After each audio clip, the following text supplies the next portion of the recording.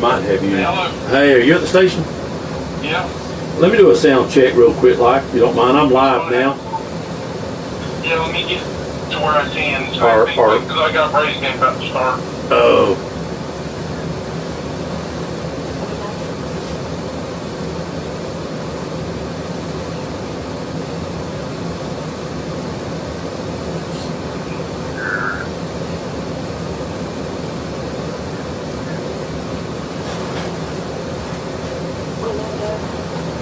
Huh?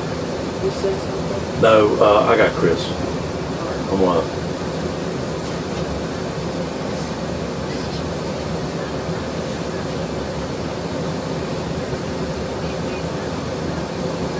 But this takes the cake. 38%. That's all. Only 38% of your electricity actually makes it to your home. Just think about how much is wasted. That's the shocking truth. It's appalling and really shocking. Find out more at okaloosagas.com/truth. It really is shocking.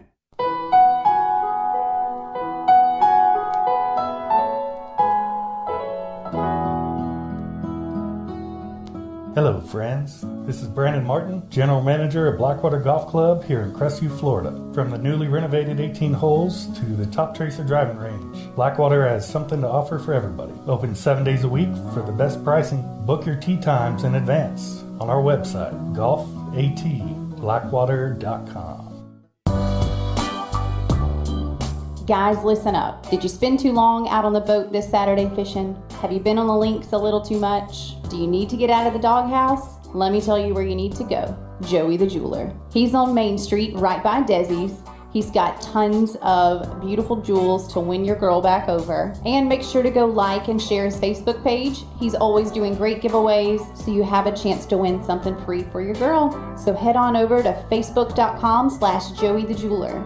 Or you guys could just ask Siri what the phone number is. Hey Siri, what is the phone number to Joey the Jeweler? Joey the Jeweler's phone number is 850-682-1980. Hello, this is Dixie Dan Powell. Just like in the courtroom, you gotta be bulldog tough. It takes teamwork to get to the goal line and to win the game. Go Bulldogs. Call us, Powell Injury Law, 850-306-2667. That's 850-306-2667. Have you recently received your home or auto insurance renewal and are coming down with a case of sticker shock? This is Dusty Holloway of the Holloway Agency, and we may be able to help you out with that problem. Our office is an independent insurance agency, and we represent multiple A-rated carriers. Feel free to give us a call at 850-682-1900, or you can drop by our office at 168 West Woodruff Avenue in downtown Crestview for a free, no-obligation insurance review. CQ Roofing, your hometown roofer since 1999, is state licensed and insured. Chris Coyer, the owner, is born and raised in Crestview, North Okaloosa County, family owned and operated for 24 years of local service, specializing in shingles and metal roofs. Re-roof repair specialist. If you have any roofing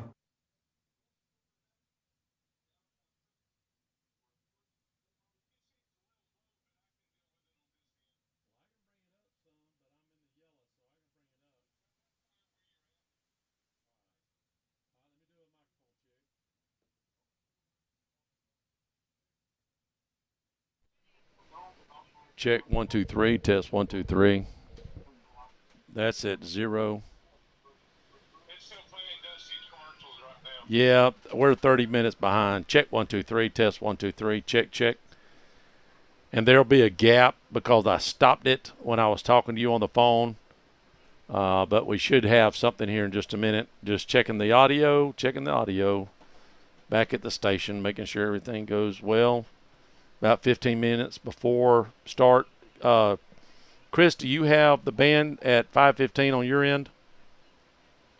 I'll tell you in a minute when it starts. Yeah, make sure audio sounds, your mic sounds good. Okay, let me try Corey's.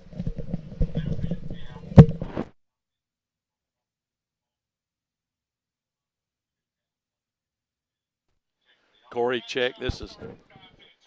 This is Corey's mic, check 1 2 3. Corey's mic, check 1 2 3. Corey's mic, check 1 2 3. Of course, he don't talk as loud as I do, so I'm going to boost him up just a little bit. Check 1 2 3. Corey's mic, check 1 2 3. Check Corey's mic. Check Corey's mic, test 1 2 3.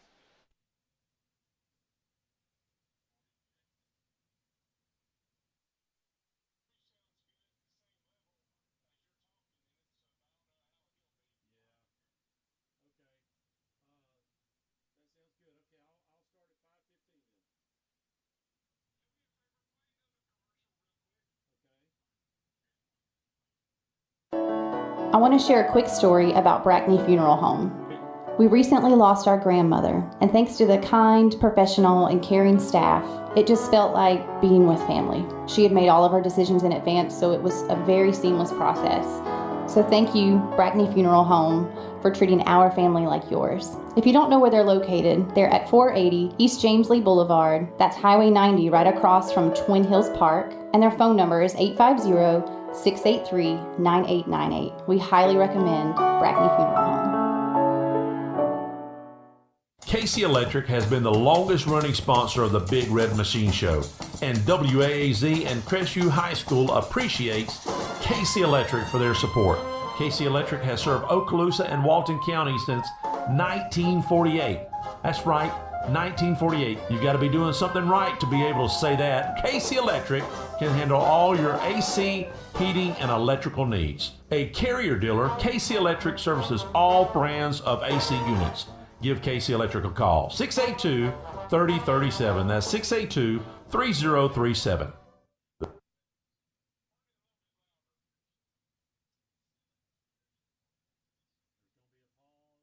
I'm Jenny Powell. I'm one of the attorneys at Powell, Powell & Powell Law Firm. Our family has been invested for over 100 years in Northwest Florida, serving your families for over 70 years. If you're in a car accident, you need a law firm who has the training, skill, and experience necessary to deal with insurance companies so that your case doesn't drag on forever. Let our family take care of your family during your most crucial moments. Just remember, Powell, Powell & Powell Law Firm is here for you. You can always just go to our website at www.powelllawfirm.com.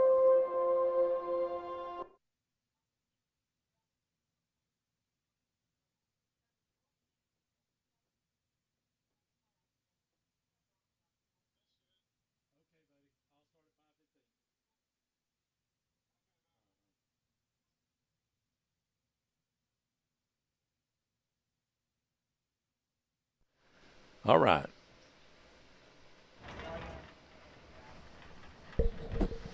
I'll give us a little. The band's getting ready. I think they got the alumni band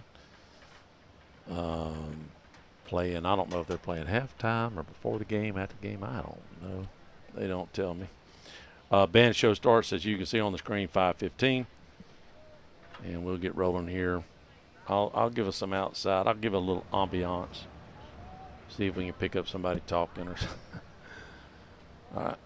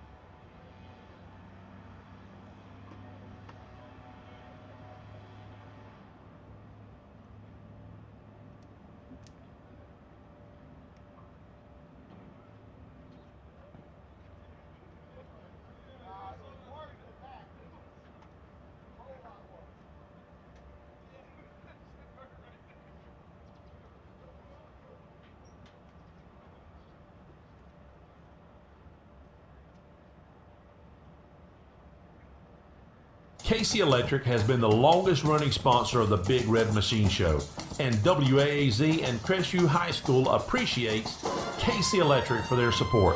Casey Electric has served Okaloosa and Walton County since 1948.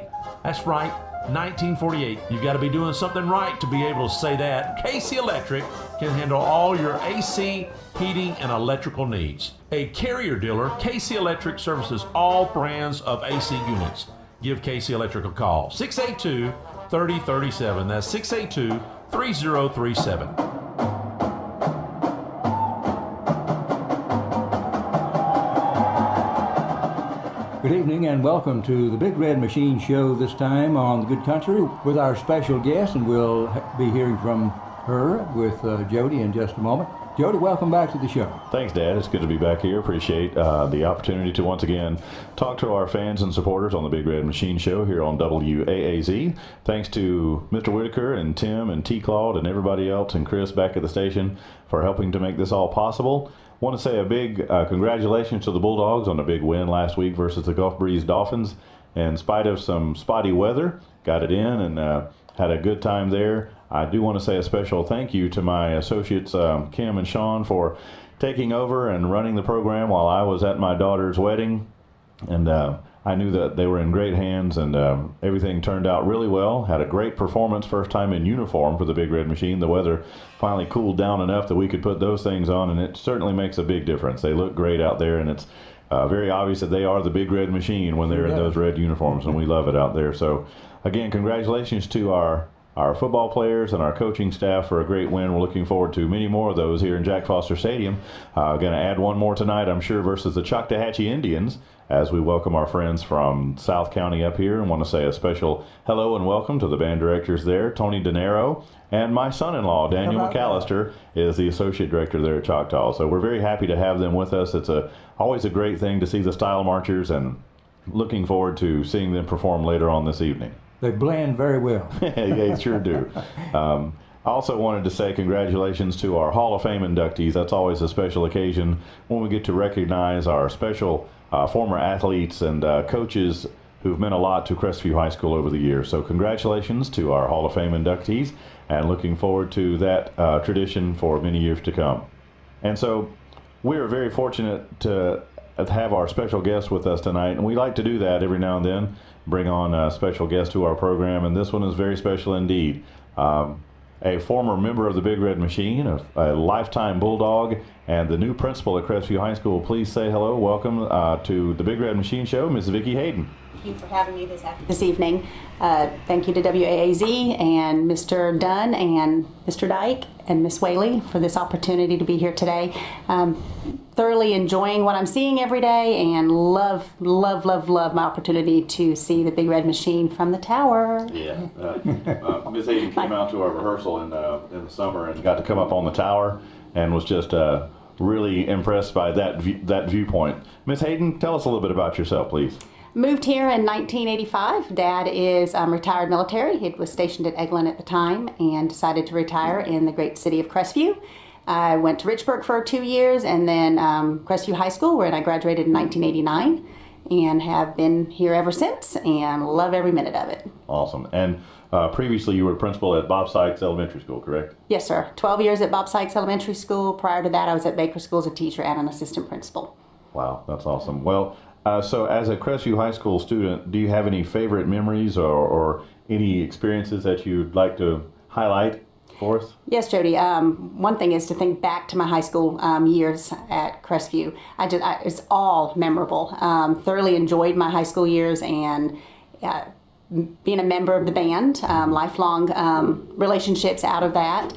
Still in contact, and I know some are going to be at the game on Friday night because it is alumni night, and so we'll get to meet back up. Yes, looking forward to it. And then also I was a member of the Future Teachers of America, and it just really set in stone what I wanted to be as I grew up, and so I have spent the last 30 years in education in Okaloosa County. That's awesome. Fantastic. So, as the leader of Crestview High School now, what are some of your goals and your future plans and your vision? Yeah, there's anywhere from construction. We are a growing school. We're approximately 2,500 students at this time, so we will continue to grow. I know we've got something in the works looking at band at this time for the.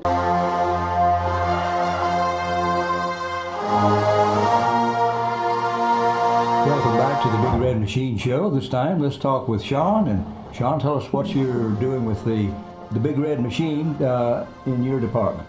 Yeah, so they've been working hard ever since, since we started, but particularly since school started. What we do is when we prepare the students for the halftime show, we put them in a basics block where we work on marching fundamentals.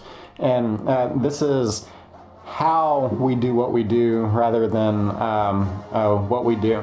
So once we get started in the basics block, we stretch them out and get the muscles working, do some calisthenics, some jumping jacks, and jogging in place to get everything loose and ready to go. Then we go into our posture breakdown to where we learn how to stand and stand up with good posture so we can project our sound to the top of our stadium. And then we go over techniques that are demanded in the show, such as the forward march, the glide step that we use. If you notice, students, their heel hits the ground before any other part of the foot, and they roll down so their upper bodies don't move, so they have a smooth playing surface, whether they're a wind player or a percussionist.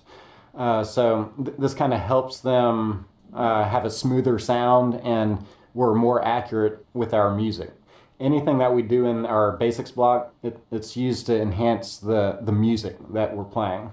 So when you see us out there, be looking out for that glide step, and not only moving forward, but moving back. We have different techniques, things like that. We've gone over particularly this year. This week we hit the halftime move pretty hard. And so single time meaning you have a beat, you're moving your feet to that beat, and the halftime, rather than going this fast, we're moving just click, step, step, the half speed of the actual tempo. So we've been hitting that pretty hard this week. Well, that's a lot of work to do for this time of year, especially in this heat wave we've been having. Right, and like Jody says, we have the mountain built, and we're just chipping away at the mountain and kind of getting it formed the way we want it.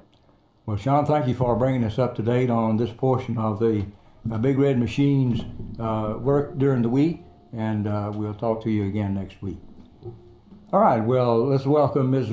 Whaley back to the show for this week's commentary, and tell us, Kim, about researching music for chamber winds.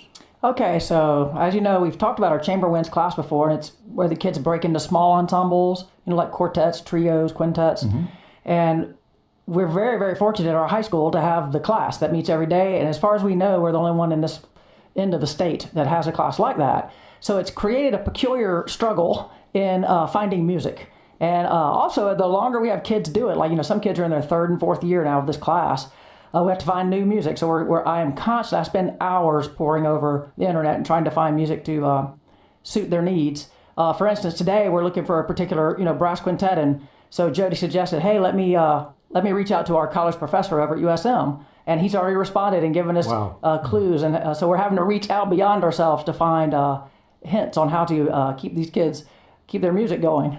Well, that's good to know you have resources to go to and know how to get in touch with them and then introduce that to the class. Well, thank you for bringing us up to date on that, and we'll look forward to seeing you next week. Jody, let's wrap it up here and see what's going to be happening in the future on some other events. The football season is our main focus at this point. We'll be following the Bulldogs as far as we can go with them and cheer them on the whole way. We are continuing, as Sean mentioned, building the mountain and chipping away as we go. You can look forward to more parts of the show being added over the next couple of weeks. And I think you're really going to enjoy the addition of the percussion feature that's coming up. A lot of very special, fun things going on there. And then a stirring, patriotic closer to wrap up our tribute to our heroes.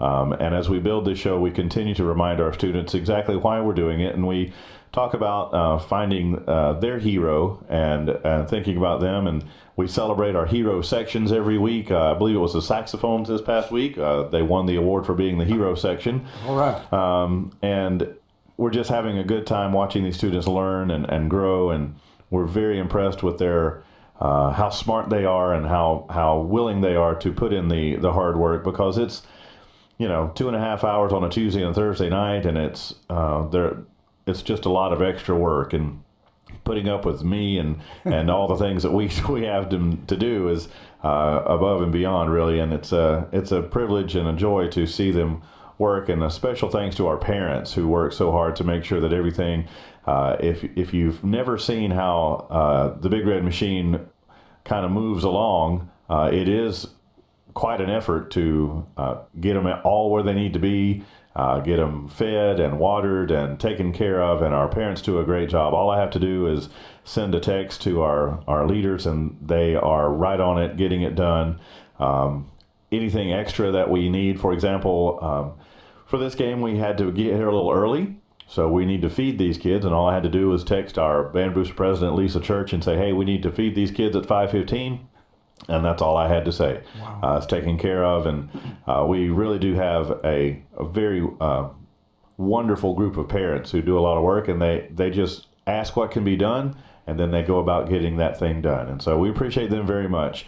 So look forward to additional items in our show. Be on the lookout and go, wow, that's new, or hey, that's new. And as we continue to develop, and we've invited you all year long to come along and go with us as we present this show, Heroes. And appreciate all of the support that we get from our friends in the community of Crestview. It's just a lot of fun to be in the Big Red Machine, and a special celebration tonight of all the alumni as we celebrate our 85th anniversary of the oldest band in Northwest Florida here at the Crestview Band. Something to really celebrate, and we'd like to thank our guests for being with us again, and the principal out at the Crestview High School Bulldogs, and certainly want to welcome her anytime that she would like to participate in the program and to pass along information to our audience. Let's close it out, Jody, with the coach's show, and that'll be Tim English with the Bulldogs football head coach, Thomas Grant, and countdown to kickoff. That's live from the press box with Tim and Dusty, and then it's live play-by-play right here on the Good Country, WAAZ at 104.7 on the FM, thegoodcountry.com, and Facebook, and even on YouTube. And remember that once a Bulldog, always a Bulldog, and go Dogs! Hello, this is Dixie Dan Powell, your Crestview attorney. Times have changed in the legal profession. There are new and different challenges every day that affect every aspect of your life and legal problem. No longer are the old ways of doing business good enough. One thing has not changed, and that is you must be prepared to take your case to trial to get the justice you deserve. Powell Injury Law, bringing justice home, by your side, on your side. Call for justice, toll free at 855-902-4277. That's toll free at 855-902-4277.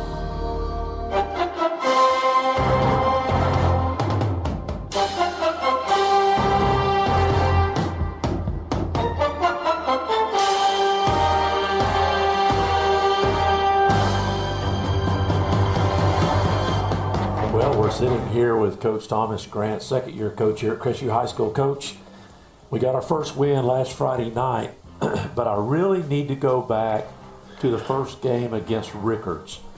How much of that game and playing that talent helped you against Gulf Breeze, do you feel like? I think it was huge, especially when you factor in that that was Gulf Breeze game one for them. They didn't play. So I think just the conditioning and being in the competitive, situations, I think that was a huge advantage for us. Yeah. All right, so Gulf Breeze, we come out, we went back and forth with them a little bit. It really was, the weather was looking great, and of course, second half. And I'm going to give you a pass because it was raining. I told Scott, I said, get out there right now. We're going to get an interview with Coach after the game because he won this game. We're going to get an interview. That jerker was nowhere to be found. But it was nasty out. I understand. But all right, so let's break it down. Let's go first half, second half. Tell us what happened and some of your thoughts during first half. First half, we start out, really good. We score out of our first three possessions, we scored twice. So we're up 14-0. Our defense is playing lights out. And then they get another stop. So we get another possession on the first play. We, throw a pick. Guy was open. We just, overthrew it a little bit. And that sets up their first score on a short field. And then, we get the ball back and, kind of sputter around midfield, have the punt. And they end up, tying the ball game up 14-14. We had a huge play at the end of the first half where Jaden Appleby, caused the fumble on the 1 yard line and recovered at the end zone. I thought that was really the turning point of the game for us. We come in at halftime and, we talk about the same things that we did the previous, where, look, if we take care of business, we'll win this game. And it's about looking in the mirror and not pointing fingers. So, we come out in the second half, and I believe, we score on the opening drive in the second half. And then defense gets another stop, and then we come out and then we score again. We missed the extra point. So we're up 13. And again, our defense playing out. They caused another 2 turnovers. They caused another turnover, a fumble in the red zone again in the second half. They ended up scoring, I think, with about 6 minutes left in the game to make it a 1-possession game. And then we get the ball and we go down there, score, get the 2, go up by 2 touchdowns and really seal the deal with about a minute and 50, 40 seconds left. And that was one of our best drives. Y'all long drive. Chewed up about 5 minutes or so, whatever it was. That's what I like to see as an announcer, knowing, well, as a homie announcer, knowing how much time. And I was getting on to you guys a little bit about snapping it with 15 seconds left on the clock. And I don't know if that's that critical or not. When you're up by 1, I'm like, man, can we chew it down to like 2 seconds or something? I don't know. That might be old school. But so let's look at some of the players. Great game overall. You got to be happy with that. The called touchdown where the ball came loose right there at the goal line, that was sort of questionable. If I went back and looked at it on YouTube, it looked like it came out a little early, but could have been a just missed call or blown call or whatever. It didn't. It could have haunted us, but it didn't.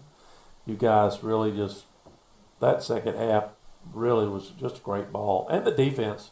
Let's look at the defense first and just tell me some things that stuck out to you defensively. I mean, first of all, effort-wise, there's several times we have 7, 8 guys running to the ball. I think effort is off the chain right now for us, and the kids are really, really playing well. Our DBs are playing at a very high level right now, and and at times there's 2 sophomores and 2 freshmen back there. Playing. So, and there's a couple juniors, mixed in also. So all those guys, young guys, with multiple years left. I think in the running game, we're doing a really good job of playing downhill at the linebacker position.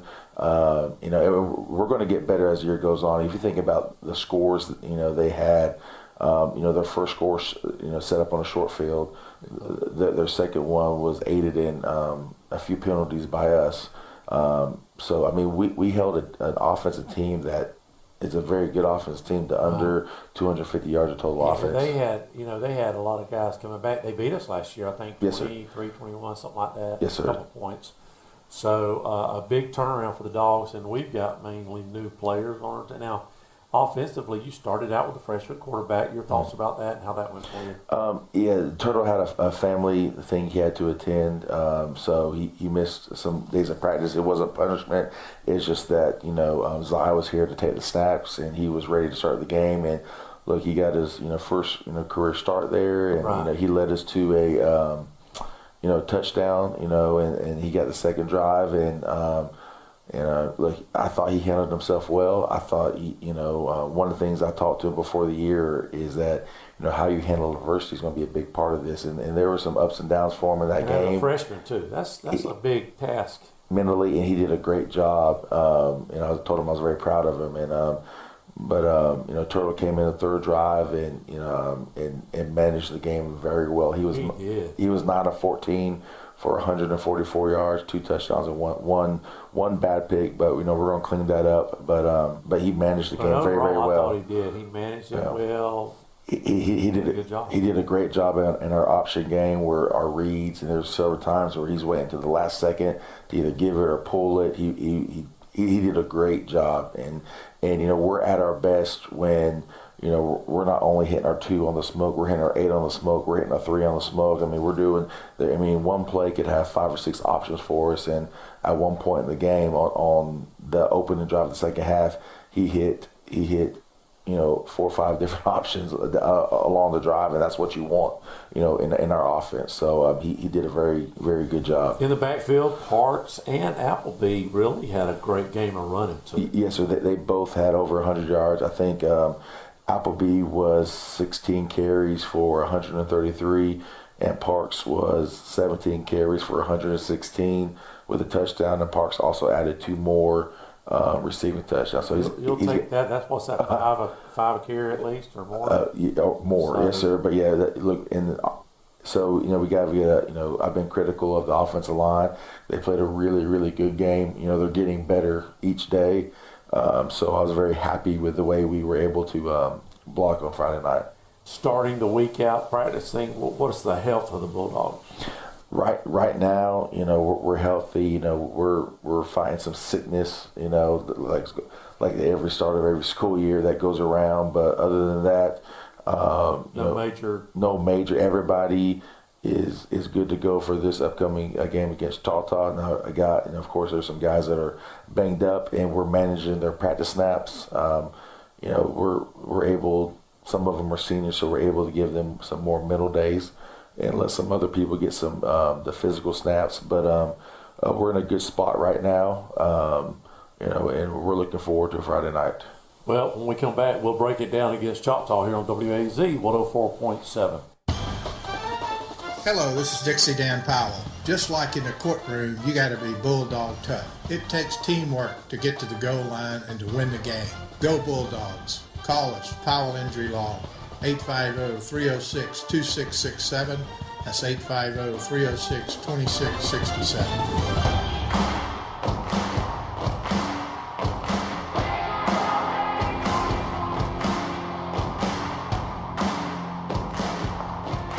We're back with Coach Thomas Grant. Let's break down the game tonight against Choctaw. Last year, we lost a close one to them, I think a point or two.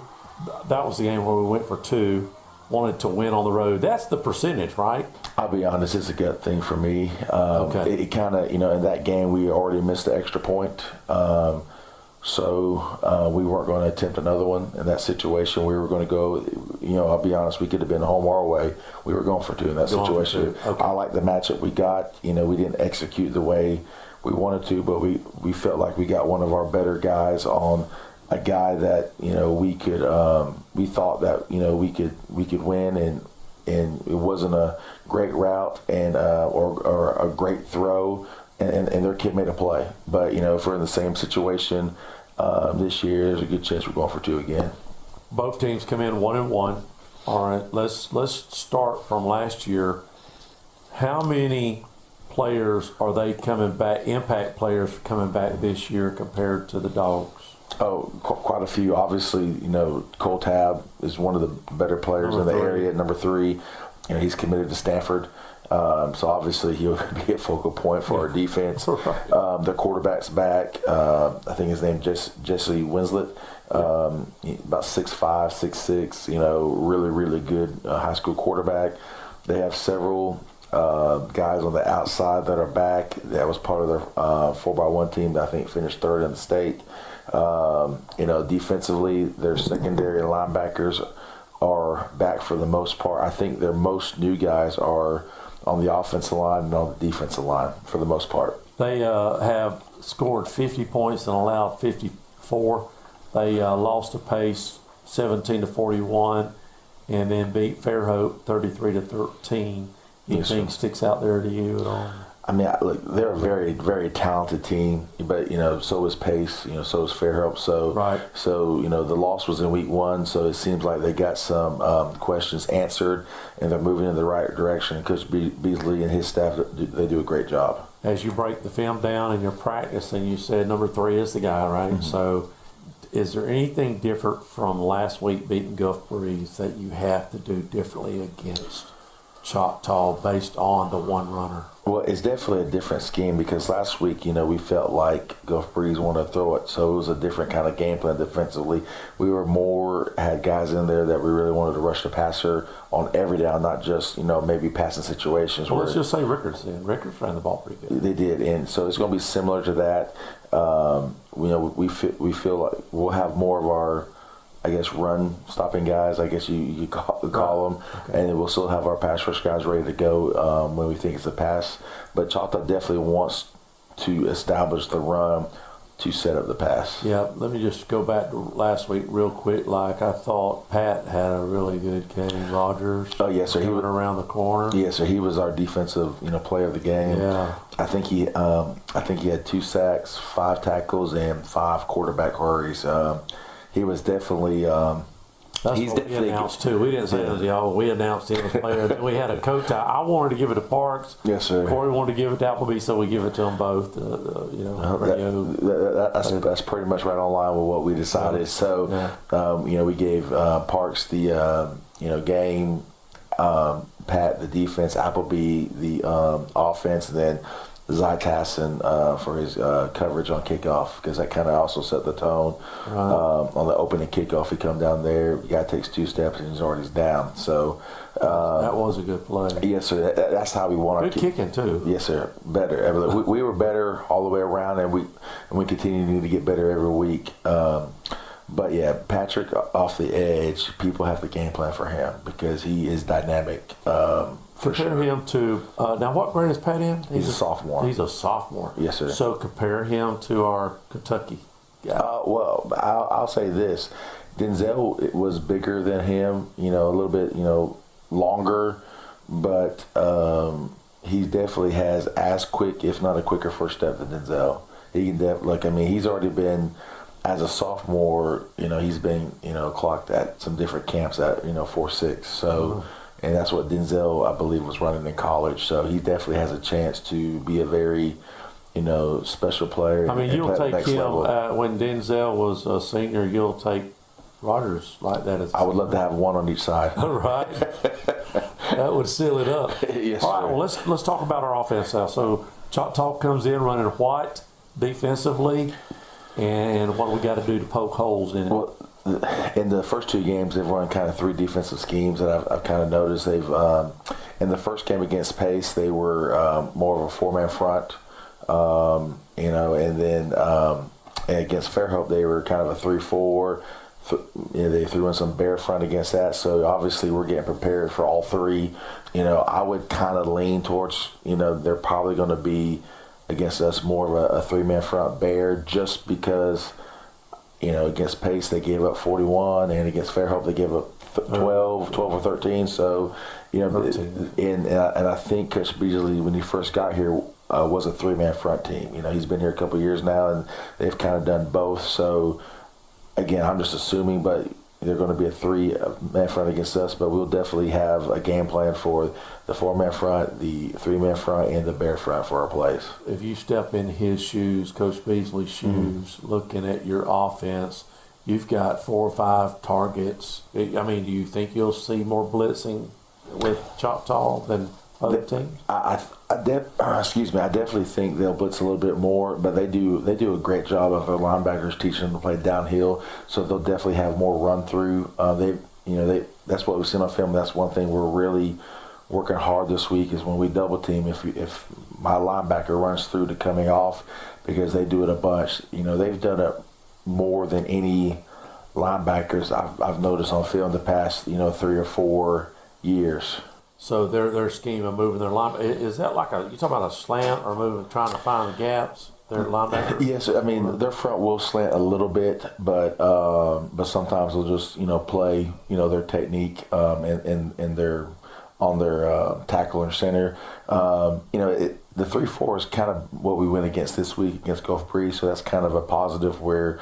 It's going to be a lot of the same formations and plays, and then the 4-man front of Bear will be, subtle changes for formations and plays. All right, let's match up our teams real quick. Let's take our offensive line to their defensive line. Who you feel like do we got to?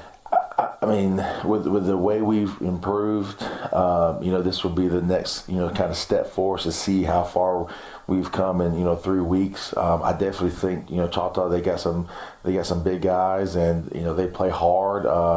But I mean, I'm never not going to go against our guys. I can tell you that much. But I definitely think there's some holes.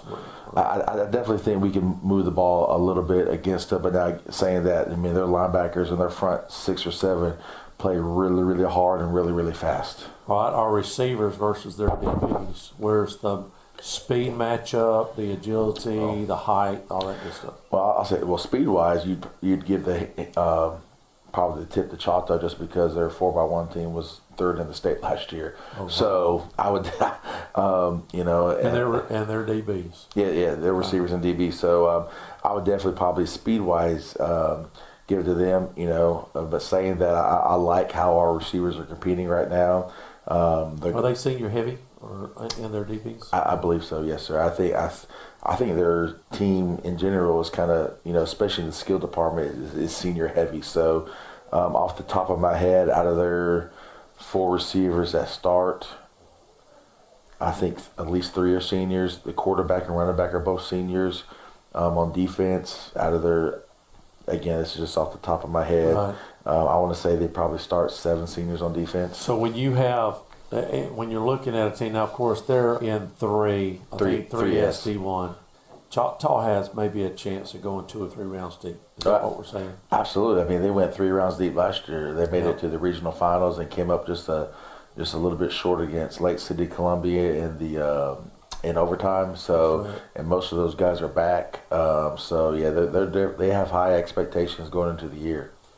Tonight, I believe, isn't it band night or something? Alumni band, yes, sir. The alumni band's going to play for us. So this is our last home game for 3 weeks. Mm-hmm. Because after this, we have Pace away, then a break, and then Niceville away, and then we come back home for a couple more games. For homecoming against Childs, and then Mosley for youth night.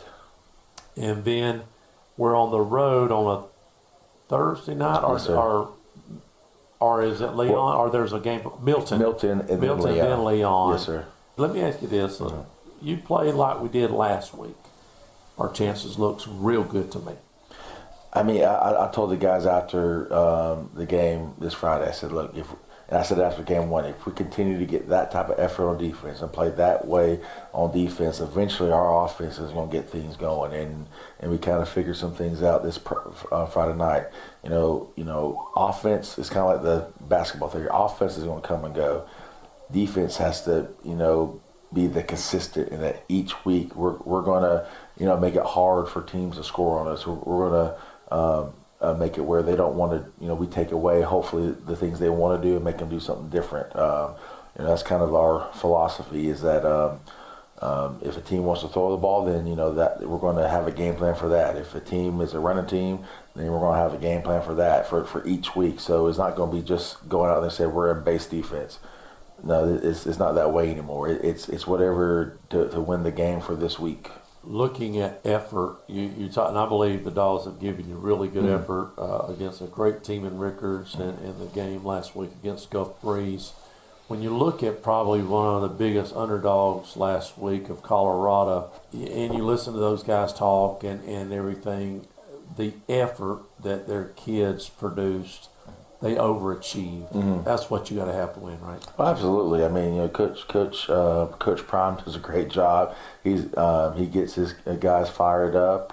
They were definitely more prepared and ready to play. So definitely hats off, to him. But that's one thing that you shouldn't coach, whether you're in high school, college, or whatever level. It's effort, because kids should want to be out here. You should want to do your best. If you're having to coach effort, that's like coaching a layup in basketball on the varsity team. Then it's pointless. Right. So and we talk about that, but like I said, be a built-in mechanism. Absolutely, and then that built-in mechanism is also a sign of culture. I think and Coach Hatton did a great job here of building the culture, and we're just trying to continue to build on that. And I feel like we are. I feel like a lot of guys are bought in, to this program and in the family culture that we're trying to continue to establish. So and to have such a young team, you've got to be excited about absolutely the future. Absolutely. Hopefully nobody moves away or other. So, but yeah, I'm definitely excited. Look, not just the future. I'm excited for this year. If we continue to play and get better each week, I definitely feel like we could be a force to be reckoned with. Appreciate it, Coach. Yes, sir.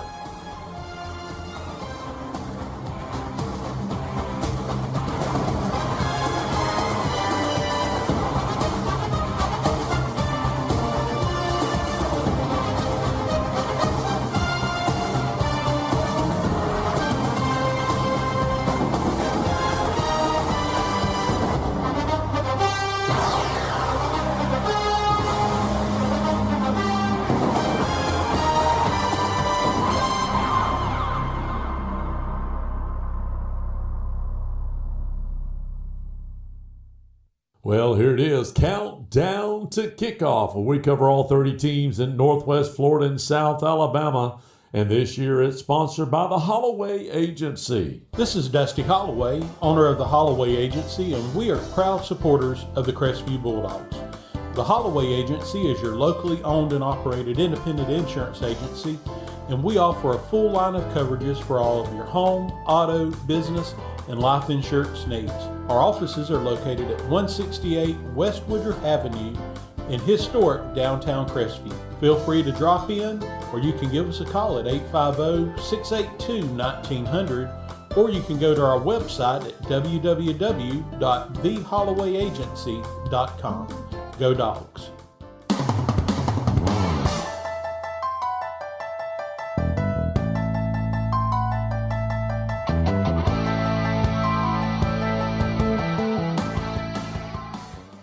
Welcome to week 3. Thanks to the Holloway Agency for sponsoring Countdown to Kickoff this year. Well, let's look real quick. Now, we're going to go over, there's a few teams in our coverage area that has open dates and some that played last night. And we'll talk about that in just a second. Recap those games last night. A big one, Niceville and Lincoln, we'll talk about in just a second. But going over like we did last week, give me a game that stood out for you, Dusty, last week. Tim, looking at the games from last week, there's actually two that stick out to me. First one being Pine Forest and Navarre. I really thought that game was going to be a little bit more competitive a game. We'll hit it here in a second, but Pine Forest picks up a big win, 40-17. And Navarre goes 0-2. Yeah, that's something you haven't seen or heard in a while from Navarre. So, and the game we thought might be the game of the week was a good game, actually. Turned into an extremely good game, defensive game. Yep. And that was Escambia against Catholic, and Catholic come out with a 13-12 victory. So, and I think last year it was a close race too. Yeah. So, all right, let's look at the third. I'm going to just briefly go over the Thursday games before we hit the Niceville game. Tate played Northview last night and beat Northview 42-14. Tate's a much bigger team. Northview's down. We sort of thought that was going to happen. Okay, last night, Niceville take on Lincoln, which is a smaller school but very talented, athletic. Niceville was down a few players. They've lost a few players, so I don't know how that's going to affect them down the road. They've gotten a little younger in some positions, but going into halftime, they were up 14-7. Niceville had scored right before halftime, so they went up 14-7. Come out of halftime, Niceville gets stymied, really. And then Lincoln scored, missed an extra point. Then they got a pick six, went for two. That made it 21-14 right at the beginning of the fourth quarter. And then Lincoln scored one more time to put it away. So they shut down Niceville in the second half. So give it to Lincoln, 28-14. So let's look at the games this week. We've got about 18 games. Again, let's just roll down and look at Region 1, 1R Region 1. Of course, we just talked about Northview. You have Chipley, Freeport, and Holmes County.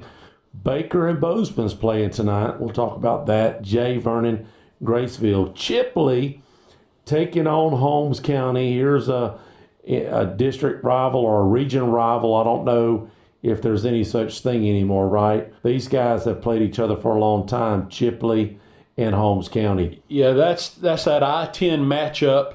What are they, 10 miles apart? Yep. Down I-10 from each other. Chipley coming in at 2-0. Yep. Picked up big wins both games, over 30 points a game offensively in both games. Yeah. Shutout in the first game, allowed 13 points last week against Geneva, so only giving up 13 points. Holmes County, on the other hand, coming in at 1-1. They lost their first game of the year to Mariana and then picked up a win last week to North Bay Haven, 44-14. So they got the offense moving last week. I still think Chipley, honestly, in this Region 1, I think Chipley's the team to beat. I think Chipley's the team to beat this year there. Yep. I think Northview, just from the looks of it, might be rebuilding. Right. They were very heavy senior laden last year and in a rebuilding mode. Looks like Baker's going to be in a rebuilding mode. I look for Chipley to come out with the win against Holmes County. Freeport has Liberty County. One of these teams is going to get a win tonight. Yeah, Freeport, I was thinking Freeport would have been off to a little bit of a quicker start. Lost the opening week to Destin. Shocker. 31-15. So it wasn't even really a close one. Destin put it to them pretty good. And then last week fell to Jay 20-14. So Freeport 0-2, Liberty County 0-2.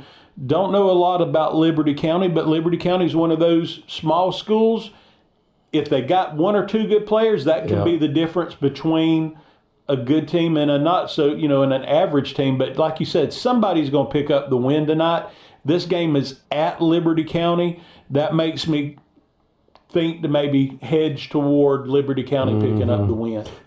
Jay is 2-0, and they're taking on Franklin County, I believe. Is it Franklin County? Franklin and they're 1-2. And what did you say their first game was out of state? I think it was an out of state game. That's the reason they're sitting there at 3 games already, opposed to the rest of the schools mainly at 2 games. Jay off to a quick start. A 2013 win over Vernon, and then a 2014 win over Freeport, like we just mentioned. So 2 teams that that are big 1A school game matchups for Jay, and they pick up 2 quality wins against Vernon and Freeport. Vernon is 1-1, Freeport at 0-2. You might start to think that maybe Freeport's maybe on maybe a rebuilding year this year, but I look for Jay at home against Franklin County. I look for Jay to go to 3-0 tomorrow night. Jay, I thought about this last week. At what point in time do we start really starting to sense what teams are trending this year? What teams are kind of just going to be kind of in the middle, fighting for that maybe a chance at his playoff spot, and what teams are there just kind of in that rebuilding or just trying to get through the season mode? I think it's going to take us into next week. Yeah, you've only got 2 teams that is split. They're 500. Either they're batting 1,000 or they're batting 0. Right. I mean, Chipley in this division, Chipley, Bozeman, Jay are undefeated right now, and then you've got other teams that haven't won, but Holmes County, Vernon has split. So Graceville has Sneeds, and I don't see Graceville beating a Sneeds. I mean, I could be wrong. Yeah, Sneeds is only played 1 game. Well, last week they got canceled maybe because of the hurricane. Because Arnold being over in Panama City. Panama City did dodge the bullet with the hurricane, but it was close enough at the time. They had to cancel. They just had to, err on the side of caution. But the 1 game Sneeds has, they beat Cottondale in week 1, 64-34. So offensively, sounds like Sneeds, just like from last year, they're putting points on the board, and I just don't see Graceville slowing Sneeds down. I want to save the Baker and Bozeman real quick, and let's go down and talk about South Walton having to play Port St. Joe. Port St. Joe comes in 1-0. They were open last week, and they're taking on I believe a 1-1 South Walton. Yeah, South Walton, like I said, 1-1. Port St. Joe, a perfect week to draw an open week. If they would have had a game last week, it would have failed, just like the previous game we were talking about would have had to have been canceled because of the hurricane. So Port St. Joe coming in 1-0. Their win on the year come against Liberty County. They picked up the 34-14 win. And then you've got South Walton, like you said, 1-0 or 1-1. Picked up the first win against Baker. Last week fell to 4A or 3A, I believe it is, for Walton Beach, 28-13. Is that a bad loss or is that a good loss for South Walton? Well, it depends how you're looking for Walton. Right. And I think South Walton's still in that rebuilding mode right now. I know they got the new coach that's bringing some fresh energy, maybe getting some guys to buy back into the Fort Walton program.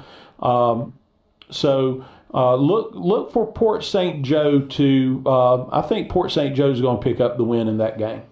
How about a 2-0 Rocky taking on Cottondale? I mean, if Rocky can get on a win streak and win tonight against Cottondale, they have a chance to pull off a great season. They really do. And, Rocky off to a quick 2-0 start, taking on a Cottondale team that has only played one game. Their opening game of the week was a big 64-34 loss to Sneads. They were open last week. Right. So this is a game that, even without Rocky being at 2-0, I think I would lean toward Rocky anyway. But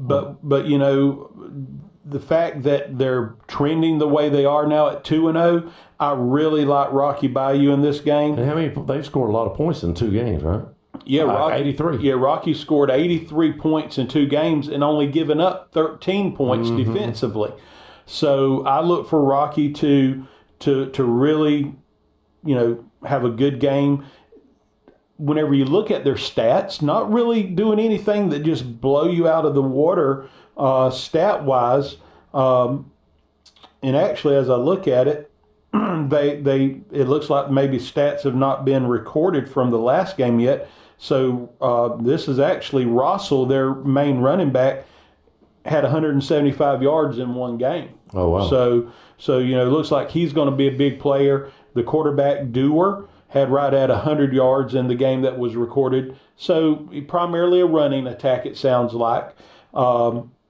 Fannin is the second guy in line with about 75 yards rushing. So I easily look for Rocky to pick up the win tonight against Cottondale. All right. When we come back, we'll have more matchups starting with 2S District 1. What is the S again? Suburb.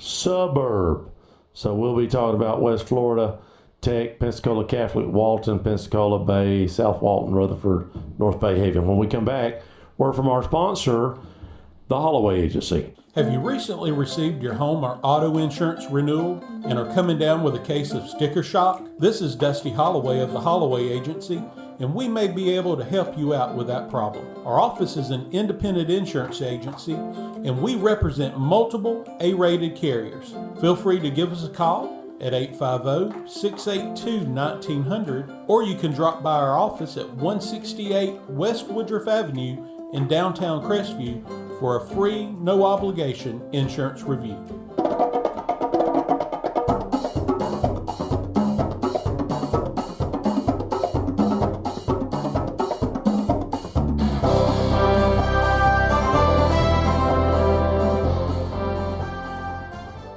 And we are back. Week 3 here, countdown to kickoff, sponsored by the Holloway Agency. Well, we're moving into 2 Suburb District 1. That's West Florida Tech, Pensacola Catholic, Walton, and Pensacola. West Florida Tech comes in 1-1, and they're taking on a Pace team that's 1-1. What a game that's going to be. Yeah, I think this is going to be a real good game.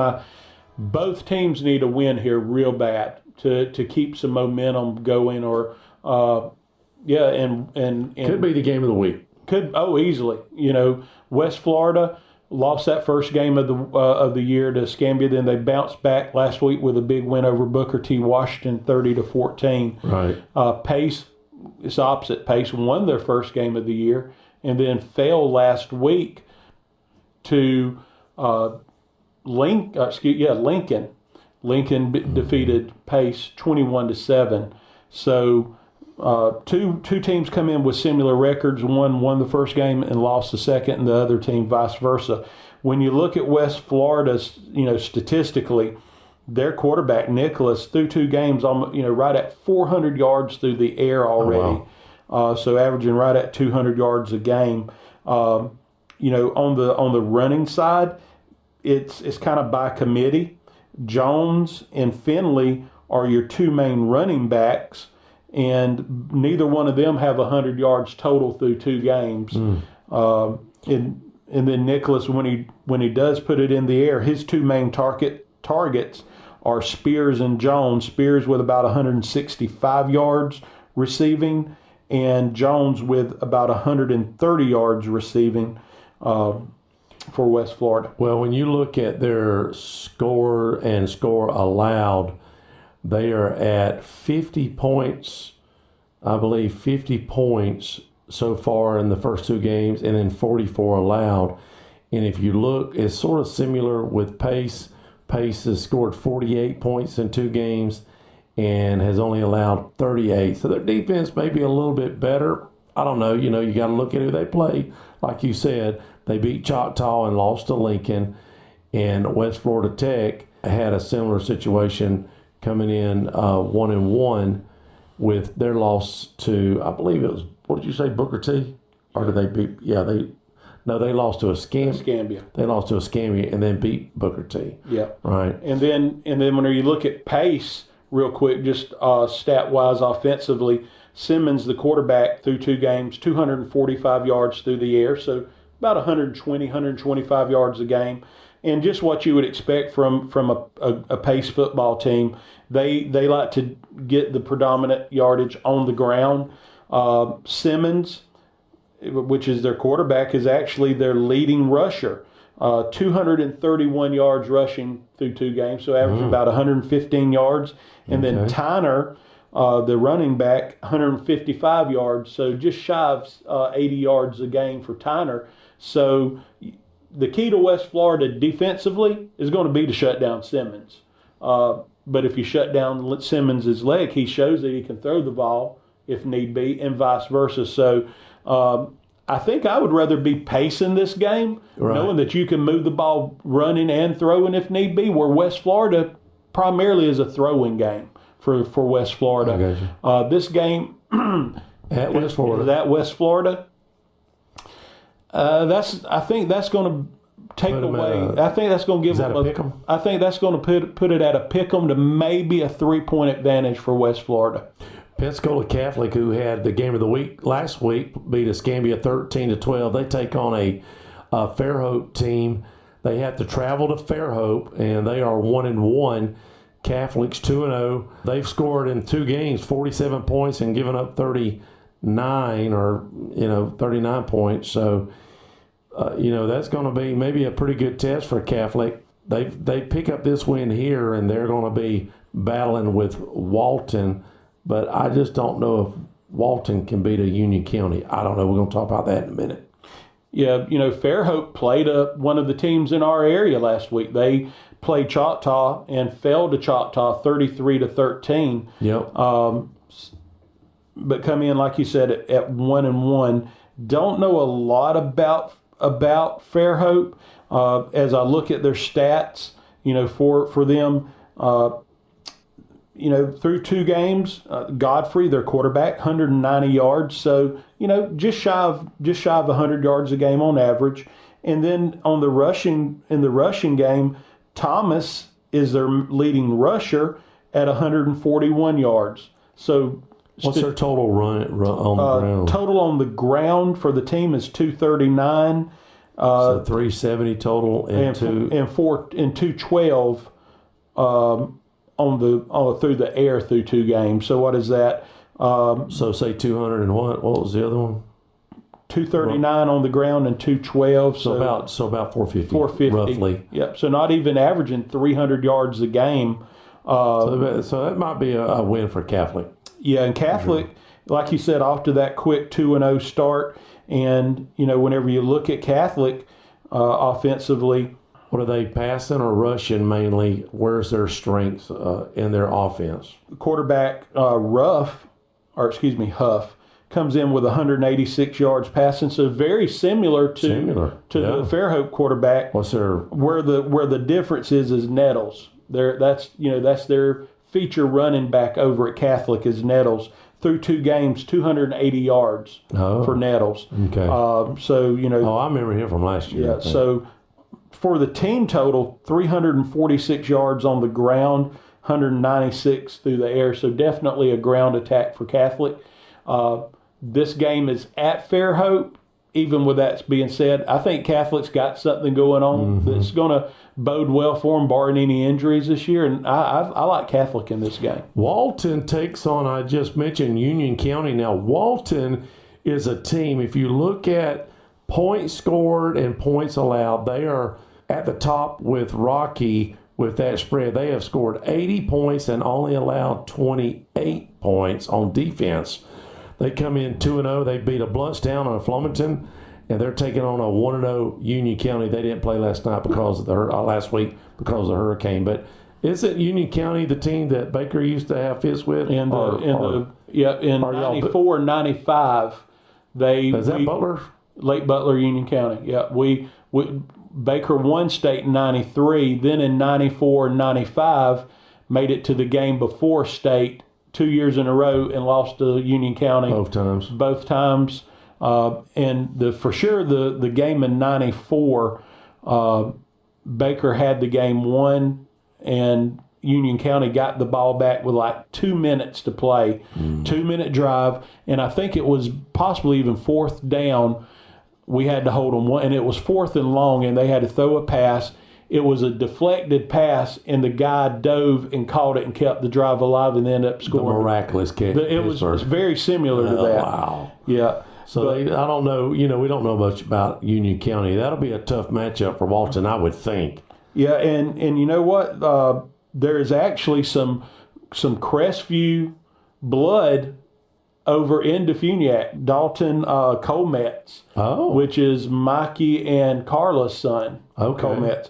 He plays for Defuniak, and he's their leading receiver with 168 yards receiving. Wow. Averaging close to 85 yards a game. Yeah, he's their number one target probably. Yeah, and their quarterback, Bettenhausen, over at Defuniak, almost 480 yards through the air in 2 games. Oh, wow, that's impressive. And then that's why they got the 80 points right there. Yeah, I think, Bettenhausen, they're moving it.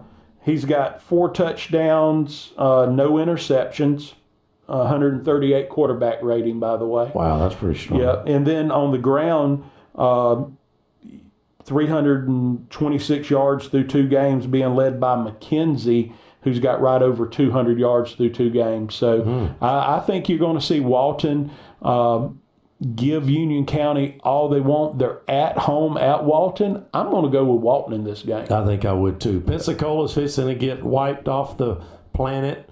They're playing Pine Forest, who's 2-0. Pensacola has not scored a point. They've given up 93 points, and they haven't scored a point. Pensacola, I don't know what's going on over there, but they're done. Yeah, they lost to Booker T 38-0, and then Tate, who is not that strong, lost 54-0, and they got Pine Forest. Pine Forest will have their way with them. Do you have any stats on Pine? They're not report leader. All right, that's fine. So I'm just going to tell you right now, Pine Forest is going to win that game. Oh, without a doubt. Is that Pensacola? But it really don't matter. That game's done. And have we talked about Bay yet? No, Bay moving down to Suburban District 2, so 2SD2 is Bay, South Walton, Rutherford, and North Bay Haven. Bay comes in 1-1. They're taking on Gaston County, who's 1-1. You look at Bay and 1-1, but how much more of a flip-flop in games can you have? They come out, win the first game of the year 49-0 over Arnold. Arnold, who probably will only win one game or two games this year. And you think, boy, we have got the tiger by the tail right now. Shut out, blew them out of the water. Then they go to their in-town rival Mosley and get the brakes beat off of them 62-7 last week. So we got Mosley, by the way. I'm just throwing that out there. So, going into a West Gadsden game at West Gadsden against a team that that is coming in with the same record at 1-1. Just looking here at Bay, I don't have anything on West Gadsden or Gadsden County, but just looking at Bay stats. Are they throwing the ball or are they? And actually, one of the few times you see this, they actually have a 2-quarterback attack. It looks like between Morgan and Devos. They've combined for 300 yards passing in their 2 games, 190 for Morgan and right at 110, 115 for Devos. In the running game, Devos is more of the dual threat. It looks like he's your leading rusher for Bay with 114 yards through 2 games. South Walton takes on Port St. Joe. South Walton's 1-1. Like we had talked about earlier, they beat Baker and then they lost to Fort Walton. They have the Port at 1-0. They didn't play last week. South Walton, I don't know if they can beat a Port St. Joe. We'll just have to see. It's at Port St. Joe. It's at Port St. Joe. I can't believe I'm saying this, but I really don't know what you could put in or take away from that opening week win, 35-7 against Baker. Baker's has got to prove themselves and pick up a win at some point in time for me to maybe start buying into, hey, maybe they just got off to a slow start. They lost some key players from last year. But going into a very hostile environment that Port St. Joe is to play in, they love their football over in Port St. Joe. So it's definitely going to be a difficult task for South Walton. Just looking at their stats real quick, Brown, their leading quarterback, 116 yards through a game, through one game. He only played one game. And then their leading rusher is Hawk, and he's only got 107 yards. So not a lot of offense. Not a lot of offense, and that don't bode well. Going up not against Port St. Joe. Rutherford has Fort Walton Beach, and the only reason we're covering this is because of Fort Walton. Fort Walton could end up being 2-1 after tonight. Rutherford's 0-2. They got beat by Mosley and Bluntstown. Now that's some tough opponents there. Fort Walton 1-1. I don't know, and it's at Fort Walton, so we'll keep an eye on this tonight. But Fort Walton, they lost to a pretty good Godby team, and then they come back and beat, we had just mentioned, South Walton. Yeah, I mean, hey, a 1-1 start for Fort Walton. Could be 2-1 after tonight. And I think they will be 2-1. Yeah, I do too. And I think, considering where Fort Walton Beach has been the last no wins years. The last 2 years. No wins. No wins at all. If you're a Fort Walton Beach fan, they're 0-20 in the last 2 years. If they win tonight, they're 2-1, and they have just really. And thing about it, Fort Walton Beach, I keep on wanting to call them South Walton for whatever reason. Fort Walton Beach has one of the top running backs in our area, Love, through 2 games, 435 yards. So averaging about 215, 220 yards a game. And he's definitely the catalyst there. Or their quarterback, 148 yards, so about 75 yards a game. But if Fort Walton picks up the win tonight, it's going to be on the back of Love. Well, let's wrap up this District 2 with North Bay Haven taking on Destin. I want to talk about this just for a second because Destin is 2-0. Can they beat a North Bay Haven and be 3-0? North Bay Haven beat Franklin County, which, they're not, but then they lost to Holmes County. So Destin's got a chance here to go 3-0 in their, second year, did we say? Second year. That's pretty strong. It took West Florida Tech, 3 or 4 years? Took Rocky 4 or 5 years. Yeah. 6 maybe. Is that money? It doesn't hurt. It don't hurt that it's in Destin, does it? It does not hurt. And let's just say, hey, it's fair game. If they're open and you don't mind driving your kid or your kid can drive, if you can't start for Niceville or Fort Walton or Choctaw, guess where they're going? Yep. They're going to go to Destin, right? Yeah. New school and new everything. Yeah, and right now they haven't built a stadium, so they are having to play at Destin Middle School right now. But yeah, I really, after seeing North Bay Haven, they beat Franklin County, but Franklin County is just, they've never been able to get anything going there in all the years that since Franklin County's merged. There, really. No, it's really just no man's land, talent-wise. Yep. Holmes County, they lost to Holmes County. They only scored 14 points. I'm just telling you, I like Destin in this game. I've seen their, I've seen them, what they've been able to do the first couple of weeks, and I'm extremely, I'm kind of buying into what Coach Green is doing over at Destin. You look at them; they picked up a 21-19 win against Baker last week, 2 weeks ago, and then they handed it to Freeport 31-15. So. I really look at I like Destin here. Destin going to 3-0. I like that. I do too. Let's real quick drop down to District 3 in this 2 suburban, and let's just talk quickly about Marianna. They have Bluntstown. Marianna is 2-0. When's the last time that was? Now they played Holmes County and Liberty County, but still 2-0, and they handed it to Liberty County last week. Yeah, they shut out Liberty County 46-0. And going in to play a Bluntstown team that usually you would say, okay, this is probably going to be a win for Bluntstown. But right now, I'm seeing Marianna trending in the right direction. You see carrying on a 1-1 Bluntstown squad. Bluntstown, their one win was against Rutherford. And then they lost big last week to Walton. Right. So... I look for Marianna. Marianna to win this game. Hey, that could be a good one. All right, well, let's roll on down to 3 Suburbia District 1. We've already talked about Pine Forest playing Pensacola. That'll be a win. You've got Escambia, Choctaw, Booker T, and Fort Walton. We already said was probably going to beat Rutherford. So let's look at Escambia. They come in 1-1, and they're taking on a 0-1 Gulf Breeze. Yeah, Escambia starts the year, picks up a good quality win against West Florida, and then loses a nail biter to Catholic last week. So 1-1, but you're 1-1 against 2 of the better teams probably in our area, I would think right now. That's going to be a tough matchup for Gulf Breeze. Gulf Breeze thinking they were going to have, and listen, the word on the street was Gulf Breeze was going to be good this year, and they beat the Dogs last year. And listen to this. They beat the Dogs last year with a bunch of juniors. Mm-hmm. This was seniors that they had at the game last week. And we had freshmen and sophomore. All of our DBs are freshmen and sophomores and 1 junior. Right. Wow.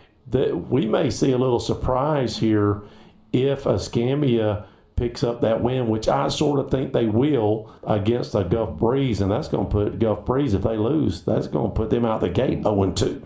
Yeah. And I don't see any reason why Escambia doesn't win this game. You look at their stats. Hall, the quarterback, thrown for 359 yards through 2 games. Mm-hmm. And then White, their main running back, 205 yards. So they they're definitely pass heavy in Escambia. And I just don't know if Gulf Breeze is going to have the defensive backs and the secondary to maybe keep up with the speed, with the athleticism of the receivers. Usually, if I'm not mistaken, those receivers for Escambia had some height to them. And usually your defensive backs are going to be a little bit shorter stature. So that could cause problems for Gulf Breeze. This game is at Gulf Breeze, but I just don't see that home field advantage being enough to help Gulf Breeze in this game. I look for Escambia to come out on top. Saving the Choctaw matchup, of course, we'll talk about that last. Booker T taking on Milton. Both teams 1-1. What did they do last week? Both teams actually lost last week. Booker T falling to West Florida Tech 30-14, and then Milton losing a big game last week to Niceville 42-7. Yep. I think I went out on that little limb a little bit and said that if Milton played a perfect game, they could keep it close or might even have a chance. I take it they did not play a perfect game. Here's what's that. We talked about this at the beginning. When do you start seeing separation, and when do you start saying, okay, this team's going to be good? I think we're already seeing some teams that might be having some problems this year. Let's just, we'll talk about the Milton, but Milton coming in 1-1. They just beat a Orange Beach 7-0. Right. So they've only scored 14 points so far. Yeah, they're 1-1, but offensively they are anemic right now. Anemic. Not much going on offensively. They need some BioLite or something in the system. They need some B12 or something. And whenever you look at the stats for Milton, it kind of shows, honestly, an anemic offense. Well, when you only score 14 points, you score 7 points in one game. In the second game, right back, 7 points. Now listen, Niceville's going, they're the team to beat around here. So through 2 games, they got 150 yards passing and 126 yards rushing. Help us. Through 2 games. Okay. So that kind of shows you, offensively, Milton's got to find a way to start moving the ball. Booker T, 1-1, and like you said, coming off a loss as well to West Florida Tech, 30-14. But listen, but at least they're putting points on the board. They're putting points on the board. That's right. They scored 30-something against Pensacola. Well, listen, when we come back, we're going to move into our region for Suburbia District 1 and 2 after word from our sponsor, the Holloway Agency. This is Dusty Holloway, owner of the Holloway Agency, and we are proud supporters of the Crestview Bulldogs.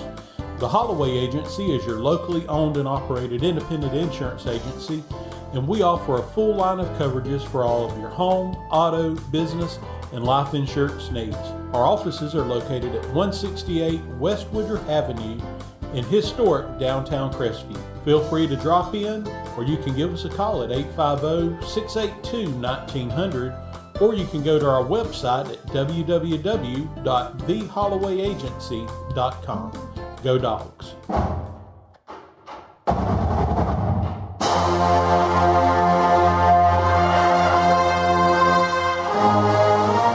Welcome back to Week 3 Countdown to Kickoff. We'll be kicking it off here at Jack Foster in just a few minutes. Oh, by the way, I haven't been saying this during this show, but if you want to get your spread in, I haven't been giving you guys a lot of time.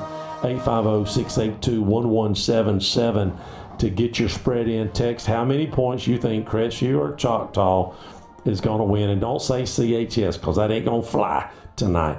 I need to see Crestview or the Dogs or the Indians or something like that, and how many points you think they're going to win by. Nobody's won the last 2 weeks. You got to hit it on the nose. First week, everybody picked Crestview. They lost, of course. And then last week, they missed it too. So, okay, 4S, District 1, Navarre, Gulf Breeze. We already talked about that. Pace, Milton, Tate, some of these teams we've already touched earlier. But let's just quickly go through them. Navarre 0-2. We talked about this earlier. A shocker right there. Yeah. Is that the biggest shocker on the board? So yeah, far? I would. I would put it above. I would put it above Baker. And we knew Baker was going to have though. They didn't have the kids this year. But then the other shocker on the other side would be Destin. Oh, I'm talking about a shocker as far as the loss being not a win yet. Just I would easily say that would go to Navarre. 0-2. They've only scored a total of 44 points and given up 74. 74 points. They've lost to Catholic and Pine. Now, granted, That's a tough start. I'm just going to be honest with you. And now tonight they play Rickards, who's 1-1. 1-1, and we know that one win come against the Bulldogs. And so that was a tough win now. But listen, they beat us by 1 point. Right. We should have won that game. But very talented. Listen, if Rickards handles Navarre, I think that says something a little bit about where Crestview stands. You know, as far as, just getting an idea of where we're at. That was our first game. That was Rickards' first game. But listen, Rickards come over with when they got off the bus, I'm like, man, this looks like a college team, a small college team. Very athletic, very big, fast. And the Bulldogs hung with them, lost to that game 24-23. But Navarre has just not started. And you look at their it's their competition. Yeah, I mean, you got two teams that are good quality clubs over in the Pensacola area. Undefeated, I think. Both of them undefeated. Mm-hmm. Yeah, you got your two losses have come against two teams that combined at 4-0. Yeah, and offensively, Navarre's not really helping themselves out. Foster, their quarterback's only thrown for 134 yards through two games. And their leading rusher, Matthews, okay, he's 220 yards a game, so averaging about 110 yards. Used to, we would say if you could average 100 yards a game, that's good. You'd be a 1,000-yard back. And the way the game's evolved, 100-yard a game back is maybe just a tad above medium, probably. Yeah. I mean, it's not unusual to see, a lot of running backs average 100. We had two last Friday night. Yeah. And we'll talk about that in a minute. But yeah, Navarre just not doing it offensively and, and defensively, like you said, giving up a ton of points, which is historically not something that you see out of Navarre. And we said Gulf Breeze takes on Escambia. We sort of lean towards Escambia on that. Is that Gulf Breeze? Are we going to lean Escambia? I was leaning Escambia. Yeah. Pace takes on West Florida Tech. We talked about that briefly. Pace, both these teams are 1-1. It's at West Florida Tech. I'm sort of leaning West Florida Tech on that. Yeah. I don't know. It could go either way. Pace has scored 48 and given up 38. And I think it was 50 and 54 with West Florida Tech. So it's similar there. Milton, we said it has Booker T, and I think that Milton they got to travel to Booker T. I look for Milton to lose that game. And we said Tate will probably go and beat Northview, who's been struggling, a very small school compared to Tate, but they're close there. So that's a good travel game for both teams to have a good crowd, I would say. And everybody is saying, Tate's 1-1, maybe thinking Tate's back. I'm not saying that they're not. Their one loss come to Pine Forest, which I think we all expected that. But they scored 21 points. They did. And their one win comes against Pensacola. And, they shut out Pensacola 54-0, but Pensacola. We just made the comment, what's happened and where is Pensacola gone? PHS. So, but still, I look for Tate to be able to pick up that win against Northview. All right, let's get into some of the games that we've already talked about. The Niceville Rickards game. Niceville Lincoln game that happened last night. Mosley, Charles, Leon. Now, we've already talked about Mosley, I believe, didn't we, a little bit?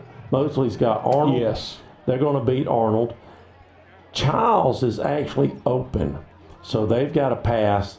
Leon, here's another shocker now on the Destin. Leon 2-0. We've talked about it a little bit. They play Florida A&M, I think. Florida A&M, the Baby Rattlers. The Baby Rattlers. Before we talk about the game tonight, let's just look at Coach Brunson and some of the teams up there. Our fans up in the south end of the Alabama counties. What do you got up there? Escambia Escambia, Covington, and then Coffee, and Conecuh. Yeah. So the south end of that we're just touching Opp, Andalusia, state champs last year, Florella, W.S. Neal, T.R. Miller, and starting way back maybe 15 years ago, we've been doing this.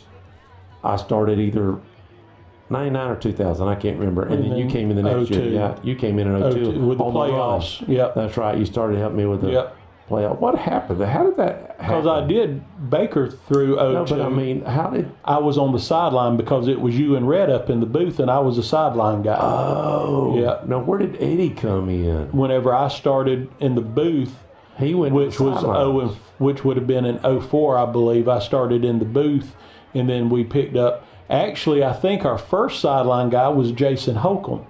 Was. Then we went Jason Holcomb. Then we went Eddie, and then we went Barentine. Dave Barentine. Dave, he got hit. And right? then the face. Yeah. And then after Barentine, then we picked up Scott.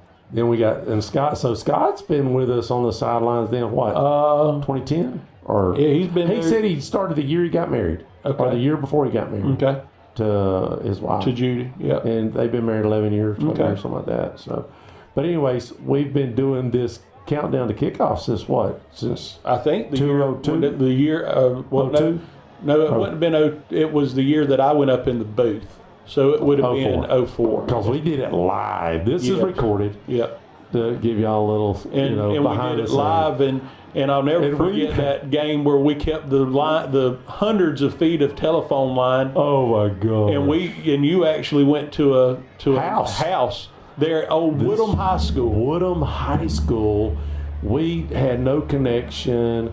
This was before the cell phone days, and we had a line.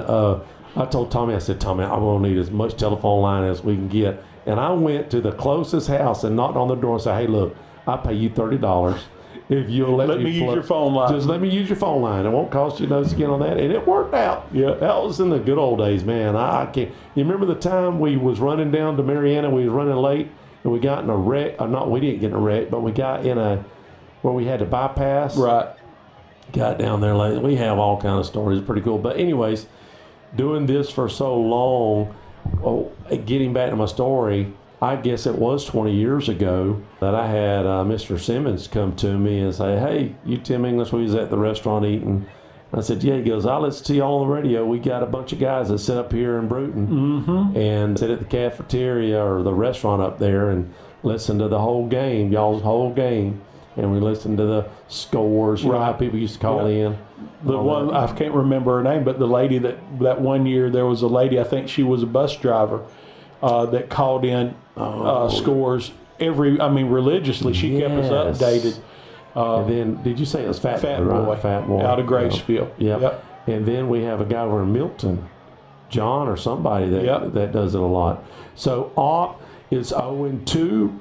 They got beat by Andalusia and New Brockton.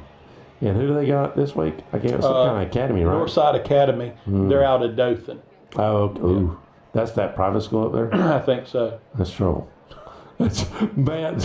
Got out of the fire and stepped into the frying pan, or vice versa, whatever you want to call it. He's probably thinking, man, just let me get to scheduling my schedule. That's right. And he'll be fine. Andalusia, of course, 2-0. They've beaten Opp and Anniston. That was a blowout against Anniston, wasn't it? Yeah, 39-0. And they've got, I can't read that far. Dale County. Dale County. Comes in at 1-1. Florella's 2-0. Florella beat Red Level. And somebody else, I got it wrong. I didn't type it right. I copied it wrong. But they're 2-0. They're playing Georgiana, right? Georgiana and... well, I was thinking Georgiana had a new stadium, but that's actually Greenville. Right, that's Greenville on the interstate. Man, I'm going to tell you, Alabama's putting up some beautiful facilities for all their high schools. Yeah, they are. Something that Florida don't do. Yep. Just saying. WSL and TR Miller. WSL's 2-0. TR Miller's 1-1. WSL, we just talked about Georgiana. They beat them. Close game, 22-12. And then last week they beat McIntosh. Pretty big win there, I think 50-3 or something like that. TR Miller, they beat Hillcrest and then lost last week to Wright Prep. TR Miller, who are they playing? Wilcox Central, who's 0-1. So I've heard of Wilcox Central. Last week we kind of hit on TR Miller. That was a big game against UMS Wright. And I look for TR Miller to bounce back in that game. Can WSL beat Mobile Christian? They're 2-0, I think. That'll be a good game. Somebody's going to get lost. It's 2-0 schools, so it's, I'd be lying if I told you if I knew anything about it. Right, I know. All right. Tonight we've got the Indians, Choctaw last year. Do you remember what happened? We went for 2. Coach said in the coaches show that, we missed an extra point opportunity the first time, and he was not going to go for it again. It was nothing but a gut feeling. The play was there. We ended up losing. We ended up losing by 1 instead of going for the tie. We went for the win, and we didn't get the 2 points. So Choctaw last year. Now this year they come back, senior laden, coming up here 1-1, and just have to find a way to stop number 3. That's what we have to do. Yep, without a doubt. It's going to be a great matchup. Let's go over the stats real quick, of what you have for Choctaw. Yeah. And who's their leaders. Yeah, Winslet, the quarterback, through 2 games, 315 yards. Ooh, so that's strong. I mean, that's what ours is, too. Yeah, about 106, just shy of 160 yards a game.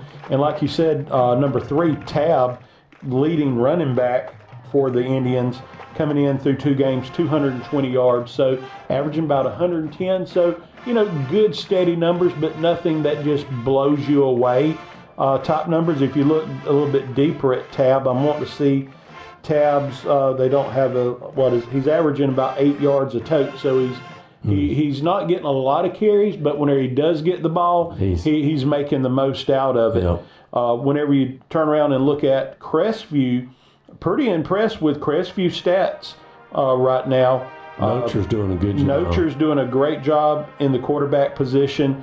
If you look at Nocher, he comes in with 303 yards through 2 games, so about 150 yards a game.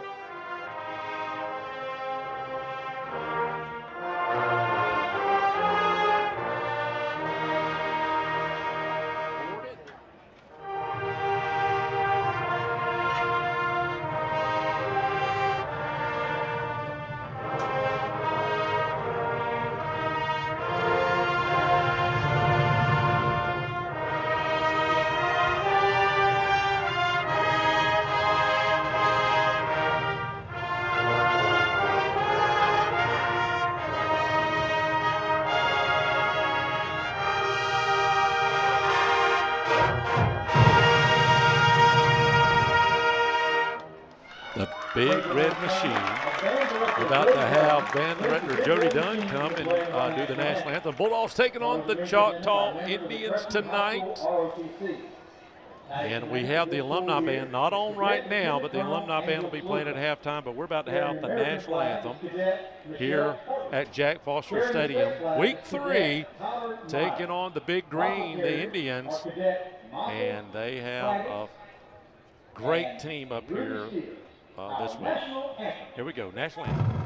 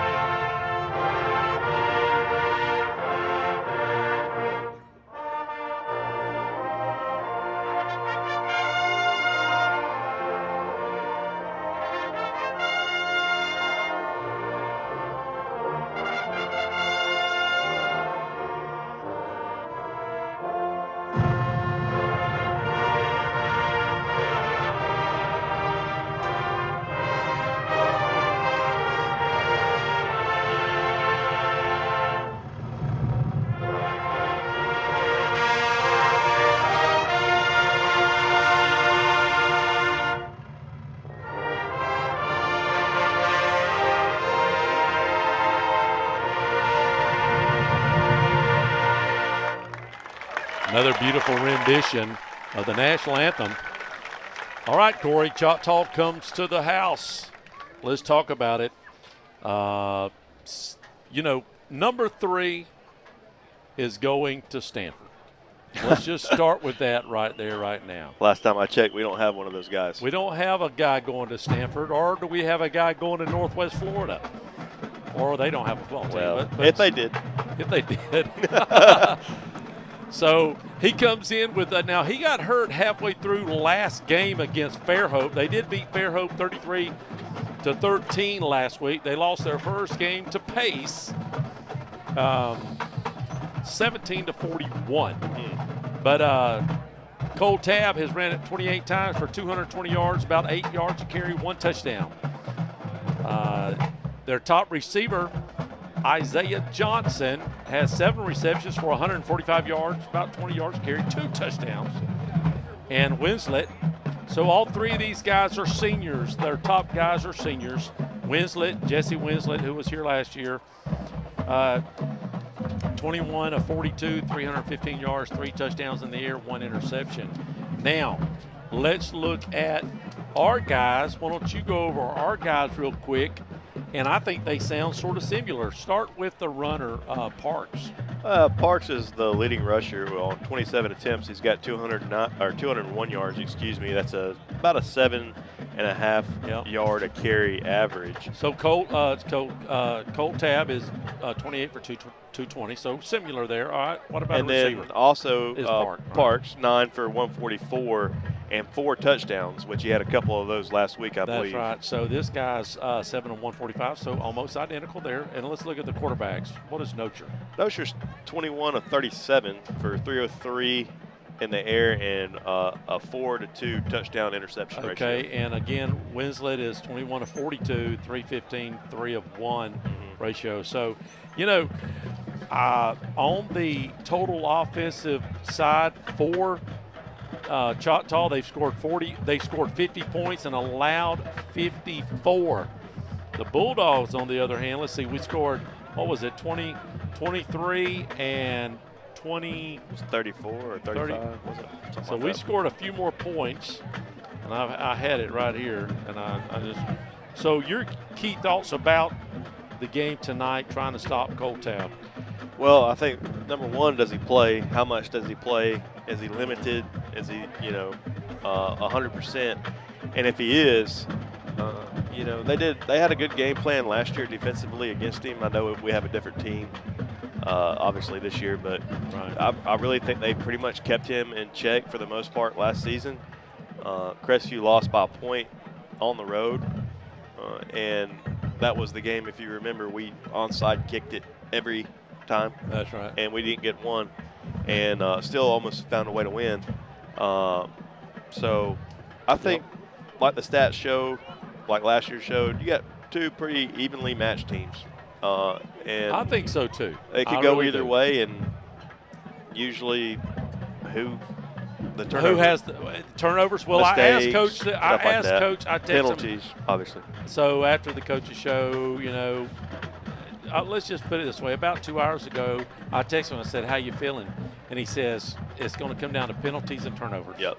That's what he said. And so I think he's, we've got sort of the same gut reaction. If we play a near perfect game, I think we can make a couple mistakes. If we play as good, if we put those 2 games together and eliminate a couple turnovers, we've cleaned up some of the penalties from the first game. Yeah. I think we've got a great chance of, if we win the toss, I hope we defer, get Choctaw out there on offense, and get a quick 3 and out. That would be really nice.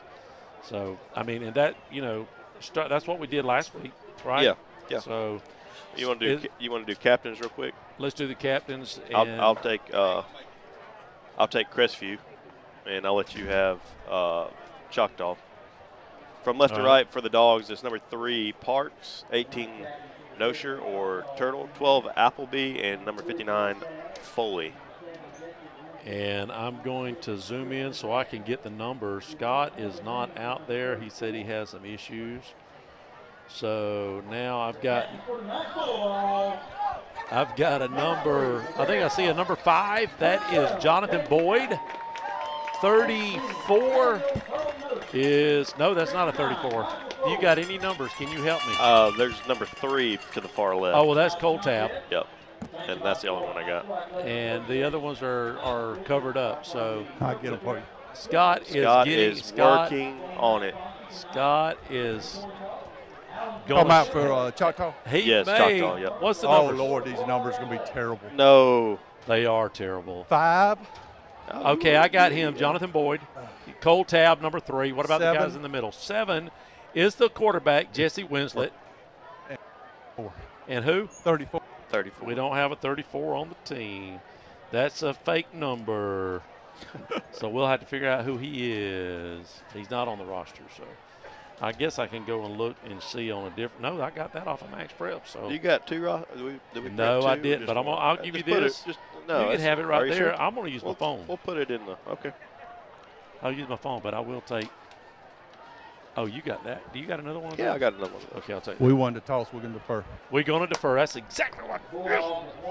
All right. Well, Scott, I know. Listen, if you're tuning in right now, Coach Hatton does a great job with the field. We've got some red lines. We can see the lines, and he double painted them, so that's really nice. And then in the end zone, you've got the view on either one in big red colors. The colors for the Bulldogs and Choctaw, I'll let you do those real quick. Yeah, the Dogs are in red helmets, red jerseys, and white pants, and the Indians are white pants, white tops, and green helmets. And letters you cannot, numbers you you're cannot struggle with read. the numbers for Choctaw. Huh? You're going to struggle with the numbers. How about the letters? Will we struggle with those two? Because I don't know which one's which at this point. What does the sign say on the thing there? Chew, big red? No, wait a minute. What does that say? Glow big or go home. I'm going to zoom in. What does it say? That's what it says. It says glow big or go home. Oh, they did neon. They're supposed to wear neon okay. tonight. All That's right. what it was. That was the theme, neon. Gotcha. Did you tell them what happened last year? We went for 2. We missed an extra point, and when it come down to our last touch, we was down by 1. All we had to do decided to go for 2. I and forgot we decided about to that. go to 2. I forgot about that. Man. And we missed it. And went for the and win. Coach said if it would have been home, he'd have done the exact same thing. Went for the win. Went for the win. And didn't have any bearing on the outcome of the season. We still made the playoffs. We went on a deep run, and we went 2 at rounds. least, yeah, we went down there to that sand lot. Yeah, the bunker.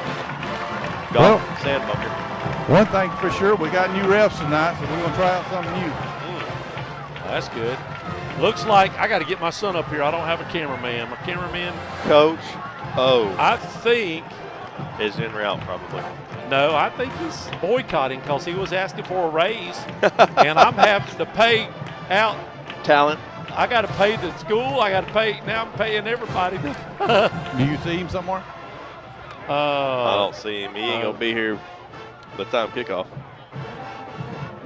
I'm gonna see if my son will come up here and run the camera. So we'll see. Bulldogs will kick it off. They're going to kick off right to left. And, Corey, I'm going to let you take the first quarter, and you may be taking all the quarters tonight if I'm running the camera. You might have a little double duty. I may have double duty tonight. We may not have as many stats as I want to have. A lot of people get your last chance for a spread, 850-682-1177. I've got a lot of numbers. If they're duplicated, I will give you a thumbs down. If your number is good, I'll give you a thumbs up. A lot of guys already, I've got some guys that started coming in this week that wasn't here last couple of weeks. And the Dogs are getting ready to kick this ball off and start this contest between the Dogs and the Indians. Tab, number 3, and number 8, Hines Wheeler, are back deep to receive for the Indians. And Tab is the main reason why we onside kicked it every time last year. And so I would suspect that we do not kick it in his direction. Onside, or it better go on the sidelines. And I can tell you they practice this a lot during practice because we cannot have a mistake. And they're playing up, by the way. Myers getting ready to put toe on leather. And he's going to line drive kick it right over in Tab's direction. It'll go out of bounds. And we'll see what the Indians decide to do. They're going to looks like they're going to run. No, they're going to make us kick it again. That's what I would do that every time. Yeah. Coaches don't do that. Well, especially if you think it's a strength for your team. Like if you have a guy like Tab back there, Yeah, make them kick it to us. That's what they're going to do. They're going to make us kick again, and now we got to go back. What is it, 5 or 10 yards? 5. That 5 was yards. nice the way he kicked that ball. He would just hit the ground and You know what I would do? I'd go the opposite. I'd see where Tab is this time. I'd go the opposite direction. Well, if you want to try to angle it to the sideline, wouldn't you angle it to the away opposite, from him? away from Tab? I don't know. Maybe he feels comfortable kicking it to this side. Maybe, Maybe a right hander, a right hand kicker likes to kick it to the left. Mm-hmm. You know, it's almost like you're slicing the ball if you're a righty And going you can't right. go that you know? other way, right? Yeah, maybe. I don't know. I'm not. You know. Hey, I was the first guy in Crestview to kick a extra point in Little League. Really? They had put the field goals up my year that I was. Speaking of golf and kicking in the same sentence, did you see the video of John Daly kicking like a 35-yard field goal? I saw that. Barefooted. Hey, he tried out. He was kicking 50-yarders when he was young. Yeah. Somebody said, "What is his toes made of?" Like, you know, kick a. And he's straight on guy. Yeah, just straight on guy. Straight on guy. That's what I was. All right, we're going to re-kick. Let's see where Tab. Look at Tab's moving in the middle. We got a little personal foul action on the Indians. Really? And so. What happened, Scott? I need some information now. I'm paying you big bucks, man. Look at this. We'll have to give you your money back. Huh. Scott, find out. Find out from Ed or somebody. Or you. Well, on the play, find out from that guy right there. He'll tell you. Foul. Just ask him what happened. So what they did is they marked off both yardages. So they moved us back 5 and then moved the ball up 15, which puts us at midfield. Which now I would. Yeah, but Scott's getting the info. Now, well, regardless. He missed it like I did. Oh. Regardless, I would look out for the onside kick now from the 50. No. I'm kicking it in the end zone. You think? Yes. Here comes Myers. Toe on leather. And we're going to kick that ball, and it's going to go high, and it's going to go out. Offsides. Barely in the end zone, but it looks like Scott called it. We're going to be offsides. offsides. On the dog. So that's going to back us up 5, and this might be the longest intro kickoff situation to a game I've ever seen. This is our 3rd attempt now. 3rd attempt. Just to start the game. Help me. The clock is still. The clock is 11. Why is the clock even moved? That's a good question. Because it shouldn't have moved. It was a penalty right away when it went out of bounds. It wasn't in play. Yeah. That was not in play. Nope. So the clock is 11:54. Maybe he'll wait to start it. Can he still get to the end zone right That here? one was barely in the end zone. That was barely. I'm going to the right side. Look, Cole Tab is still on the left side. Yeah, I would go back to our angle kick strategy here. But to the right. Yep, I agree. I mean, you know. 3rd attempt. Here's Myers. Here we go. Trying to get this game underway. Ain't that the truth? And we're going to kick it right at Tab. Right to Interesting Tab. strategy. Down about the 3, and he's going to take that ball up the middle. Now tries to bounce it to the far side. And he'll make the initial tackler miss, and he'll be wrestled down around the 27-yard line where the Indians will set up. So really good coverage that time by our kickoff team. Dusty had a good line just now. Help me help you. Can I please get some help here? I just want somebody to come up here. I almost have to pull Dusty out of retirement. They're going to have to. I'm going to have to, Dusty, pull you out of retirement. I can't be doing 12 things at one time. And here we go, the Indians getting ready to start things off on offense finally, and it's going to be Winslet and Tab in the backfield, and they're going to come out in a 4-receiver set, all bunched. Trips to the near side, ball's in the middle of the field, 1st down and 10 for the Indians. Winslet will take a hard count, and now sets back up, ready for the snap. And they're going to run a little toss sweep to the near side. That's Tab. Tab makes a man miss, and he's got good yardage out across the 35, up almost to a 1st down, gain of 9 on the play. 2nd down and 1 coming up for the Indians. I mean, that's what you want on the first play of a series, isn't it? Now you've got and actually, everything. they're going to mark that a 1st down. Oh, well, never mind. You do want that on the first play. I was going to say it opens up the playbook. When you got 2nd and short, man, you got everything to it. But now it's 1st. They just Ball's resting at the Indian 39-yard line. 4-receiver set for the Indians, 3 to the top side. Tab and Winslet remain in the backfield. And I think that's going to be pretty much a mainstay throughout this contest. I think so. Winslet hands it off again to Tab. Tab makes a guy miss at the line of scrimmage, and he'll barrel forward for a gain of 5. 2nd down and 5 coming up for the Indians. Yeah, old Joe Hill came in tonight. He missed it. Mike Henry finally popped back in. Bill from Milton. Is that what I just said? Bill from Milton? Oh, yeah, Bill from Milton and Joe Hill. A lot of numbers tonight. All right, here we go. Here come the Indians back at the line of scrimmage. 3 receiver set, 2 to the top. Ball's pretty much in the middle of the field, and they're going back to Tab. Why not? And he's got plenty of room across the 50, and he's going to actually not be taken down around the 35. He's going to stay on his feet all the way inside, deep inside Bulldog territory, down to the Dog 20-yard line. 1st down and 10 for the Indians, and they'll start their next snap in the red zone. Just like that, Tab has got him down. It's going to be Tab. He might get 300 yards tonight if we can't stop him. Quickly back to the line are the Indians, and they're going to get a pre-snap whistle, and that could be a false start on the Indians. We'll see what the call is. And it looks like it is. Illegal procedure, so back them up 5 to the 25. 1st down and 15 coming up for Choctaw. So if they're going to, now they've thrown the ball, they're sort of balanced, but now that if Tab is 100%, you know, they're going to establish, the coach said in the coaches show, they're going to establish a run to try to open up the pass. So we'll see what happens if they'll dump it off right here. 1st down and 15, 3 receiver set, 2 to the near side. Ball's on the far hash. Tab and Winslet in the backfield.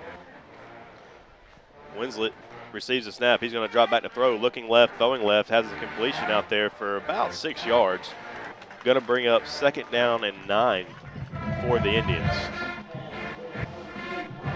And it looks like they were going to mark that as a 5-yard gain. So 2nd down and 10 from the Dog 20. 9:58 left here in the first quarter. Just getting things started on the first possession. Score is 0-0. I'm sorry about the camera work, people. I'm trying to do I'm reaching way over here to get my sound set and my camera jiggling around here. 3 receiver set for the Indians, 2 to the near side. Tab and Winslet in the backfield. Winslet back to throw, looking near side, throwing near side, and has a incompletion. Tried to hit a receiver on a slant. That was Johnson, their leading receiver, the intended target. Going to bring up 3rd down and 10 for the Indians. Just a crossing route there, trying to find this guy. It looked like, I'm working the camera, so it looked like to me he hit him. Was it dropped or did we knock it? It looked like, yeah, there was definitely good coverage on the play by the Crestview defense. Whether or not they knocked it out of there, they definitely caused that incompletion. 2 down territory? It depends on the kicker. Man in motion to the near side, orbit motion. They're going to hand the ball to Tab, and some nice work there on the defensive line. Tab's only going to get about 2. It's going to bring up 4th down and 8 from the Bulldog 18-yard line. And it looks like they're going to try a field goal here in the early going. And that's a big stop right there. I mean, 3 plays and you're on the 20-yard line, and now all of a sudden Bulldogs stiffen up a little bit, and we're going to see if they can get a field goal right here. Left-footed. A left-footed kicker. Do you have a number, Scott? Hang on a minute. Snaps up, kicks up, and the kick is just short, it looked like. No good. So the Dogs will take over, holding up on the first possession. 9-10 left to go in the first quarter. Score is 0-0. It was 14 or 20. I don't know which one was kicking. Not be shocked by anything anymore. But this, well, this takes the cake. 38%. That's all. Only 38% of your electricity actually makes it to your home. Just think about how much is wasted. That's the shocking truth. It's appalling and really shocking.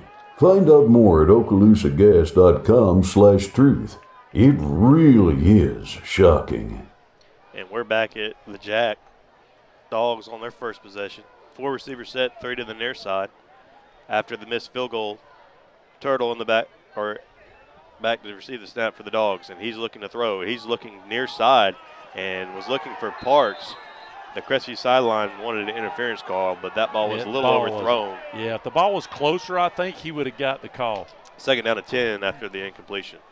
And now we have Coach O is back in the house. Is in the house, baby. I'm going to dock your pay on it, Coach. Oh, you had a football game?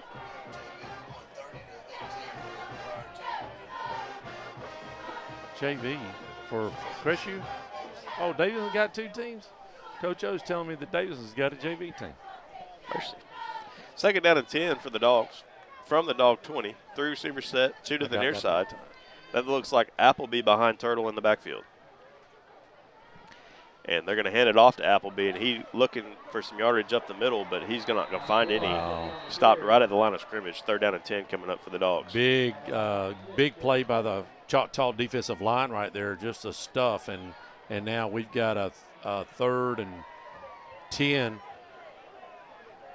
situation, and that, you know, how many plays do you have worked up for a 3rd and 10 on your own 20? You know, you don't want to take a chance of turning it over. I don't know what's available for Coach. Let's see what he does here. Ball moves to the far hash. 3 receiver set to the top. Appleby will remain in the backfield with Turtle. Man in motion to the near side, and Turtle's going to have to escape some pressure, and he does. Now he's trying to cut the ball. He's across the 20, and he's going to get tackled pretty quickly after that. Gain of around maybe 2 or 3. We'll give him 3. 3rd down and 7 coming up for the Dogs. So he had instant pressure in his face after the snap and just kind of scrambled around and got what he could. 4th down and 6, they'll call it. Phillips on to punt for the Dogs. He's going to stand at his own 10. The Indian returner standing at his own 45-yard line. I don't have a number for him. No. 17. 17, I've got the number. Are you? There's not a 17 on the roster. I don't have it. So. They've got a couple of them. Are you talking about for them? Yep. Phillips receives a snap and gets the punt away. Low punt. Bounces at the 45 and takes a Bulldog bounce, but caught on a hop by the Indian return man. And he's going to return that across the 50 down to the Bulldog 45, 44-yard line. Well, they'll take over. 1st down and 10. 7:17 left in the first quarter. Still no score. Hello, this is Dixie Dan Powell. Just like in the courtroom, you got to be Bulldog tough. It takes teamwork to get to the goal line and to win the game. Go Bulldogs. Call us, Powell Injury Law. 850-306-2667. That's 850-306-2667. Back at Jack Foster, Choctaw already in Bulldogs territory. Winslet and Tab getting ready to go to work here for the Indians. 2 receivers set, 1 to either side of the formation. Ball's on the near hash. And here come the Indians. Tab gets the snap, and he's going to go untouched. He gone. Into the end zone. He's not going to get walked down. 44-yard scamper. The Indians take the early 6-0 lead. By the way, that's 94 yards unofficially for Tab, and it's only 7 minutes into the first quarter. He had 50 yards on the first drive, and he just had 44, you said? Yeah. That's 94 yards. I'm just throwing that out there. So we better find something quickly to stop that. I'm just saying. I don't know. I may be wrong. The kicker is King for the Indians, and he's on now to attempt the extra point to put Choctaw up 7-0. Snaps down, hold, and kick is good. So the Indians will take the 7-0 lead here with 7:06 left to go in the first quarter. CQ Roofing, your hometown roofer since 1999, is state licensed and insured. Chris Coyer, the owner, is born and raised in Crestview, North Okaloosa County. Family owned and operated for 24 years of local service, specializing in shingles and metal roofs. Re-roof repair specialist. If you have any roofing needs, you can call them at 850-683-4169 or visit their website at cqroofing.com. Hey football fans, this is Greg Watson with Till & Waters Real Estate, here with a thought for potential homebuyers about recent interest changes and their effect on the local market. Fact is, builders and sellers have pretty much adjusted prices to offset interest rate increases, so a monthly payment today is not much different than it was at the beginning of the year. So don't think you might have waited too long to buy a home. Let's get together and find what's out there for you. Drop me a line or give me a call at 256 682-6605. Or you can visit my website at gregwatsonrealestate.com. And we're back. Choctaw's about to kick it off to the Bulldogs. And we'll see right here if the Bulldogs can return this ball. They're set up tight. Looks like they might kick it down the middle, and they do. No, a screamer down to the other side, and that's going to go out of bounds. Make them kick it again, huh? Or do you take it at 35? Take it, Tori. You take it. Yeah, there we go. O's got it. Why is my phone not working?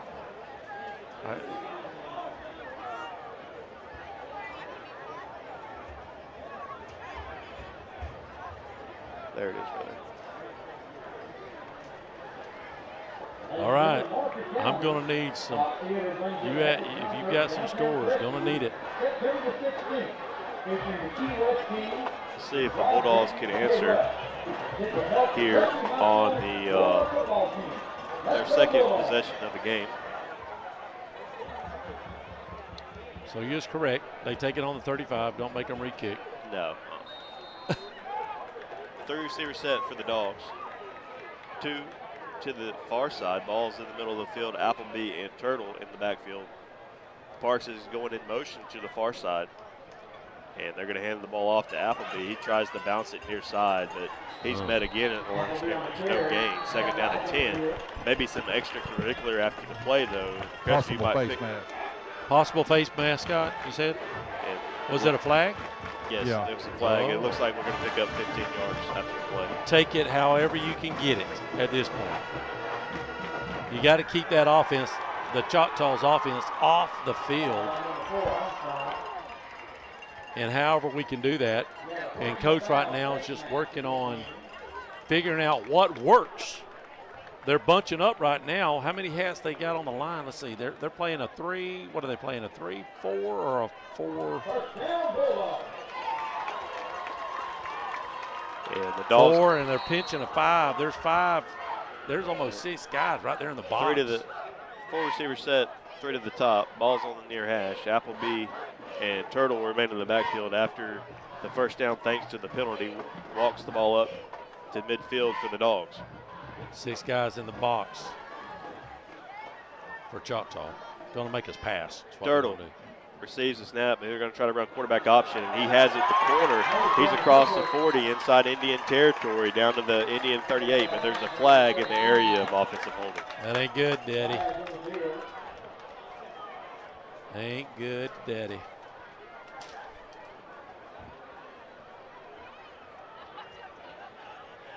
And we'll wait for the official signal.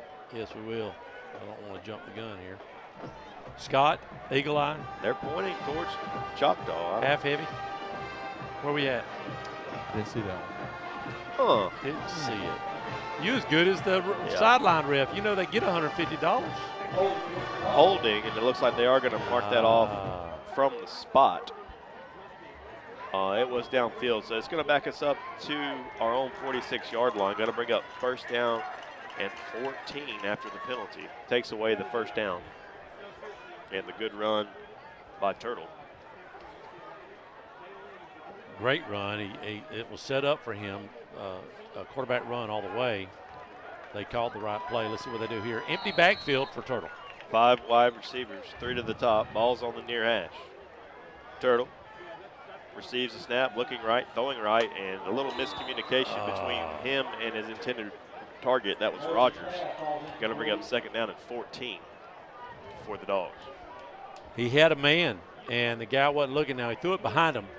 That guy did a quick slant, and he just didn't hit his receiver. If he would have hit his receiver, he wouldn't have caught it because he wasn't looking. Right. So like you said, miscommunication. He wasn't expecting it, but he was open. Coming back, Appleby behind Turtle in the backfield. 3 receivers to the top. And we're going to have a pre-snap penalty. And it wasn't time. We had plenty of time to snap it. Wasn't time. The Indians snuck a guy in there close to the line late, and I wonder if one of our guys up front flinched or he got up. Yep, he got it off. He got over the line of scrimmage a little early. We'll take it. So that's going to get us back to the original. Just over it. We're going to be second down and 9 at the Indian 49. And I believe we're getting into that 2-down territory situation. I think you're right. After what they did, we got to keep them off the field as long as we can. 4 receiver set, 3 to the top. Turtle back to throw, looking to his right, now having to step up, now running, and he's going to get it down to the Indian 45. Going to bring up 3rd down and 5 for the Dogs. So pick up 5 yards for Nocher there, just scrambling for his life. We're going to call it 5. It might have been 4.5, but we're going to call it 5. And right back to the line at the Bulldogs. And 3rd down and 5 from the 45-yard line. 4 receiver set, 3 receivers to the top side. Appleby and Turtle are in the backfield. And they're going to run that same quarterback sweep. And Turtle is going to go untouched all the way to the end zone. 45-yard scamper, and they're our own. And we're an extra point away from tying the game. 5:32 left to go in the first quarter. How about that? Matching what Tab did, 45-yard touchdown. Nocher did the exact same thing. He saw something. Was that I wasn't paying attention. We had somebody come in. Was that a called play, or did he? Same play. Same play that we ran a while ago. How about that? The coaches are picking up on something. Yes. Well, they're cheating. Well, they're sending the house, too. That's right. They're sending the house, and Nocher's got a lane, and that's what he's going to do. I'm going to go ahead and do it, boys. I'm going to go ahead and put the score up. Myers is on for the extra point. Snaps good, holds good, kicks up, and it's no good. Right. No! So leave the score. The Choctaw 7, Bulldogs 6, 5:32 left to go in the first. We'll see you back here.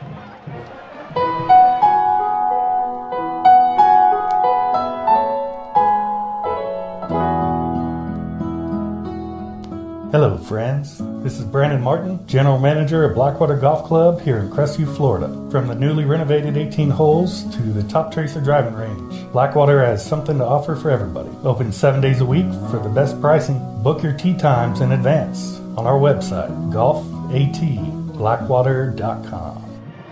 Boy, does that reminisce at Scott of last year. Was you there last year, Scott? Down at Choctaw? Or was that one of the ones where you went hunting or fishing or over to Biloxi? Or remember, we were so high up. We tried. Coach O was going to go down to the sideline, and we couldn't. It wouldn't reach all the way down there. Oh, that's right. Remember that? Well, we missed our extra point on the first try. We went for 2 at the end of the game. Coach said I was not going to go for 1 again. So this may be setting up the same situation. Here's the kick. Myers, a low line drive in Tab's direction. He's going to pick it up on a bounce. He's across the 20, cutting it back to the middle, and he'll cut it all the way up to the 40-yard line, and that's where the Indians will take over. I will say, Tim, kicking it right at their best player, okay. What do you think about that? He may not can kick it to the right. That's what I was saying. Yeah. That, and I said that earlier. A left-handed guy, he may not feel comfortable kicking it to the right. He may not can kick it as hard. I just don't know how that works with a soccer guy kicking it. I just say we're playing with fire. That's twice he's got the opportunity. Absolutely, I agree. Maybe they'll adjust something. I don't know. Can you text your contact and see what's going on? There's one contact I need to know about. Break? That ain't that. It's water break with 5:23 here in the first quarter, 7-6. If you're just tuned in, Cole Tab took it down to the 20-yard line and stymied the first series. And we got the ball back, and then we had to punt it, and they scored on a 45-yard scamper by Cole Tab, the second possession.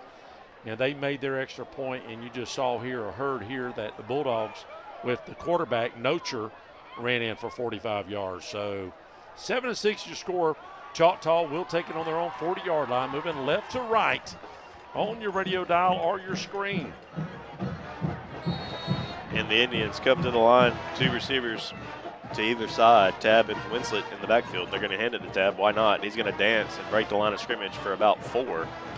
2nd down and 6 coming up for the Indians at the Bulldog 49-yard line, or at their own 49. I thought we had our whole team up there, and somehow we got 4 yards, or 5 yards. Yep. It looked like we had 8 or 9 guys up there on the line. What'd you say, Scott? It's a stud. He is a stud. The Indians coming back. 2 receivers, both So at the the top. Curtis Reynolds Balls in the middle of the field. Winslet and Tab beside each other in the backfield. Have they threw the ball yet?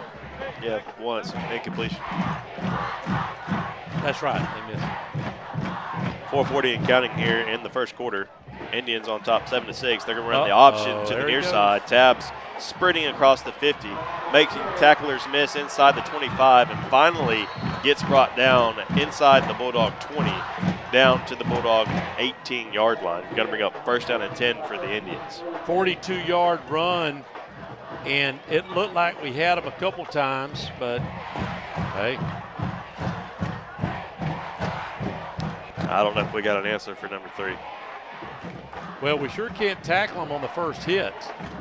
He's broken every single first hit. We haven't stopped him for a loss of yardage at all. Tab and Winslet in the backfield. 2 receivers to either side. Ball's on the near hash. Winslet's back to throw, and he's throwing to the near side. Oh, there's a flag. And they're going to get the defensive back for the Dogs on a hold. The ball was overthrown. Incompletion. I do think if he wouldn't have done that, it would have been a touchdown. I think so, too. I think if you don't hold him, he goes and gets the ball. It was a great pass. Scott, what's your thoughts? You think he'd have caught it if we didn't hold him? I think so. Yeah, so it was a good penalty. He got burned, and he said, hey, I'm going to hold your jersey. I'll take the 10 yards instead of the RS. Oh, it's half the distance. It's only going to be 5 yards, right? 5-yard penalty? I don't know. We'll wait. It's half because it's inside the 20. I believe, I may be wrong. It may be inside the 10 where it's half the distance. Well, they're walking it down to inside the 10, around the 10-yard line, looks like. Yeah, the 10. So it's going to bring up first down and goal for the Indians from the Bulldog 10-yard line.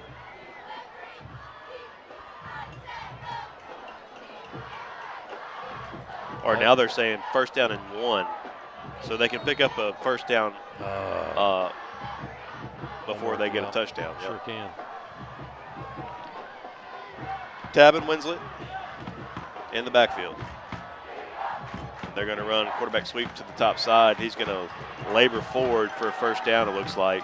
No, he didn't make it. Not He quite, He says lost- Scott. He lost Shad. He's inside the 10, so second down and inches. 3:40 and counting left to go in the first quarter. Indians on top 7-6. It's a good play by the defensive line there to slant over and stop them, but we need that about 4 more times, 3 more times. Corey, it looks like it's on the 8-yard line. Second down and less than a That's where yard they got to get to. from the Bulldog 9-yard line. Needs the 8 for first down yardage. And an early whistle, a bad snap. That might have been helpful, but they're going to whistle, and it looks like a flag thrown by the far line judge, so we'll wait to see what that is. Scott, what did you see? And we'll wait. The official coming over. They backing up Choctaw. Illegal procedure on the Indians. So now we got second down and 7. Second down and a long 7, we'll call it. Or a short 7, rather. Well, now they're moving the yardage marker on me. Help me. Somebody help. Second down and 6. From just inside the Bulldog 15-yard line. 3:16 left here in the first. 2 receivers set. 1 to either side, Tab and Winslet. They're going to hand it to Tab. Tab's going to do some work up the middle, and he's dragging Bulldogs down to the 5-yard line, but it looks like they threw a flag for offensive holding. And the good thing about the offensive holding, on a defensive penalty at this point, it would be half the distance. Now it's the full distance backwards 10 yards because that was holding on Choctaw. I hope if that's what's been going on, they said last week it was going on like crazy. We couldn't get the call. By the way, that fumble was a fumble. It wasn't he did not cross the line last week, which it didn't haunt us, but. So it's going to be second down and a little bit from the Dog 19, and they have to get the 8. So second down and a little bit here. Winslet back to pass, looking near side, throwing near side, has a receiver, and he's going to dive, and he's going to drop it in the end zone. Third down and long coming up for the Indians. Got another guy wide open. That's the second time that he's beat number 7 over there, and it looks like the change has been made. They're gonna make a change here on our near side DB. Yeah. Mr. Robinson's going to sit down, and we'll see who's going to cover him now. Is that Zai? Yeah. It is Zai. Zai's going to get on. The freshman over here to the near side. Third down and long, and they've already kind of shown that their field goal kicker may not have this range. So big third down here for the Indians. It looks like we're going to have a timeout before we have the snap. With 2:50 left to go in the first quarter, Indians on top, 7-6. Casey Electric has been the longest running sponsor of the Big Red Machine Show, and WAAZ and Crestview High School appreciates Casey Electric for their support. Casey Electric has served Okaloosa and Walton County since 1948. That's right, 1948. You've got to be doing something right to be able to say that. Casey Electric can handle all your AC, heating, and electrical needs. A Carrier dealer, Casey Electric services all brands of AC units. Give Casey Electric a call, 682-3037. That's 682-3037. Have you recently received your home or auto insurance renewal and are coming down with a case of sticker shock? This is Dusty Holloway of the Holloway Agency, and we may be able to help you out with that problem. Our office is an independent insurance agency, and we represent multiple A-rated carriers. Feel free to give us a call at 850-682-1900, or you can drop by our office at 168 West Woodruff Avenue in downtown Crestview for a free, no-obligation insurance review. And we're back at Jack Foster. Third down and long, and it looks like we're going to have another stoppage of play here. Third down and about 16, 17 from the Bulldog 24-yard line. And they're going to back them up 5 more. So a drive where they had a first down and 1 from inside the 10-yard line. And now we're backed up, or excuse me, the Indians are backed up third down and 22. They can get a first down at the Bulldog 8-yard line. They're resting, the ball's resting, or 21, the ball's resting at the Bulldog 29-yard line. They got number 2 in on defensive end. This is 2-down territory, by the way. So they got two plays to make. 2 receivers set, Tab and Winslet in the backfield. Ball's pretty much in the middle of the field. Winslet receives the snap, and he's back to throwing over the middle, and that ball's almost intercepted by the Bulldog defender, but falls incomplete, and that's going to bring up 4th down and forever. I'm telling you, they're going to go for it here. They got to. Well, they got no choice. They don't have a choice. 4th down and 21 is the situation we're in. And the defense has really stepped up. Of course, they've helped the Choctaws hurt their own cause by having, we're going to call it 20 yards of penalty here this series. Yep. Really just in the last little bit since they had that first down and 1 after the defensive holding that saved a touchdown for the Dogs. Here come the Indians, a receiver to either side. And we're going to have another pre-snap penalty. Scott. It's got to be on Choctaw to start the play. And a delay of game. So back them up another 5, and things are definitely unraveling for the Indians. That's going to back them up to the Dog 34-yard line. Now you're getting into, do you punt it, or do you just kind of desperation toss it towards the end zone? Well, so it's on the 35. If you don't get any yardage at all, that's where the Bulldogs are going to get it. If you punt it in the end zone, they're going to get it at the 20. So it's a 15-yard differential here if they don't pick up any yards. Yep. 2 receivers set. They've had number 1 here at the bottom open a couple times. Let's see if they go back that way. And it looks like we're going to have a timeout by the Indians. 2:44 left to go in the first quarter. 7-6, Indians is our score. From the smallest ding to the unexpected fender bender, Crestview Painted Body can handle the repairs. Crestview Painted Body works with all insurance companies to make sure that your vehicle is repaired correctly and back into your driveway as quick as possible. Crestview Painted Body family owned and operated and doing business the right way for over 5 decades. For towing and body repair, 850-682-5257. Crestview Paint and Body, for a job done right. And we are back at Jack Foster Stadium, taking on the Choctaw Indians at 7-6. If you're just tuning in, Choctaw had it down at the 8-yard line, and because of penalties, great plays by the Bulldogs, it is 4th and forever. We're going to call it about 25 yards. Would you say 20? Yeah, 26. 26 and yards. They got the punt team on the field, so their punter's standing at the 50. I wouldn't trust it. I would play defense here. I would not play for the punt. There's no way that I'd play for the punt here. And it's going to be a fake. Indian punter, and it's a high snap over his head, all the way back to the Indian 30, and he's just going to fall on it, and the Dogs will take over at the Indian 31-yard line. Now, is that coaching that you don't coach that, or the kid just didn't know what to do? You pick it up and run as far as you can, right? Yeah, I think that's just an example of. Did you get that, Coach? He got it. Just a little bit. I had to give it to Snapper. Confused. He put all he had in it. Scott. He did. And he saw a couple Bulldogs, but, that was the punter. I'm not saying that was Cole Tabb. Cole Tabb would have picked it up and took it to the house or took it back. Yeah.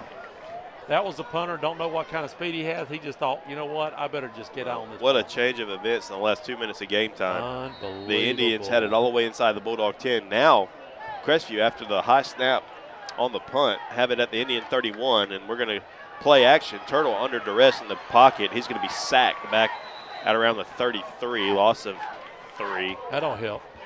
2nd down and 13 coming up for the Dogs. They're having a really hard time blocking them up front. Yeah. This comes back to a young line. Now, last week, the center and the right tackle, or the guard, I think they moved him over to the guard, had a great game, and they're just going to try to find a way to deal with this. Now, they're bringing 6-7 guys. Very strong and fast. Yeah. We'll see what Notre does right here. And it's Appleby with Turtle in the backfield. Man in motion, that's Parks. Now they're going to have 2 backs in the backfield, and they're going to hand it to Parks on an outside sweep to the near side. Parks looking for room, now trying to cut it back, and he's going to get it down to around the 30, gain of 3, back to the original line of scrimmage. 3rd down and 10 coming up for the Dogs. Well, Bulldogs right here has got to be in 2-down territory. I mean, wide punt it, because you can't kick a field goal here. No. So look for the Bulldogs to try to get, they're going to try to get as many points they can, but, yardage as they can here, but at least try to get 5 yards. Do they set up a play to get 5 yards, or do they set up a play as much as they can? I think as much as you can. 3 receivers to the top, ball's on the near hash. If they can hit that little slant, I think it. Appleby and Turtle, and it looks like Coach Grant's going to call a timeout to talk about it. With 1:02 left to go in the first quarter, a long first quarter, the Indians are on top, 7-6. Guys, listen up. Did you spend too long out on the boat this Saturday fishing? Have you been on the links a little too much? Do you need to get out of the doghouse? Let me tell you where you need to go. Joey the Jeweler. He's on Main Street right by Desi's. He's got tons of beautiful jewels to win your girl back over. And make sure to go like and share his Facebook page. He's always doing great giveaways, so you have a chance to win something free for your girl. So head on over to facebook.com/Joey the Jeweler. Or you guys could just ask Siri what the phone number is. Hey Siri, what is the phone number to Joey the Jeweler? Joey the Jeweler's phone number is 850-682-1980. And we are back at Jack Foster Stadium. Bulldogs sniffing the red zone on the 30-yard line. 3rd and 10. Look for a 2-down territory here for the Bulldogs. Nocher and Appleby in the backfield. Or is that Parks? And that is Appleby and Turtle. 3 receivers to the top, balls on the near side. Direct snap to Turtle. He's going to try that pop pass over the middle, and he's going to almost have Parks on a completion. But incomplete, just out of Parks' reach. 4th down and 10 coming up for the Dogs. Well, he was wide open. And it almost did feel like he didn't have no touch on it. It was zipped in there, and Parks could not hold on to it. That brings up 4th, and you're going to go. They're going to go for it right here, just like we called it. 4th down and 10 from the Indian 31-yard line. 3 receivers to the top. Appleby behind Turtle in the backfield, and they're going to fake hard count it and look back over for another play from the sidelines. Get rid of that. 4 seconds on the play clock. Appleby goes in motion. Turtle back to pass. He's looking over the middle and had a man, but he fell down at the top of his route. That was Rogers, the intended receiver. So the Indians will take over at their own 31-yard line with 52 seconds left in the first. Let's see. They're going to swap it out pretty quick. We're going to move quickly with only 52 seconds. We'll just keep it right here. Choctaw starts back over on the 30. It could turn out to be a defensive game. Don't know, but we're moving. Both teams are moving the ball, whether it's penalties or breaking the long runs. That's what's been going on. We'll see what they happen. Winslet and Tab ready to go back to work for the Indians. The receiver to either side, and they're going to hand it to Tab. He's going to bounce it near side. Now back up the middle. He's across the 40, across the 50, and he's going to walk that into the end zone. A 69-yard scamper for the Indian Stanford commit. Puts the Indians up momentarily 13-6, pending an extra point with 37 seconds left to go in the first quarter. Get it out of your mouth. Ugh. Well, you've got to draw something up. now, here's the deal.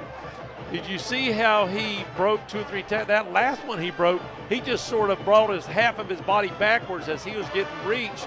He just leaned back like that while he was still running. We ain't got an answer. We don't have an answer for that.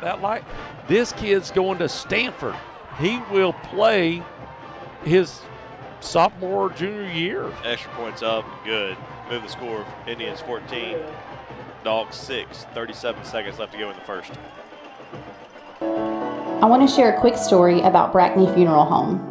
We recently lost our grandmother, and thanks to the kind, professional, and caring staff, it just felt like being with family. She had made all of her decisions in advance, so it was a very seamless process.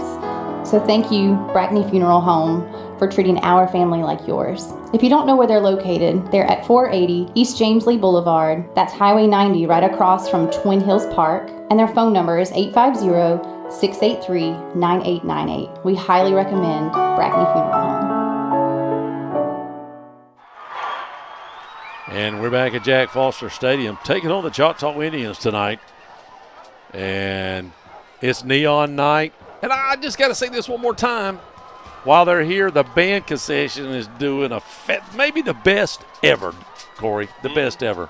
Nothing against the other concession. They already up here before the first quarter is over. This is awesome. Just saying now, I can't eat it until halftime. The Indians it is what it is. Ready to kick this one away. And it's a high kick to the far side of the field. It's going to bounce around the 2 and go out of bounds. So look for the Dogs to take over at their own 35. And we will put the offense on the field. So we're going to accept the penalty for the ball kickoff going out of bounds and start off at our own 35-yard line. We'll say right here only 37 seconds left to go in the first quarter. Indians on top 14-6.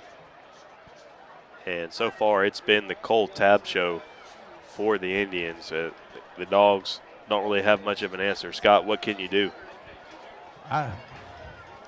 They going to make some changes. It may be halftime before they make them, but they're going to definitely make some changes. They'll stop him before the game's over. If it ain't too late. And here come the Dogs. The best way to stop them is keep them over on that sideline for a little while. 3 receivers to the near side. Appleby and Turtle in the backfield. And Turtle is going to take a direct snap up the middle. Gain of around 1. We'll give him 2 on the play. 2nd down and 8 coming up for the Dogs. And we have a stoppage, another stoppage of the game. Got a cramp.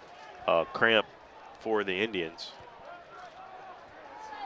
And that's going to stop the clock at 21 seconds left to go in the first. And as soon as we get our order situated, we might go to a timeout. This might sound like a movie trailer, but this ain't Hollywood. This is real life. We call it the shocking truth. The difference between your electricity and natural gas? Natural gas costs less. Period. So, don't fear your utility bills. Go to okaloosagas.com/truth. Find out for yourself. The shocking truth. I'm Jenny Powell. I'm one of the attorneys at Powell, Powell & Powell Law Firm. Our family has been vested for over 100 years in Northwest Florida, serving your families for over 70 years. If you're in a car accident, you need a law firm who has the training, skill, and experience necessary to deal with insurance companies so that your case doesn't drag on forever. Let our family take care of your family during your most crucial moments. Just remember, Powell, Powell & Powell Law Firm is here for you. You can always just go to our website at www.powelllawfirm.com. And we're back at Jack Foster. While we were away, we had an incompletion to the near side.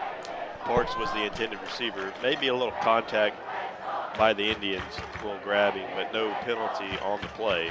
Going to bring up 3rd down and 8 with 10 seconds left to go in maybe the longest first quarter in the history of high school football.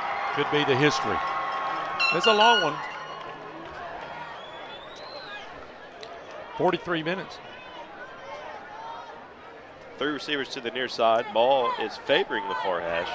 Appleby and Turtle are in the backfield for the Dogs. 3rd down and 8. Need to pick up this first down. Back to pass is Turtle. He's looking. He's going to find Parks in the near flat. Parks needs to make a man miss, and he runs out of bounds very close to first down, and he'll have it across the 45 up to the Bulldog 46-yard line. Big play. Actually, the near sideline judge is going to mark him out at the 45. So it's first down and 10 for the Dogs. He does run out of bounds, so there's still 3 seconds left to go in this first quarter. Still the first quarter. There you go. And we'll see if we get another playoff or they're going to start running this clock. Looks like they won't. So we will have one more play here in the first quarter. Indians on top 14-6. Ball's on the near hash. 3 receivers all to the near side. Now they're going to motion Parks alongside Turtle in the backfield. They're going to hand it to him on a speed sweep to the top side. He's got the corner, and he's going to get around to the Indian 47-yard line, but it looks like we have a flag for offensive holding.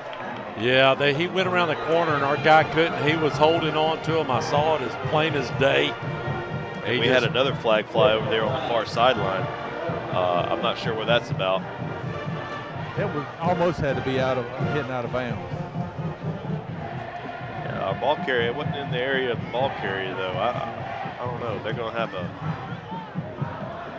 it's going to be interesting what they call. I saw Appleby coming off the sideline. Anyway, a late flag, so I think we have a flag for holding. We'll get a quick timeout. Yeah, Let's do it. go ahead. We'll be right back. If you're in the market for a brand new custom home, maybe you have some commercial work that needs to be done or remodeling, there's one place to call, and that's VLM Construction Services at 850-305-2959. Lonnie Miller and his crew has been working in Florida and in Alabama for over 30 years. If you're within the sound of my voice, they have plenty of home sites available in Crestview and Baker. Don't hesitate to call for any of your construction needs. 850-305-2959.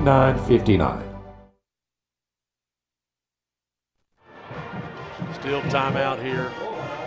Don't know what they're trying to figure out. They're waving it off. So, Scott, do you got anything for us up here? I'm deep. You got me? Yeah. You must have had me turn it off. Yeah, it was holding on us and late hit out of bounds. So it waves. Oh, it was offsetting. No, they waved off the late hit, and they're going to mark off the holding call. Oh, it was both on us. No. The holding call was on us. The late hit out of bounds was on Choctaw, and they waved off the late hit out of bounds, and now we're marking off the holding call on us, which is why Coach Grant is wanting an explanation. I want an explanation, too. It'd be nice. Are they saying because that one came first? I mean, the hit out of bounds is a hit out of bounds. That's unsportsmanlike, right? I don't. Are they going to mark that and then mark the other one? No, they waved off the other. Huh. Grant's out there right now. Oh, he's going to get an explanation. We might want to go He's going to get his money. Yeah, we'll get it. Let's go. I don't think they know what. Another timeout. Hey, this is Amber with the Cottage Boutique and Formal Wear. Ladies, if you're looking for something for a special occasion, stop in and see us. And for the men, we also offer tuxedo rentals for prom, weddings, and anything that you really need them for. We are open Tuesday through Friday, 10 to 4, and Saturday from 10 to 1. We're closed on Sundays and Mondays. If you don't know where we're located and you happen to want to stop in and see us, we're at the corner of Wilson Street and Highway 90. And you can also call us anytime at 850-682-2446. All right, let's see now if we can get the second period underway. It's still showing 0 on the clock. Just wondering, looks like we're still in a timeout mode. We'll take another timeout. Let's do it. Hey everybody, it's Pastor Josh from Hope City Community Church.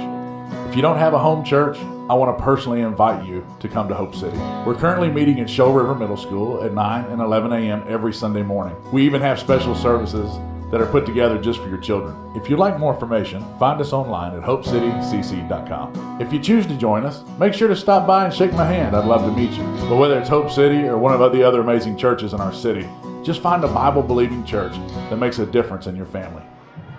All right, we've swapped sides. Now the Bulldogs is going left to right. I'll take the ham. Let you have a break if you want to. Now I see. We got to get this food in as quick as we can. All right, we got a hold, and after they threw the flag for getting out of bounds, they said they didn't get out of bounds. Nocher puts a man in motion, and he gives it to the man in motion to the top side. He breaks a couple tackles, and he is down after about a 7-yard gain. I believe that was Rogers. Mr. Rogers running the ball for about 7 or 8 yards. We'll see where they mark it. And Rogers, I was talking to your dad at lunch, and he said he hates when they take him from him because, you know, he plays defense. He loves them playing defense. Your daddy's on the defensive side coaching. But Rogers is going to be an impact player, hopefully, on the offensive side. Still second and long because of the penalty. We'll call it 2nd and 13. Shotgun formation. One man in the backfield. I cannot see who it is. Nocher drops back. He's looking long, and he overthrows, and that should be a penalty, but it is not. They ran Appleby out of the backfield on a wheel route, and he got interfered with around the 50. No call. And 3rd down and 13 coming up for the Dogs. I don't know. Sometimes I can hear myself better. Sometimes I can't. I don't know. Is that what it is? It's a little knob. 3rd down and 13, and it really 2 penalties that has went against us. But right. It just hasn't helped our cause. Scott said they picked up the flag. Well, why'd you throw it? In the first place. Very good question. Good question. Just trying to, was he practicing for later on tonight? I mean, you know. Timeout. And we're going to get a timeout by the Dogs. Man, that's his last time out. We'll be right back. We've got a whole quarter to play. Huh. I've been around long enough to not be shocked by anything anymore. But this takes the cake. 38%. That's all. Only 38% of your electricity actually makes it to your home. Just think about how much is wasted. That's the shocking truth. It's appalling and really shocking. Find out more at okaloosagas.com/truth. It really is shocking. Hello, this is Dixie Dan Powell. Just like in the courtroom, you gotta be bulldog tough. It takes teamwork to get to the goal line and to win the game. Go Bulldogs. Call us, Powell Injury Law, 850-306-2667. That's 850-306-2667. And we're back. We've got some scores coming in. I think Ched just sent me some. Yeah, Ched said that Bozeman 12, Baker 7. Walton up 13-8 over Lake Butler, Dusty, 13-8. All right, here we go. Nocher brings them back. All right, who do we have in the backfield? Is that Appleby? I can't tell. I got a glare in the window. Appleby, yep. He drops back. Nocher's being pressured. He rolls out of the top side. He's going to look. He throws. He's got a man open. Oh, into double coverage, and that's out of bounds. That brings up 4th down. Didn't really have anybody there. Only had one guy. That was Sparks on that side of the field. And really lucky for that ball to be tipped up and go out of bounds. So going to bring up 4th down and 13 and the punt team on for the Dogs. Not a lot happening in that whole first quarter for the Bulldogs other than that 45-yard run for the quarterback, Nocher. There was only about a total. You take that away and you only had about 30 yards total offense in the first quarter. Yeah. Scary. Offensive woes continue for the Dogs. Phillips punts it away, and it's a short punt, high punt, going to bounce and take a Bulldog bounce. It does take a Bulldog bounce. There's a flag. Down it at the 20, and we'll see what the flag is. Holding on the Bulldogs? Oh, on Choctaw? I'm going to say something better go our way. We'll take a quick break. We'll be right back. CQ Roofing, your hometown roofer since 1999, is state licensed and insured. Chris Courier, the owner, is born and raised in Crestview, North Okaloosa County. Family owned and operated for 24 years of local service, specializing in shingles and metal roofs. Re-roof repair specialist. If you have any roofing needs, you can call them at 850-683-4169 or visit their website at cqroofing.com.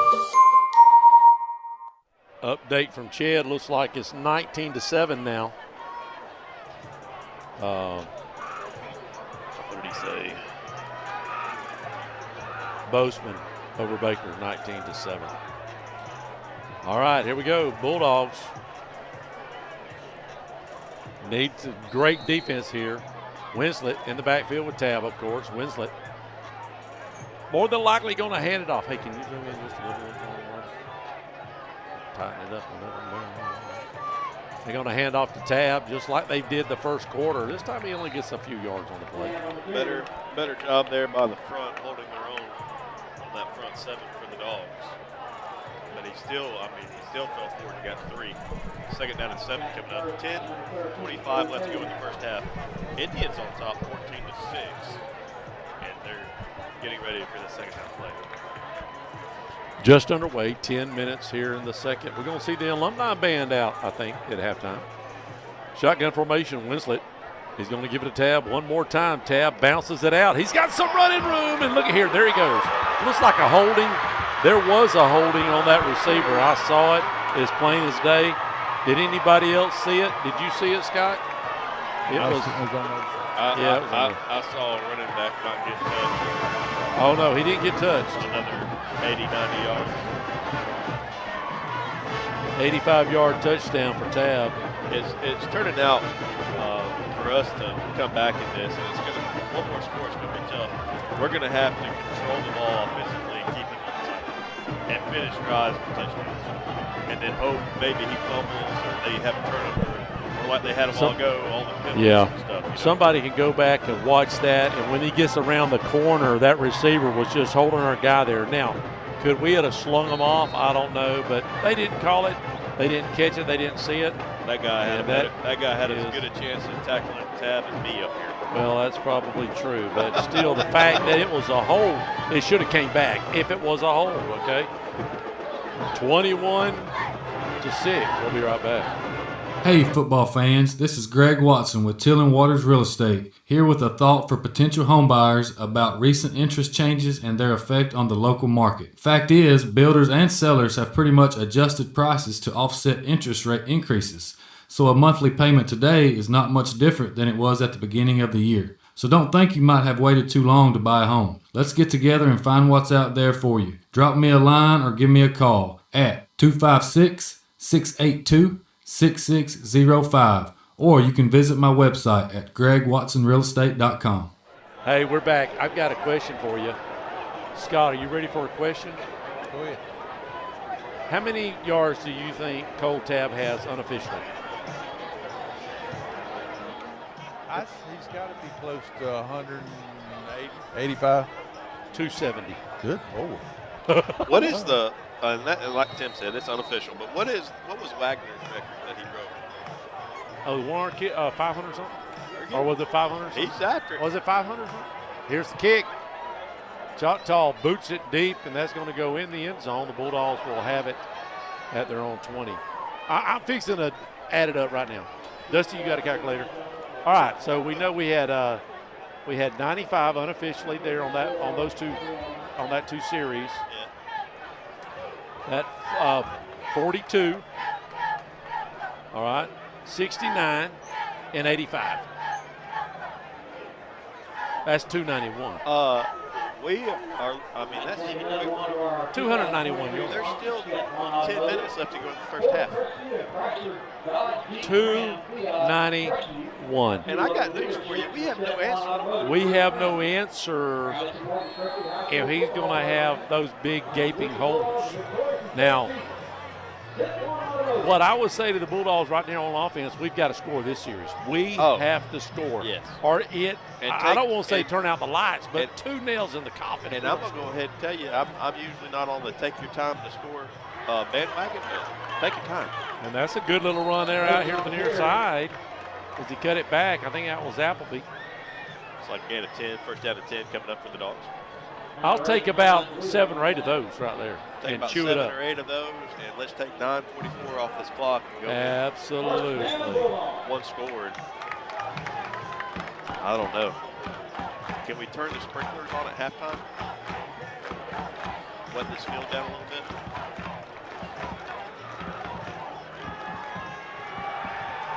Hold on. He's saying to turn you up. Doug's saying to turn you up a little bit. All right. Shotgun. Empty backfield for Nocher. 3 receivers on top to him, and he drops over to the top. He finds a man across the middle, and that's going to pick up about 5 yards on the play. And that's all the way up to the 35-yard line. Number 4 on the reception. That was Tassin on the reception and actually give him 6. Second down and 4 coming up for the Dogs at their own 36-yard line. 8:55 left to go in the first half. They're down 21-6, trying to cut into that Indian lead. Dusty said 5:35. I don't even know what that means. Probably talking about Wagner. Oh, 5:35 was the breaker. Well, he's he more could than do halfway it. there. Golly. Nocher finds a man across the middle again, and may lose a little yard, or maybe pick up a yard.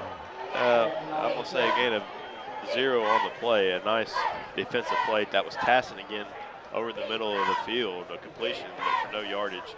Tackled immediately after he caught it. Third down and 4. A long 4 coming up for the Dogs. Dusty was right there with that, 5:35 on the money. Well, at unofficially 290, unbelievable. That's halfway there. Over halfway. Unbelievable. Yeah, over. We just got to keep them off the field, like you said. Empty backfield, and that's what we're probably going to see here the rest of this quarter. Nocher looks over to the right. He's going to be blitzed hard. He's lost about 10 yards on the play. Sack back at the Bulldog 27-yard line. Got to bring up 4th down and 12. And we're just really having a hard time blocking them up front. Turtle has very little time. He didn't have any time there to kind of do anything, to let anything develop downfield. Well, they're getting through. And again, I think it's 6 on 5. When you've got 5 receivers, you got 5 guys blocking and 6 guys coming. They had 6 guys coming. You got somebody getting through. Punter's going to be standing on his own 15-yard line, back to receive deep. Choctaw on their own 40. Bad snap, kick it out of bounds. Don't you let them fall on it. Ball still loose. Touchdown, Choctaw. Could we have not have kicked it out of bounds or kicked it out of the end zone? So the Indians had a bad snap, high snap of their own in the first quarter. The Bulldogs weren't able to make anything of it. The Bulldogs' bad snap goes for an Indian touchdown. Moves the score. Choctaw 27, Dogs 6. 6:56 left to go in the first half, and we're we waiting kept. for the extra point. That is not the way I wanted to keep Tab off the field. No. But it did keep them off the field. We're going to get the ball back. We're going to get the ball back. We're going to get the ball back very quickly. But here is the snap, the hold. The ball is up and good. We're going to call it 28. And we'll be right back after a word from our sponsors.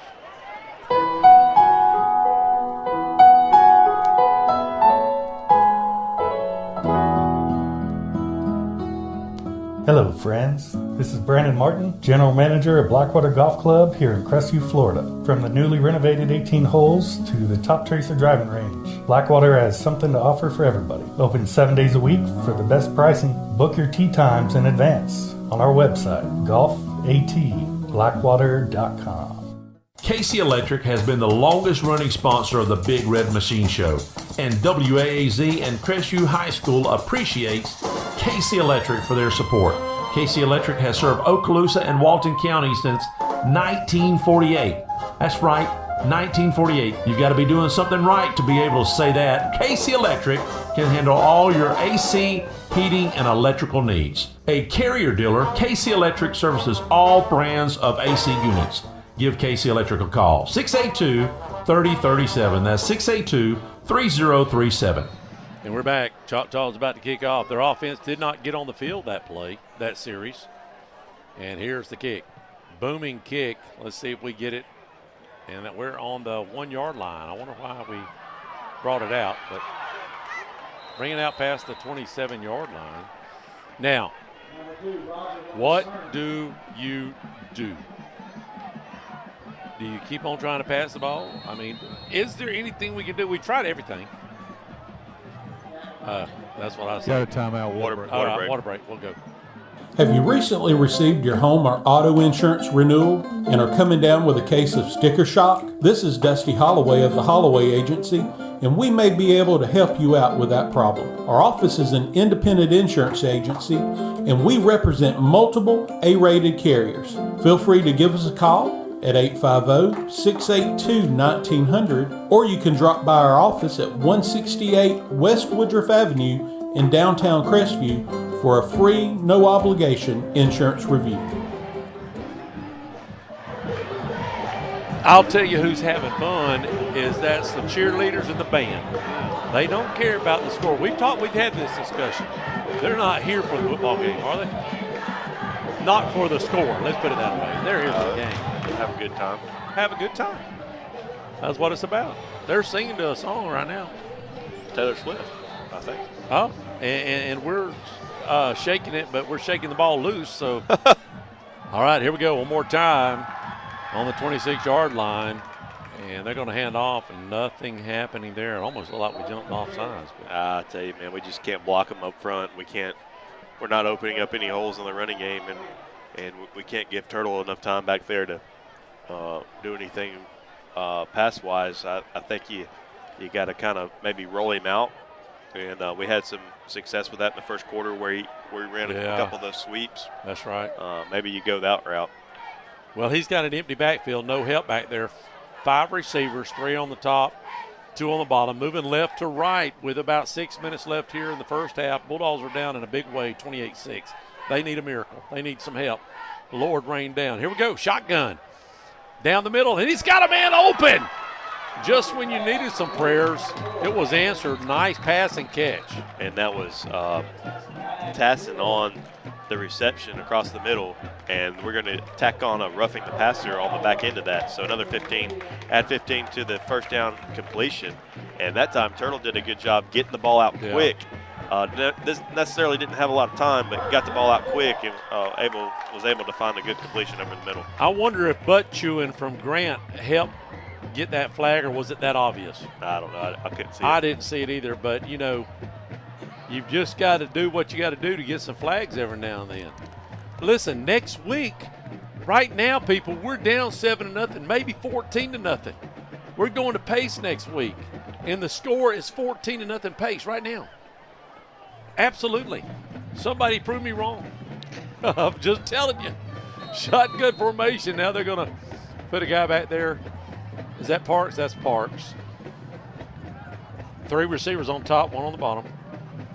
Nocher running that clock down like a good guy. Nocher's going to keep it. gain of about 5 inside the Indian 40 down to the Indian 39. And it might be a lot worse than that, Tim. Pace beat this Choctaw team 41-17 a couple weeks ago. I'm just saying before we even get over there. Oh, I know what you're saying, but it may not matter. It's always been that way. Me and Dusty talked about it a little bit, but they find referees that were probably all graduated from Pace. I don't know. I'm just playing. Just playing. Shotgun formation, trips on the top. Single man set down here. That's Mr. Patty Rogers, we call him. And Nocher busted play. He thought it was going to the left, and man, that was just goobly gobbly. Nocher opened up one way, and Parks went the other way. I think that one was on Parks. But regardless, Nocher gets sacked for a loss of about 5. Going to bring up 3rd down and 11. Inside Indian territory at the Indian 44-yard line. And here we go. 3rd and long.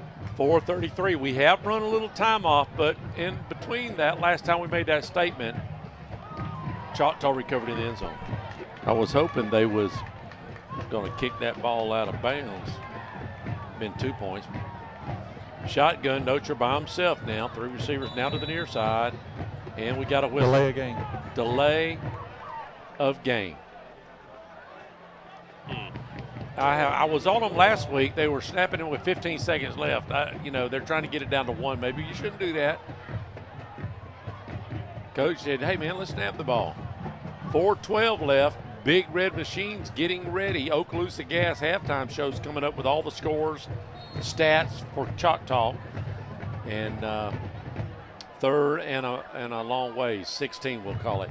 Nocher, empty backfield. He drops back, looking. He throws long. He's got coverage. There's a flag. Let me get it. There it is. That's 10 yards and a first down. Boy, he didn't want to. No, he thought about it, didn't he, Scott? The back judge didn't want to, but this guy. The back job, he wasn't. As a sideline guy that delayed, throwed the flag. We'll see if he picks this one up. I don't know. It was very, very obvious. And that'll be an automatic first down with 4 minutes left here in the first half. Bulldogs trying. We have to score this series. We cannot putt. This is 4-down territory. I'm just going to go ahead and call it like it is. And it's not an automatic first down in high school.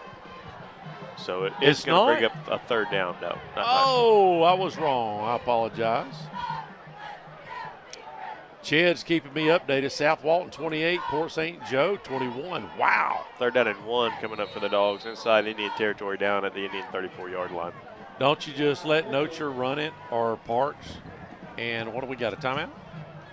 We got a timeout. We got 4 timeouts on that deal. Pretty good. We'll be right back. From the smallest ding to the unexpected fender bender, Crestview Painted Body can handle the repairs. Crestview Painted Body works with all insurance companies to make sure that your vehicle is repaired correctly and back into your driveway as quick as possible. Crestview Painted Body, family owned and operated and doing business the right way for over 5 decades. For towing and body repair, 850-682-5257. Crestview Painted Body, for a job done right. I don't know whose timeout that was, Scott. Do you know what that was all about? Yeah, it was a rough timeout. They need to handling business. Bulldogs need a first down here. When's the last time we went under center to get a yard? 15 years? Brunson, yeah. When a quarterback, when he gets the snap, if he runs it, he's got to run 5 yards for 1 yard first down. And he's going to try it, and he did get it. He got it. He got about 7 yards for 1 yard. They went back to that little speed option up top. We saw that was the play that Turtle was able to get that 45-yard touchdown on. We've seen some success on that. We'll see if maybe we go back to that here in a little while. Well, it's 3:52, so a little while needs to be within 3 minutes and 50 seconds. Yep. 1st and 10, Bulldogs moving. A good little drive here, sustained by the Bulldogs. Shotgun formation. Parks in the backfield with, I think it's Parks. Can't see. Nocher drops back. He's looking long. Over to the top side. A little comeback, and our receiver fell down, I think. Tried to hit the Phillips on the back shoulder route on the near sideline. And just a little timing wasn't there between the two. Second down and 10 coming up for the Dogs. Stops the clock at 3:29. If you're just tuning in, 28-6. All long runs. Well, yes, all long run touchdowns of 44, 69, 85 by one guy, and then a pickup in the end zone for a touchdown. So one guy has been doing it for Choctaw. Shotgun formation, Nocher. He's looking. He's going to run it again, just like Corey had called earlier. You got to do that. Do what you can do.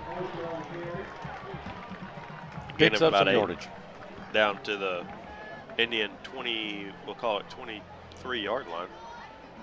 Third down and 2 coming up for the Dogs. Okaloosa Gas halftime show. We'll get the big red machine in there. I'm sure the Choctaw Indian is going to want to hear their band. I don't know which one's going to come first. They're both out of the stands. Shotgun formation. Let's get back to the play. Trips on the near side, one single set.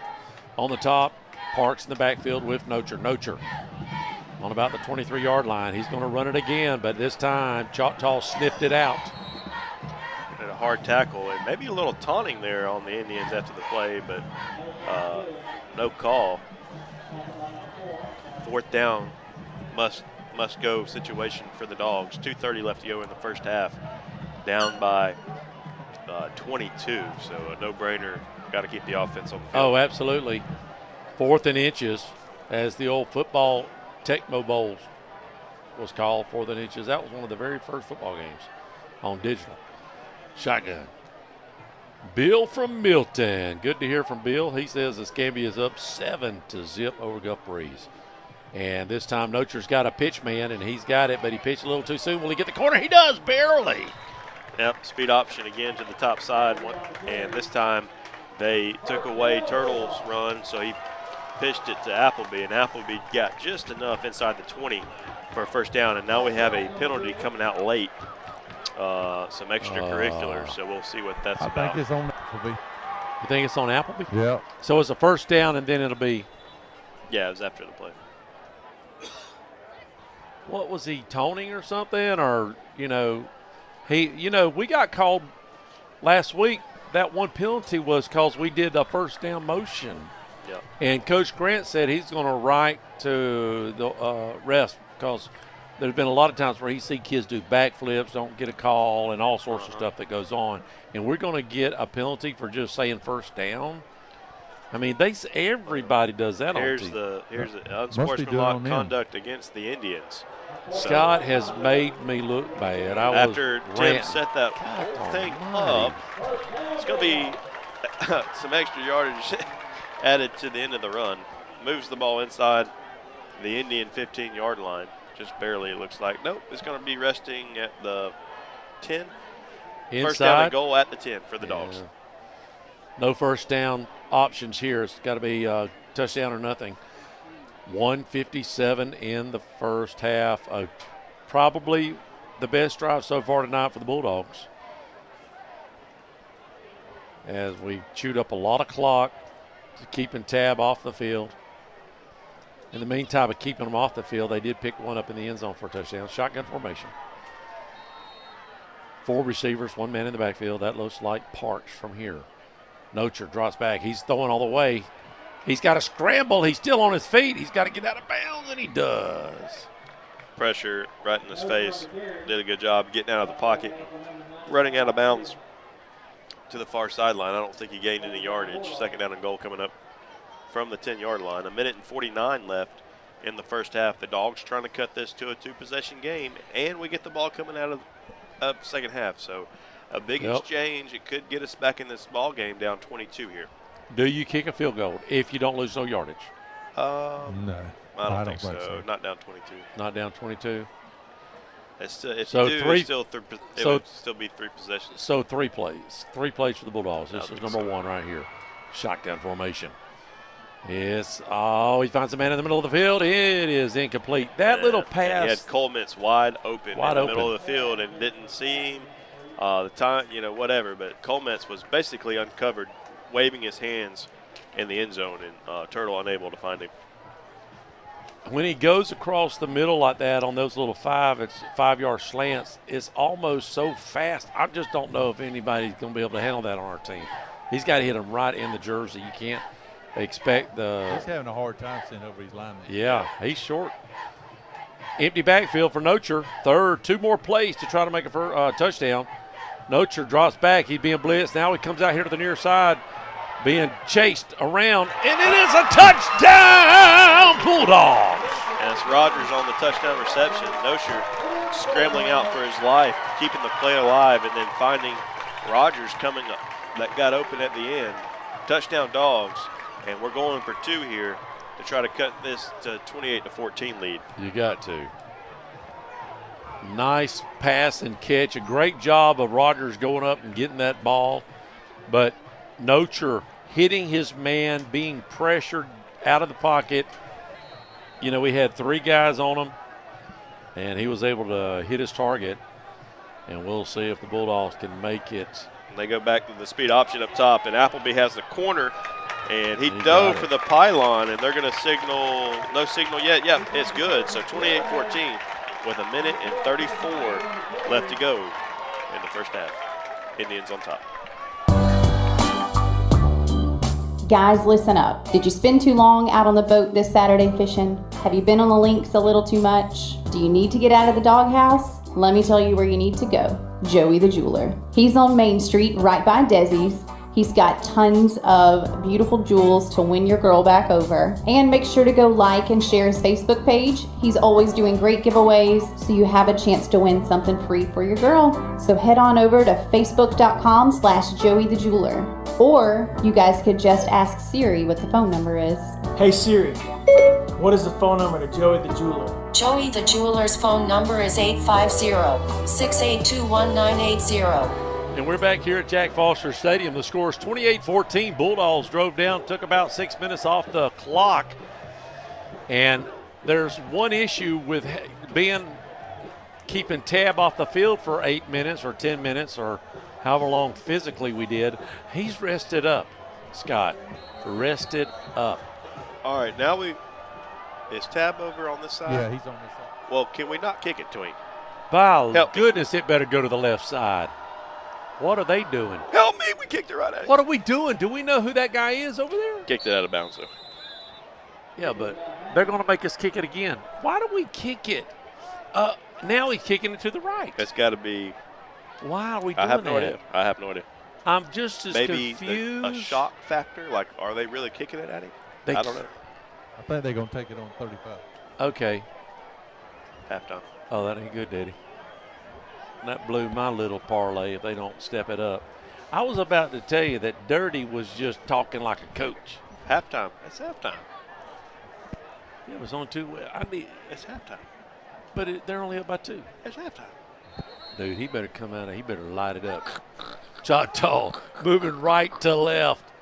Winslet has guess who back there in the backfield waiting to run an 85-yard play. How much do you want to bet this might be a handoff to old number 3? Number 3, Tab's going to get it right here. I'll call it before the play starts, and he does. And he bounces around and picks up about playing for 5 or 6 yards. I think give him 6. Ticking under 1:25 left to go in the first half. Indians are on top 28-14. All the yardage on the ground is one guy.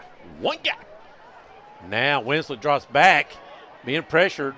He's got a man in the middle of the field. He throws it into triple coverage, and somehow they come up with it. I have no idea how that ball was not intercepted. I think we got to hold him back there. Well, let's hope so. Penalties in the backfield. I will be honest, the referees have been very active tonight. It's been a very long. What time is it? What is it? It's 8:30. I mean, we ain't even got the halftime. We got the alumni band. We might as well just camp. 10 o'clock. Let's just camp out. Guess what? Pace and Milton's a 7:30 start. Let me just throw it out there to everybody. County. And then we've got a Thursday in Tallahassee, which is like Sunday morning. You might as well be playing Sunday morning. Holding, right, it Dusty? is going to be holding on the Indians. So back them up 10 yards with 1 minute and 3 seconds left to go. A second down and long coming up. We'll take it. I think if it You were know me, what, I would just hand it off to number 3 and just see. Why can't we put number 4, Zai, if he's the fastest guy, I'd put him back here on about the 50 in the center of the field and follow Tab or Rogers. Once he gets in the open field, you're not going to tackle him. I don't care who's back there. You don't think so? No. If we had the angle? No. He's going to make a miss, is what you're saying. He's going to outrun He him in has. the end zone. He's done it the whole first half. Well, he has. I'm trying to have hope here. I understand. Okay. I mean, I've got a guy here, Hope City Church. I'm hoping he's praying for hope right now. He needs to be praying hard. I mean, we got a preacher on our advertising thing this year. Appreciate it, Hope City. And These referees. They don't know what they're doing, do they, Scott? No. Where did we get them? From them? Give Coach Grant the microphone right now. Let's just see what he has to say. I'll tell you who would have took it. Pettis. And he would have given us a couple words. He would have sung High Fly Away. I can tell you that right now. Well, shotgun formation. Mercy. I don't know what happened, but the Indians have the ball. Why do we even say shotgun formation? Is anybody under center anymore? That's just the first words that come out of my mouth. I don't even know why. But Winstead is in the backfield. Shotgun. He drops back. 3 steps. Pump. Fakes. He finds a man over a little top. Oh, it's dropped. The intended target that time for the Indians is number 17, and he's not on their roster, but it is an incompletion. 3rd down, and we'll call it 15 coming up for the Indians. By the way, we haven't seen Scott, has number 2 for Choctaw been in the – has he been an impact player? Yes, he made that catch over the middle of the field. That's right. Well, he come from Crestview. I'm just saying last year he was on our team. He got negated by the holding call. So 3rd down and 42 seconds left, 3rd down and 15, and looks like they're going to hand it to Tab. Tab runs up the middle. They may be happy with this, and I guess I would be too, but we don't have any more timeouts, so we can't. What about Choctaw, though? I mean, do they have a timeout? Well, there's 4th down. No, I mean earlier. I'm just saying they're just running up the middle. what I mean is we can't force them to. I don't think we can have a timeout to. Yeah. So we should just be going to halftime. Well, the clock ain't even running. Where's the snap clock? Oh, it didn't have to. That's the end of the first half. We'll be right back. We'll see who's going to be out on the field first. We'll be right back. Bulldogs are losing, but don't touch the dial. I want to share a quick story about Brackney Funeral Home. We recently lost our grandmother, and thanks to the kind, professional, and caring staff, it just felt like being with family. She had made all of her decisions in advance, so it was a very seamless process. So thank you, Brackney Funeral Home, for treating our family like yours. If you don't know where they're located, they're at 480 East James Lee Boulevard. That's Highway 90 right across from Twin Hills Park, and their phone number is 850-683-9898. We highly recommend Brackney Funeral Home. This might sound like a movie trailer, but this ain't Hollywood. This is real life. We call it the shocking truth. The difference between your electricity and natural gas?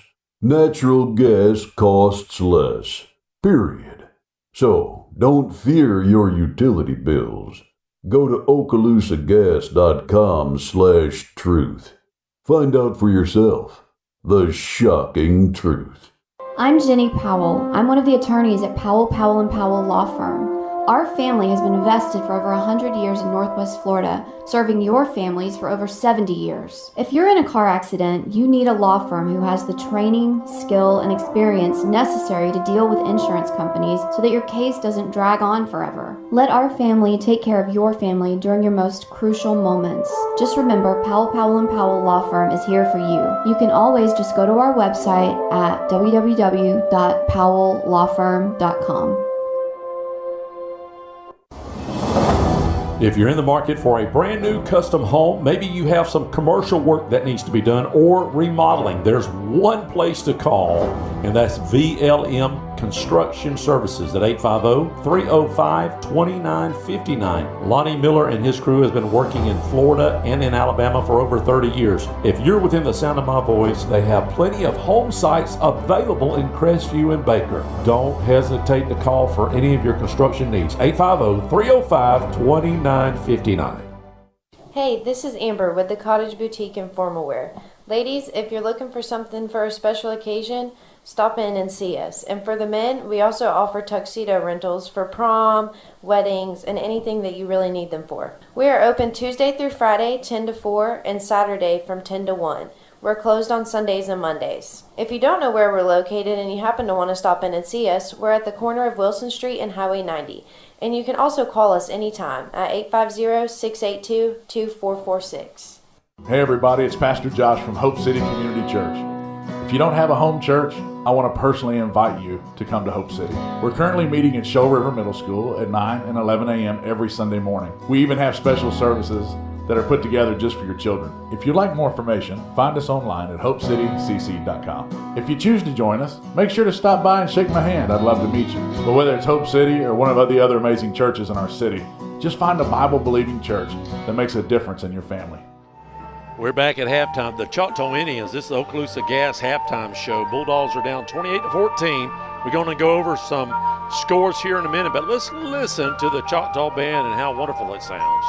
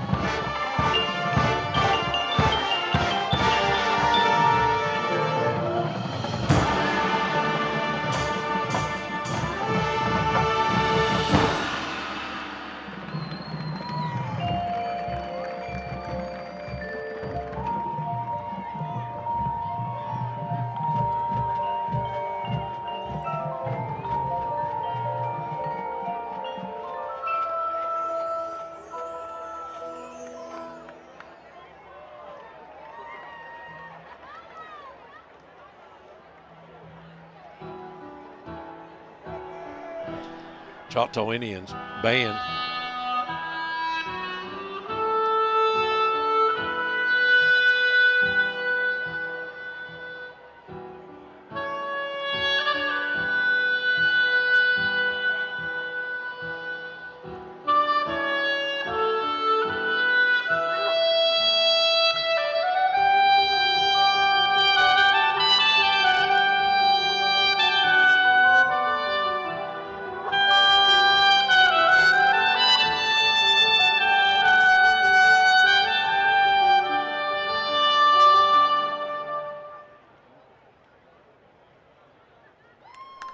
Hey, that sounded great.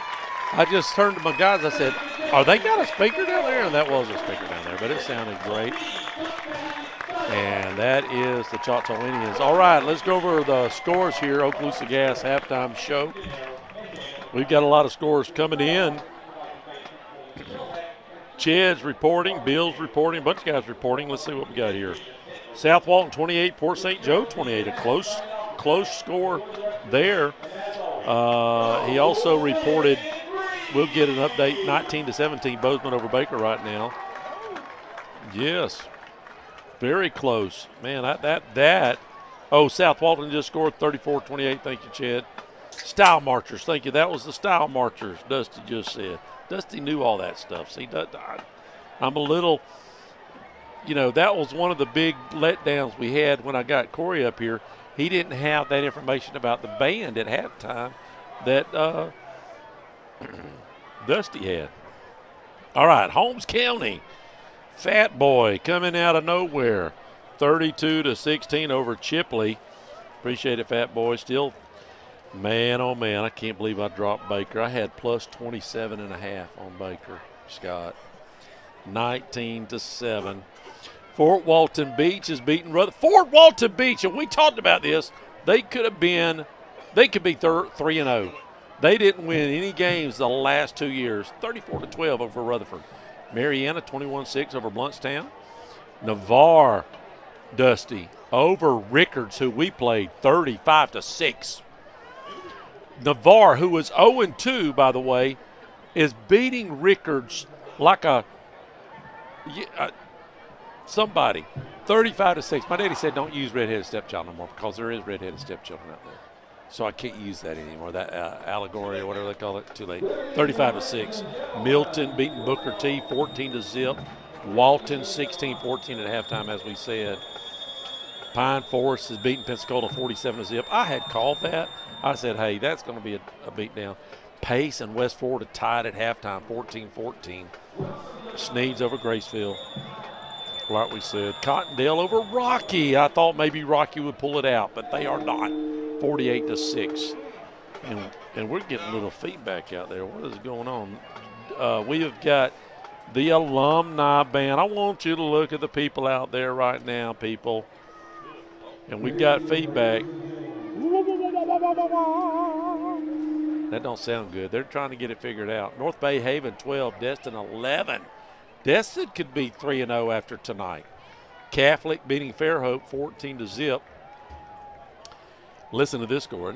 And listen, this is a little team playing a big team, but only because they're in the same city. 55-0 at halftime, mostly over Arnold. Why is even Arnold playing mostly? Why do they do that? Why? Jay, no score on Jay in Franklin County right now. Osceola Christian, I ain't worried about them guys. And we know. What are they doing? Is somebody talking? Is that Ricky down there? Is that Ricky Gibbons down there? Look down there in the red shirt. Could be. Boy, there's a lot of feedback. You can't have that. I don't even know what that is. Why is there feedback? Is there is there a microphone down on the field? Huh? Oh, okay. Well, they're trying to get things settled, but that is what it is. Listen, we're going to take a quick timeout here.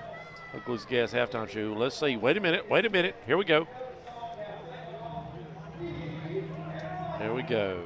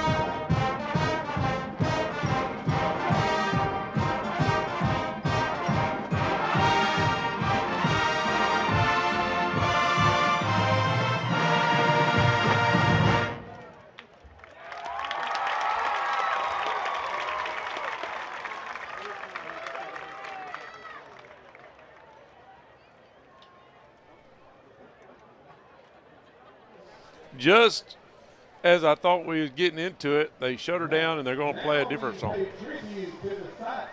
Let's see. We're going to have probably big, I don't know what we're going to. Here we go. Here we go.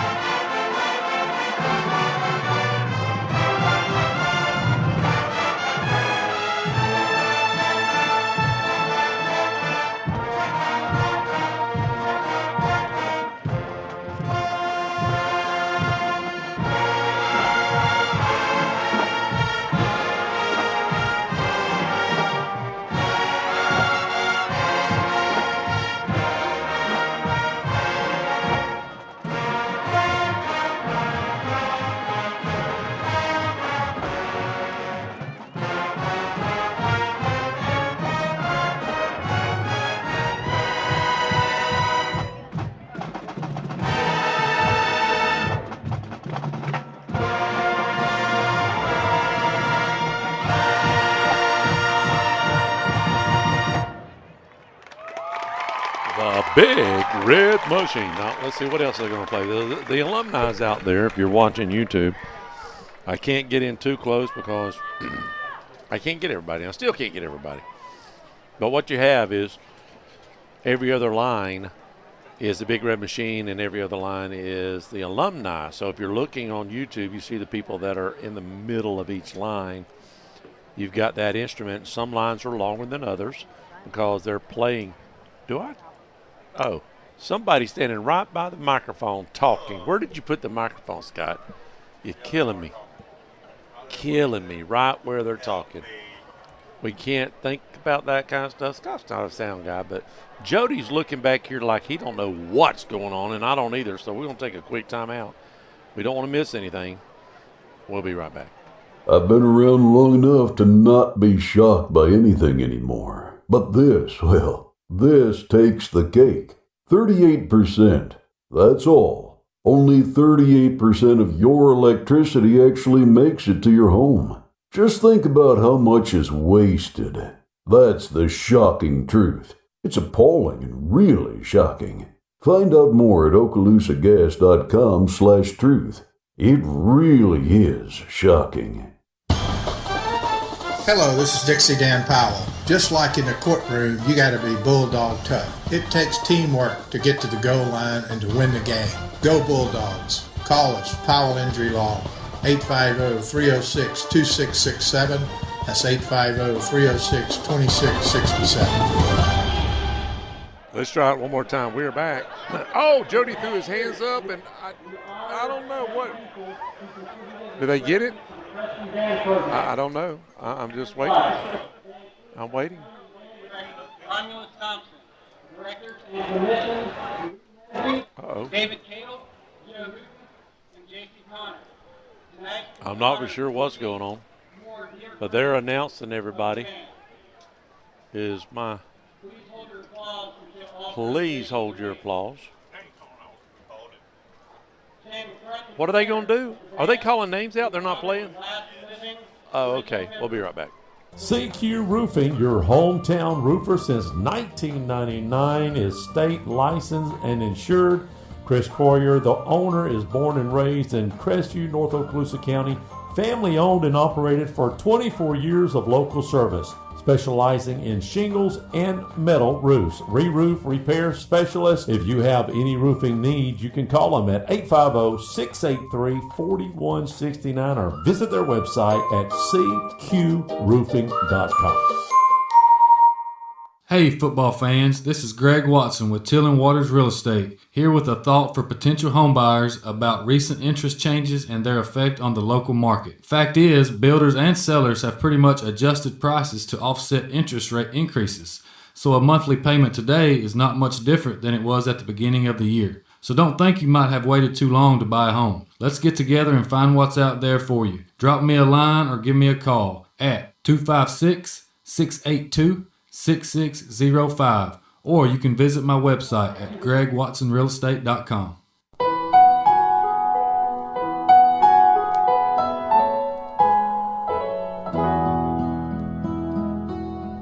Hello friends, this is Brandon Martin, General Manager at Blackwater Golf Club here in Crestview, Florida. From the newly renovated 18 holes to the Top Tracer driving range, Blackwater has something to offer for everybody. Open 7 days a week for the best pricing. Book your tee times in advance on our website, golfatblackwater.com.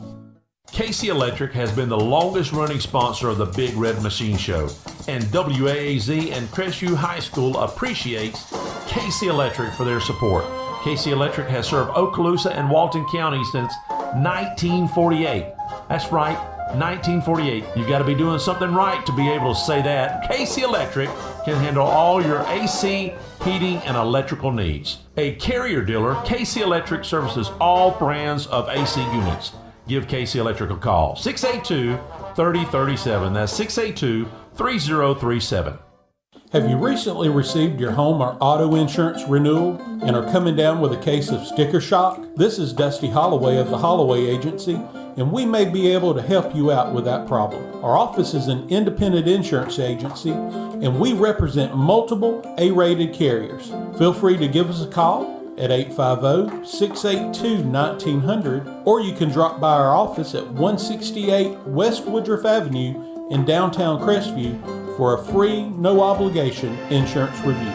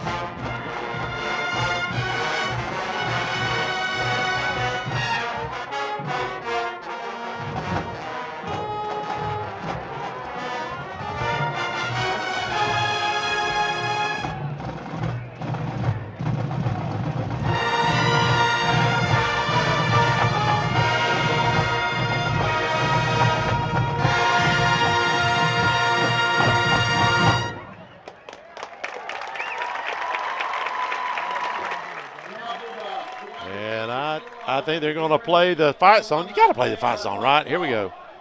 Fight song it is. Here we go.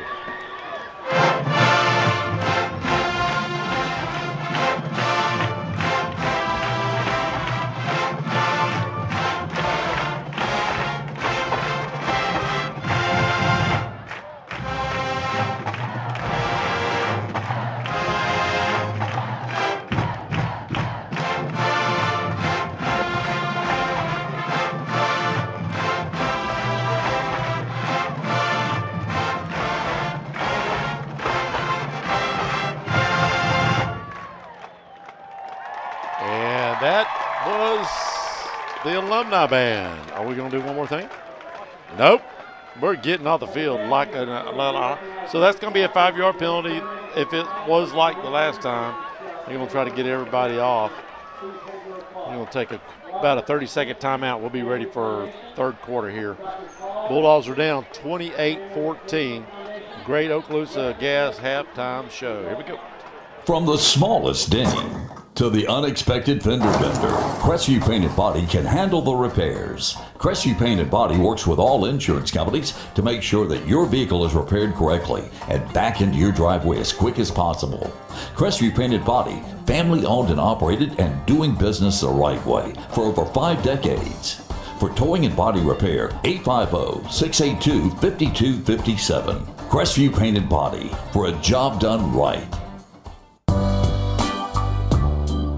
Guys, listen up. Did you spend too long out on the boat this Saturday fishing? Have you been on the links a little too much? Do you need to get out of the doghouse? Let me tell you where you need to go. Joey the Jeweler. He's on Main Street right by Desi's. He's got tons of beautiful jewels to win your girl back over. And make sure to go like and share his Facebook page. He's always doing great giveaways, so you have a chance to win something free for your girl. So head on over to facebook.com/JoeyTheJeweler. Or you guys could just ask Siri what the phone number is. Hey Siri, what is the phone number to Joey the Jeweler? Joey the Jeweler's phone number is 850-682-1980. I want to share a quick story about Brackney Funeral Home. We recently lost our grandmother, and thanks to the kind, professional, and caring staff, it just felt like being with family. She had made all of her decisions in advance, so it was a very seamless process. So thank you, Brackney Funeral Home, for treating our family like yours. If you don't know where they're located, they're at 480 East James Lee Boulevard. That's Highway 90 right across from Twin Hills Park, and their phone number is 850-683-9898. We highly recommend Brackney Funeral Home. And we're back just getting done with halftime, and the score is 28-14. If you're just tuning in, the Bulldogs will get the ball first here in the third quarter. And Tab has over 300 yards unofficially on the ground with 3 touchdowns. One was 45 yards, one was 85, and the other one was 69 or 70 yards. Touchdown runs. Over 300 yards with all the other yardage that he has. He's the only guy that really did anything. What do? Do you bring an extra guy in the box, or will that even help? You got to try to load the box, but you got to. You do whatever you did the first half, you do it differently. But like I said, if he ever breaks the initial line and gets it open space, we don't have the speed. We can't catch him. All right. Well, Choctaw will be kicking off. Bulldogs will be getting it left to right. No wind. So look for this ball. It has been going in the end zone or right at the goal line each time Choctaw kicks. So we'll see how they handle it here. Appreciate all the scores. Man, I'm getting a lot of scores in here. More guys. What is Melgunia, Dusty? Melgunia. I guess that was one of the songs they were playing. I don't know. Chet said Jay's over Franklin County 41-6. So Jay, I think they go 3-0. We'll see. I can't remember if they're 1-1. All right, here's the kick. You got the third, Bubba. Ball's in the air. High kick to the near side. Going to be caught at the 1. We'll take that back. Tassin dances around. Still not down. Now cuts it. Cuts it back all the way across the field, but he's going to get tackled right across the 25-yard line. Dogs will set up first down and 10 from their own 27-yard line. I sort of like the fact that he was about to run out of bounds. He could have very easily done that, but he cut it back to try to get more yardage. Yep. Great eyes for the freshman. So if Crestview can march down and score right here, it does cut it to a one-possession game. Yes, absolutely. Potentially a 7-point game. And the way this is kind of the first half played out, we would definitely take it. Absolutely. Appleby and Turtle in the backfield. 4 receivers set for the Dogs. 3 to the top side. And here we go with the first play of the second half. Turtle receives a snap, and Appleby went the wrong way, or Turtle went the wrong way. Turtle's going to get sacked for a loss of about, looks like 4 on the play. Not a good way to start the half off. Second down and 14 coming up for the Dogs. You know, that happened last quarter. It was a different running back. It was a different running back, so you don't know if Nocher's going the wrong way. He thought he was going to hand off to the left, and it didn't happen, or the right, something. I don't know. It was a mess. Second down and 14 back to the Bulldog 22-yard line. Going to go empty now. 5 wide receivers, 3 to the top. Ball is on the near hash. Bulldogs going left to right on your radio dial. Turtle receives the snap, and he's looking to his left, and he's just under all kind of pressure. Gets away from it. Steps up and finds Cole Metz out around midfield. Turtle just staying alive back there and keeps his eyes downfield, and Cole Metz able to break away in the scramble drill, and a passing catch of 28 yards there for the Dogs. Cole Metz was watching the quarterback and saw that he had to take off, and he had enough speed to get by his receiver. And what a perfect pass right in the breadbasket. And that's a few times that Turtle has bought himself extra time, and his receivers have gotten open downfield. 4 receiver set, 2 stack, both sides of formation. Ball's on the near hash. Appleby and Turtle in the backfield. And the Dogs have it at midfield, 1st down and 10. And trying to cut into this Indian lead. Turtle back to throw, has a little time now, has Parks on the near sideline and has a nice completion into Indian territory all the way down to the Indian 38-yard line. 1st down and 10, pass and catch of around 12 yards that time from Turtle to Parks.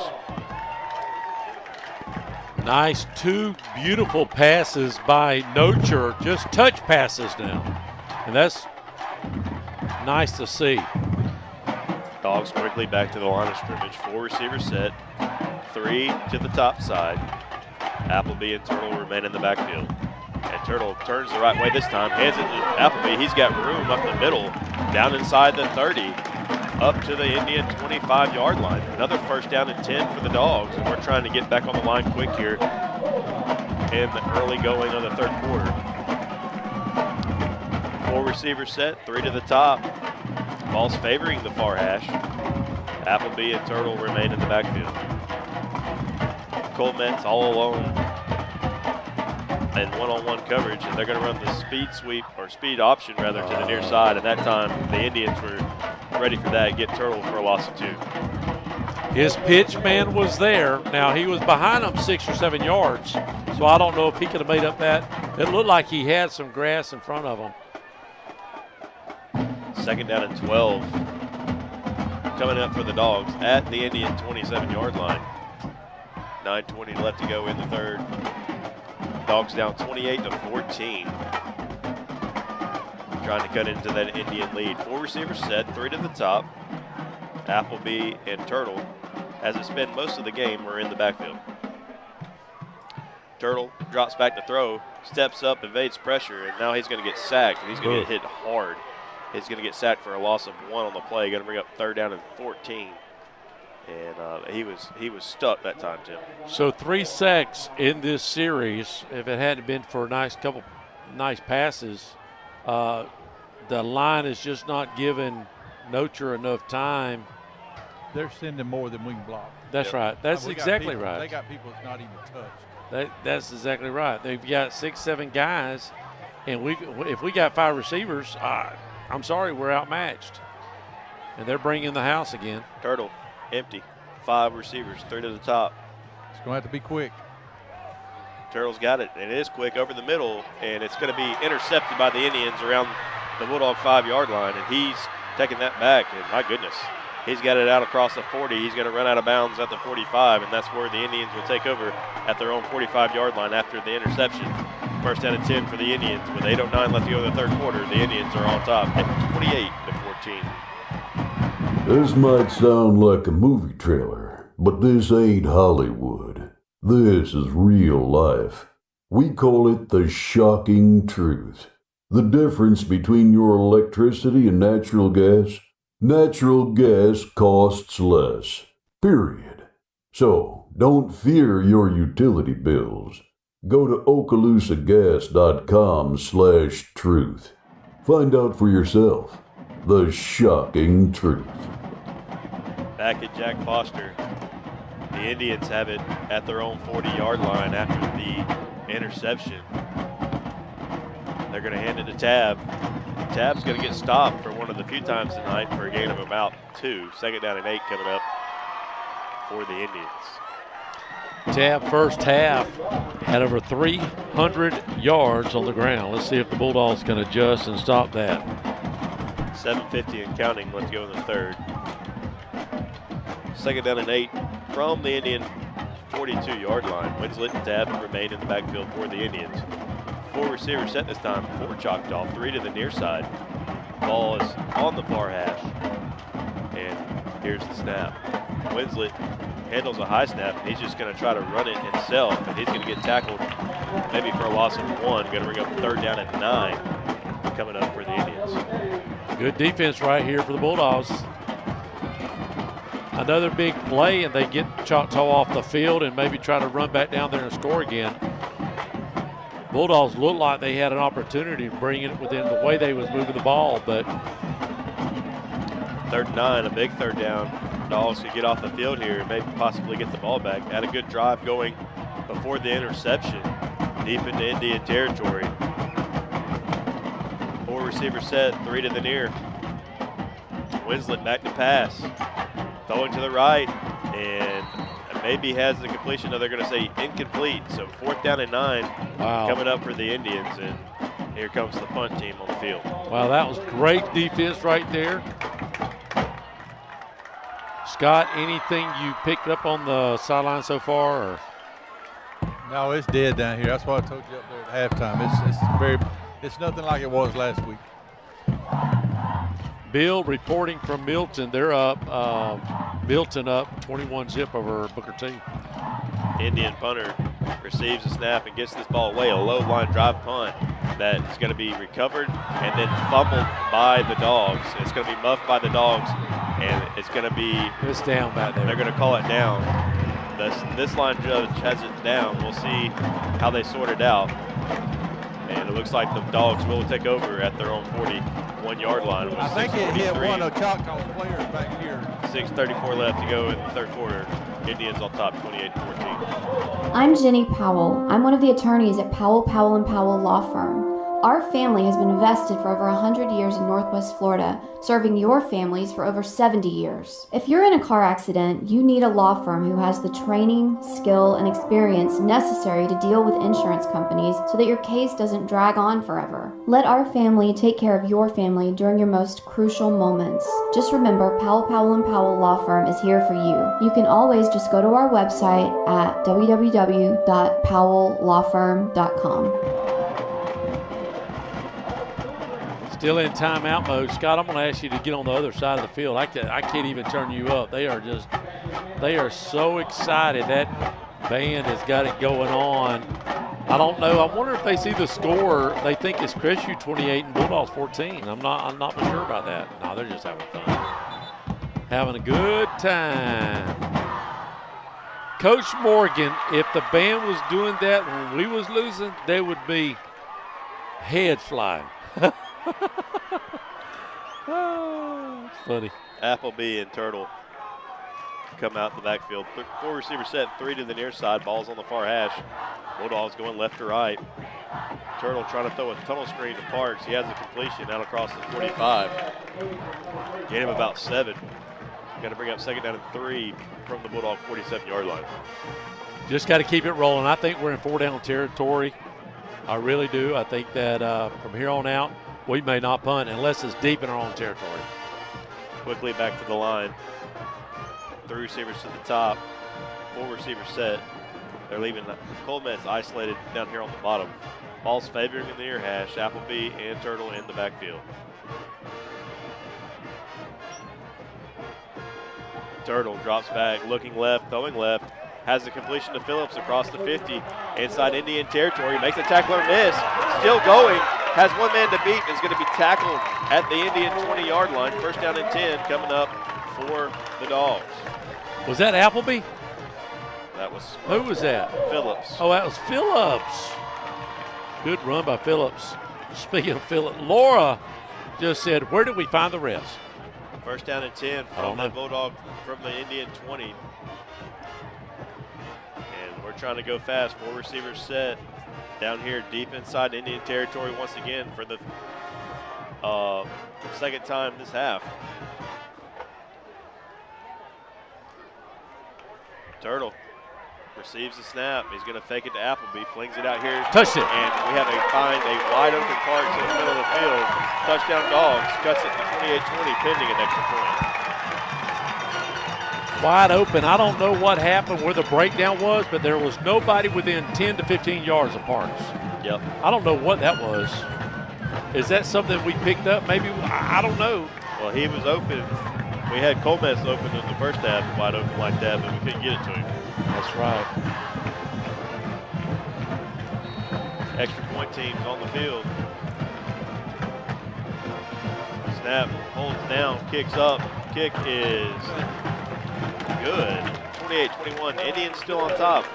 Dogs have cut into this lead, though. 5:10 left to go in the third quarter. We'll be right back. If you're in the market for a brand new custom home, maybe you have some commercial work that needs to be done or remodeling, there's one place to call, and that's VLM Construction Services at 850-305-2959. Lonnie Miller and his crew has been working in Florida and in Alabama for over 30 years. If you're within the sound of my voice, they have plenty of home sites available in Crestview and Baker. Don't hesitate to call for any of your construction needs. 850-305-2959. Back 28-21 Bulldogs. The last two drives have drove the field. Choctaw came out on their possession, 3 and out. I believe it was 3 and out, really close to 3 and out. So the Bulldogs, whatever they did at halftime, light of fire, judgments, whatever you want to call it, is working right now. Bill from Milton says the Scambia is up 20-7 over Gulf Breeze. Appreciate it, Bill. Myers getting ready to put toe on leather for the Dogs. Kicking it back to the Indians after the Bulldog touchdown. Still waiting. Well, 10 seconds left on the play clock. I don't know if we can get the delay game on the kickoff team. Maybe ball is an onside kick. Onside kick. And the Indians will recover right at their own 44-yard line. So we didn't onside it every time this year, but we got to do it at least once. At least once. Choctaw's got we got a little timeout. We'll take a quick timeout for a situation. Hey, this is Amber with the Cottage Boutique and Formal Wear. Ladies, if you're looking for something for a special occasion, stop in and see us. And for the men, we also offer tuxedo rentals for prom, weddings, and anything that you really need them for. We are open Tuesday through Friday, 10 to 4, and Saturday from 10 to 1. We're closed on Sundays and Mondays. If you don't know where we're located and you happen to want to stop in and see us, we're at the corner of Wilson Street and Highway 90. And you can also call us anytime at 850-682-2446. And the injured player for Choctaw bounced right back up. Give us a little breather. Well, they have pretty good field position since they fell on that attempt to onside. First down and 10 for the Indians. Tab and Winslet in the backfield. Two receivers to either side of the formation. Winslet receives the snap. He's going to hand it to Tab. Not a bad idea. This time the Bulldogs defense is up to the test. Gain of about 2. Second down and 8. If we pull this off, hey, Scott, if we pull this off, you better go grab, because I got on to him last week. I talked to him before the game. If he wins. Second down and 8 coming up for the Indians from their own 45-yard line. 4:40 and counting left to go in the third quarter. Dogs down 28-21. Winslet hard counts it, looks over to the sideline. Now gets his troops set back up. Winslet running the speed option. He'll keep it. He's across the 45, breaking tackles across the 50. And a hard run that time by the quarterback down to the Bulldog 45-yard line. First down and 10 for the Indians.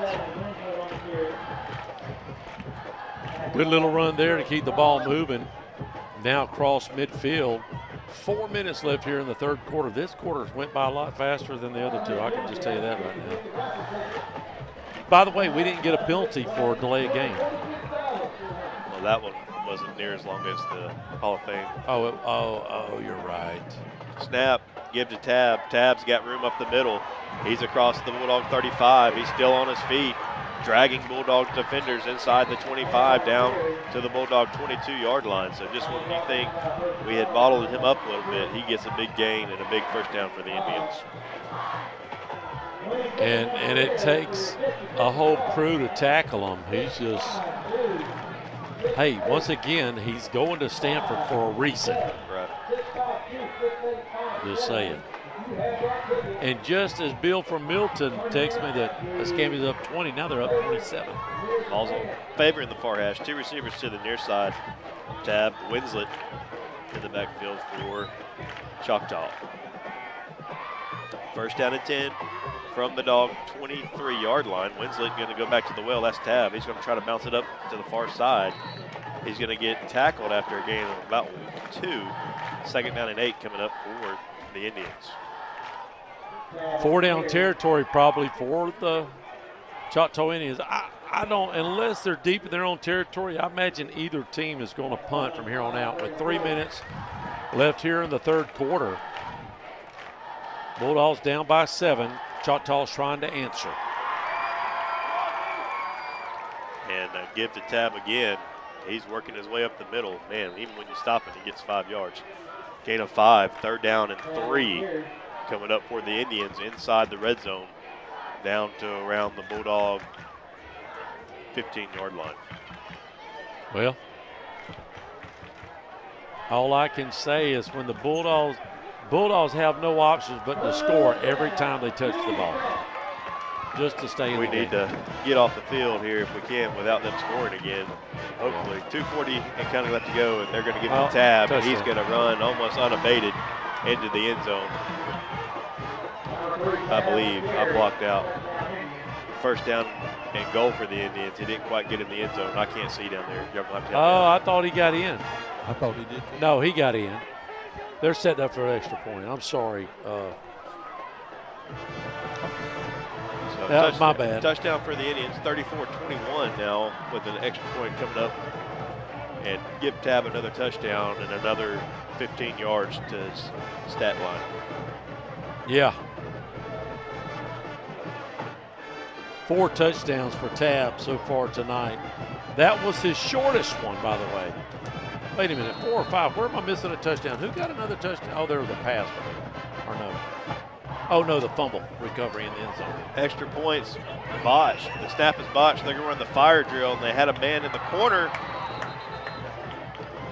Incompletion on the botched extra point. So leave the score at Choctaw 34. They got a flag. Well, leave a flag on the Don't field. touch it. It's probably our luck. It'll be on red, but let's see. Maybe it'll be on white. Referees are setting up like they're going to let them try it again. It should be holding in a situation like that. Let's see what he calls. I would almost guarantee. Well, the snap rolled back there, so I don't know. Personal foul against the Dogs. Oh, wow, they get a. Now, do they can they assess that here, or do they get a second chance, or do they assess that on the kickoff? I don't know. Well, they're going to set up one more time. Because of the penalty, it moves up a yard. Grant is so they're going to try the extra point again, or they got the offense out there? Nope. They're going to try the extra point one more time. I'll call it. You can call it. Yeah, go ahead. They'll set up just 1 yard closer because of the personal foul on the Bulldogs. They'll get one more shot at it. And we're waiting for the kicker to get set with 2:27 left here in the third quarter. Choctaw trying to make it a 35-21 game. And they're set now. Kicker drops, snap, and it is good. We'll be right back. Choctaw's up. Hey everybody, it's Pastor Josh from Hope City Community Church. If you don't have a home church, I want to personally invite you to come to Hope City. We're currently meeting at Show River Middle School at 9 and 11 a.m. every Sunday morning. We even have special services that are put together just for your children. If you'd like more information, find us online at hopecitycc.com. If you choose to join us, make sure to stop by and shake my hand. I'd love to meet you. But whether it's Hope City or one of the other amazing churches in our city, just find a Bible-believing church that makes a difference in your family. I've been around long enough to not be shocked by anything anymore. But this takes the cake. 38%. That's all. Only 38% of your electricity actually makes it to your home. Just think about how much is wasted. That's the shocking truth. It's appalling and really shocking. Find out more at ocalusagas.com/truth. It really is shocking. Well, I'll tell you what's shocking, 35-21, the Bulldogs had a chance to actually tie this ball game up if they hadn't threw the interception there at the goal line early on, the first drive in the third quarter. Choctaw now going to kick off and deep to receive the Bulldogs. High punt, Going to be fielded about the 5. And that's Tassin. Tassin's going to bring it back to the far side of the field. He's still on his feet, out across the 25. Going to get tackled around the 29, 28-yard line. That's where Crestview will set up shop. Down 14. Bulldogs need to come out right here. They have to score to stay in reach. A score is only down by 7 points. If we can get the extra point in there. So Bulldogs have got to come up with a stop if they have a chance. If they're going to score here on out, every time they touch the ball, they have to stop Choctaw at least one series to try to tie the ball. And I think if we score, I know we're getting ahead of ourselves a little bit, but if we score here, I think you almost got to onside it. Why? We're only because down you by can't 7. Stop it. Well, you can't, but by gosh. Why don't we We've kick it at stopped a tab? them one time the whole game. I want to ask the question, when we kick it off, why don't we kick it at tab? Turtle back to throw. He's going to find Parks, has the completion out across the 35 up to the, well, they're going to mark it at the 35. Gain of about 7. Second down and 3 coming up for the Dogs. Good little pass and catch, just a little turnaround route. Parks was there. Choctaw was there, but that's 7 yards, and that's a great start on the drive. 2nd and 3. Turtle, 4 receiver set, 3 to the top. Appleby behind him in the backfield. Looking to the sideline for some adjustment, new play. Appleby now motions to the left side of Turtle. Still waiting for the snap. 5 on the play clock. 2, 1. Turtle gets it away, and he's going to try to run it. And he sticks his head down and maybe gets 2 yards.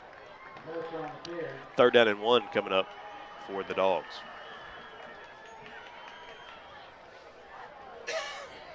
Four down territory almost. I would say it's 4. When you're at the 40-yard line, although you're on your 40, I'm going to say it's 4 down territory, especially down 2 touchdowns and knowing if Choctaw gets the ball. Is it water break already? Oh, are they going to measure? Gonna do a measurement. They're going to measure. They'll bring it out. We'll be right back. Hello, this is Dixie Dan Powell. Just like in the courtroom, you got to be bulldog tough. It takes teamwork to get to the goal line and to win the game. Go Bulldogs. Call us, Powell Injury Law, 850-306-2667. That's 850-306-2667.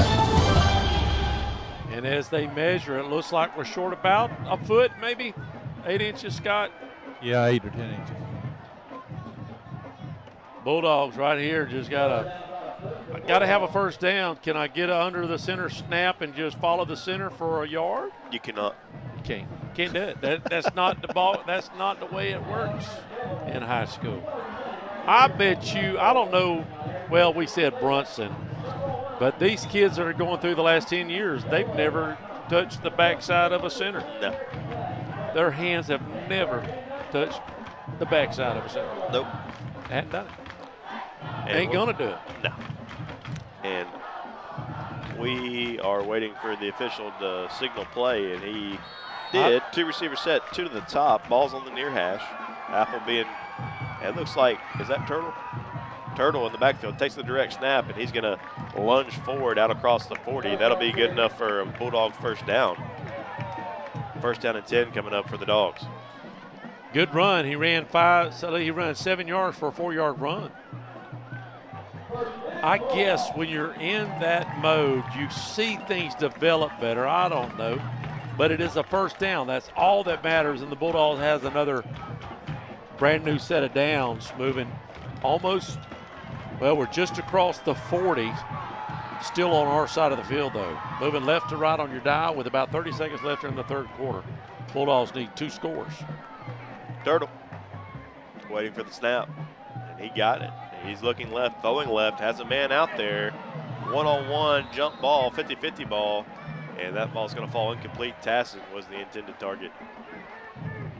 Stops the clock with an incomplete pass. That brings up 2nd. Turtle's got a pretty throw, but a lot of the times I believe he's throwing just hoping that his guy's there.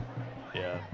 And he's tough, man. He's done a good job on the ground and has kept things alive with his legs. He's done just about everything you could ask of him, keeping us within earshot tonight. 17 seconds left, as Tim said, in the third quarter. Dogs down 35-21. Empty backfield for Turtle, and he's going to try to find Parks over the middle, and that ball's going to fall incomplete. Third down and 10 coming up for the Dogs. That play's happened 3 or 4 times where he's open, Scott, and he just hits them on the backside, and they can't hold on to it. Yeah, he's just got to get rid of it so quick. They're coming wide open.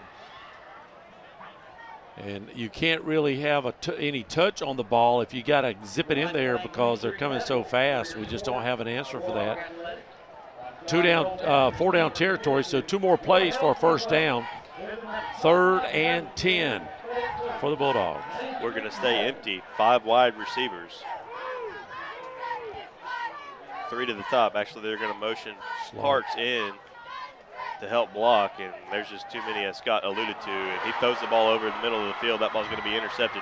Running back, and a pick 6 for the Indians on the interception. Move the score 41-21 with an extra point coming up. He's just trying to make anything happen. Yep. And he don't have enough time, even with an extra blocker there. They send 7. We've got 6 blockers. They just, however many blockers we have, they're sending 1 extra guy every single play. And we don't have an answer for it. Extra point teams out on the field.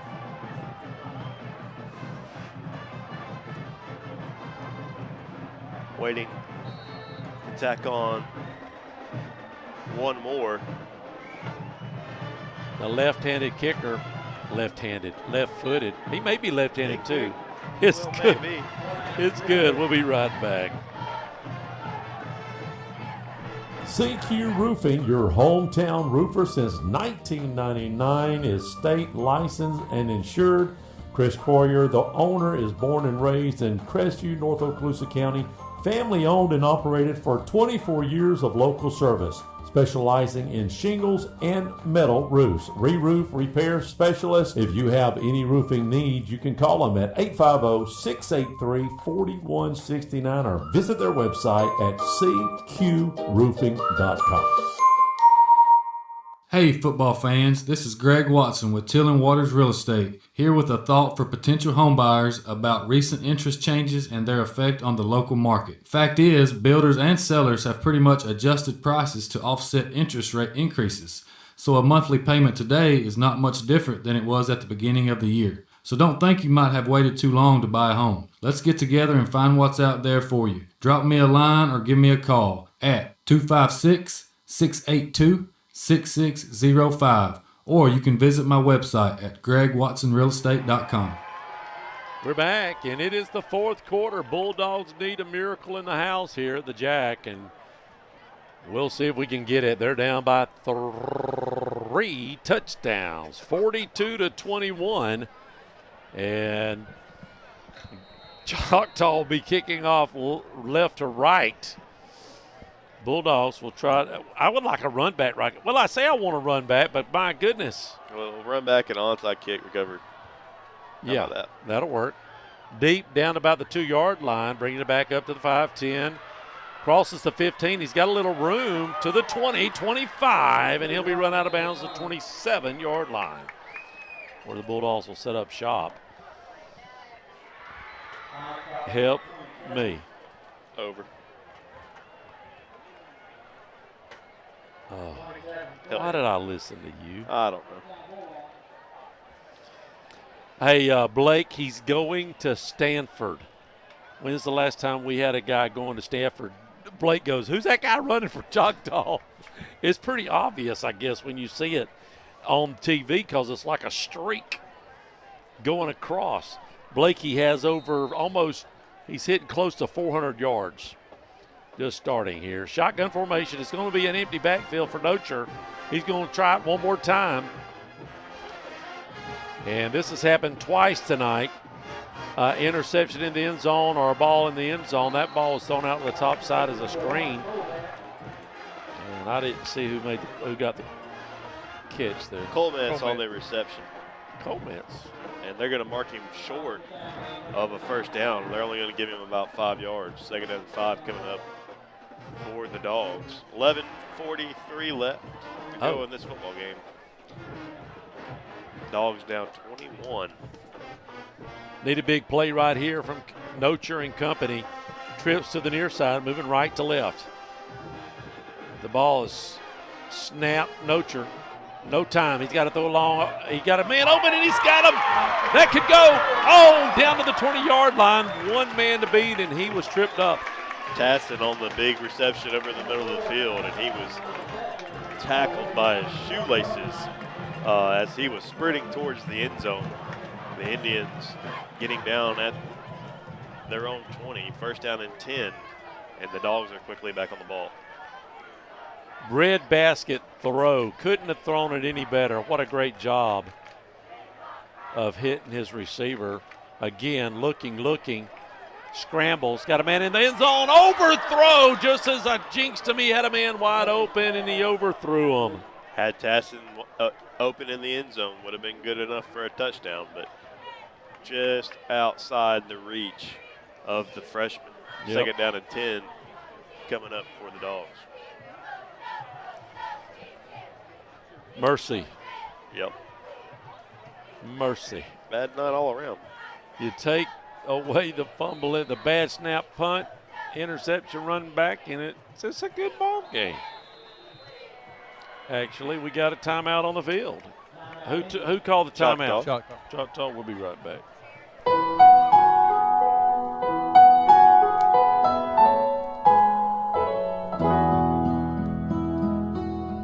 Hello, friends. This is Brandon Martin, General Manager at Blackwater Golf Club here in Crestview, Florida. From the newly renovated 18 holes to the Top Tracer driving range, Blackwater has something to offer for everybody. Open 7 days a week for the best pricing. Book your tee times in advance on our website, golfatblackwater.com. Casey Electric has been the longest running sponsor of the Big Red Machine Show, and WAAZ and Crestview High School appreciates Casey Electric for their support. Casey Electric has served Okaloosa and Walton County since 1948. That's right, 1948. You've got to be doing something right to be able to say that. Casey Electric can handle all your AC, heating, and electrical needs. A Carrier dealer, Casey Electric services all brands of AC units. Give Casey Electric a call. 682-3037. That's 682-3037.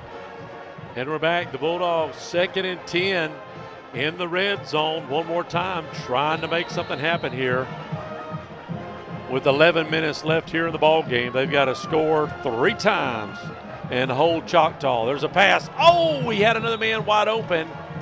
And it looked like Nocher was trying to throw an out route, and it looked like the intended receiver was running a post, so a little mix-up there. That was Parks. That was wide open. Couldn't tell you, Tim. I know you could. You blocked Got out. a little block. Come on a little over block here. issue. Get on a little closer. Slide on in. Slide on in. Get on in, Kim. All right, here we go. Shotgun, nobody helping Nocher in the backfield. He's got a slot man now moving a little closer. 5 receivers. Appleby's in there to block. Now he's got a man open, and he overthrows him again. That one looked like a pretty good ball. It looked like it went right through the hands. Do what? He's throwing them too flat. He's got to put a little air on them. Man. Let him run up under it. We've got guys wide open in the end zone 2 times on this series. 3 times. 4th down, we're going for it, of course. And you just got to draw up the same play, don't you? They're coming to the house. They're making us throw. They're bringing 6, 7 guys, and they're not matching up on our guys. They can't cover all 5 of our receivers. Somebody's going to get open. Just hope that Nocher has time, and we've got a timeout. I think Thomas Grant did not like what he saw. We'll be right back. Have you recently received your home or auto insurance renewal and are coming down with a case of sticker shock? This is Dusty Holloway of the Holloway Agency, and we may be able to help you out with that problem. Our office is an independent insurance agency, and we represent multiple A-rated carriers. Feel free to give us a call at 850-682-1900, or you can drop by our office at 168 West Woodruff Avenue in downtown Crestview for a free, no obligation insurance review. Well, here we go. Bulldogs 4th and 10 on the 20. They have to get to the 9-yard line for the first down. And again, the last 3 plays, men, were wide open. We just got to find the right guy. If Notre has enough time, if our guys can hold them up, they've got, this time they're only bringing 4-5 guys now. So let's see what happens. Notre drops back. He's looking. Now he steps up. He's got some running room. He's got to get a first down, though. And he does not get the first down. It'll be Choctaw's ball. Notre scrambles. Almost. You just got to throw it up. You do. That, I don't know what he had down there, but you got to, on 4th down, he was trying to make a play, but you got to. That's right. Just throw it, pray at that point. But well, you got to hope now that we can get a quick turnover here. Maybe a pick 6. We're due a pick 6. Would you say we're due a pick 6? We're due a pick 6. Yeah, but I think they're going to do 100% run. Yep. Oh, yeah. They've got to. I mean, they don't have to, but they, if they're got a coach over there that's smart enough, Tab's got almost 400 yards. For some reason, we can't stop them. So here we go. Tab going to get it's a bad snap, and what did I say? Almost picked it up for a touchdown or a recovery. Recovered it by the Indians. The quarterback was able to get it. Loss of about 7 on the play. 2nd down and 17 coming up for the Indians. Inside of 10:30 left to go in the football game. Come on, guys out there. I need some weebie-jeebies to go against the Choctaw Indians. Wave your fingers, put your hat inside out, whatever you do. We need something good to happen for the Bulldogs right here. Shotgun formation. Winslet hands it to Tab, and there he goes. And he is brought down at about the 11-yard line. Gain of about 6. 3rd down and 11 coming up for the Indians. So if we can stop them right here. Wait a minute. 3rd and 6, or what is that? Or 3rd and 11. I'm sorry. Gain of 6. Gain of 6. I misunderstood you. So if we stop them right here, they're punting, right? Lord, yes. Okay. I'm just saying. What I'm saying is we could get the ball back. Yeah. That was a, what do you call those questions when you know the rhetorical? Answer? Yeah. Winslet, they're going to pass. They've got a man open, and he's beat, and that's going to be, he's got some running room. I don't know if we'll catch him. No, it's a touchdown. Touchdown, only a 90-yard pass and catch. Boy, that was a pretty pass, too. That is going to send that's the ball game. Some of the Crestview faithful going for the exit. It's going to make it 48-21 with an extra point coming, and we have a flag after the play. I think that our side was thinking what I was thinking, and everybody else. You don't pass the ball. You don't pass. You just give it to Tab. And they roped-a-doped us. That's the only – I think that's the – It wasn't terrible coverage. It was a great throw. No, it was a great throw. That's only the second pass they've completed tonight. It just happened to go for 90 yards for a touchdown. So that's going to turn out a lot. The fat lady is singing, pretty sure, with 9:28 left. She's taking a nap. They done pulled the drape from her. Yeah, I think she's already down at McDonald's eating, finishing out. They call her a fat lady for a reason, right? She's at Mickey D's eating right now. She said, I don't have to sing.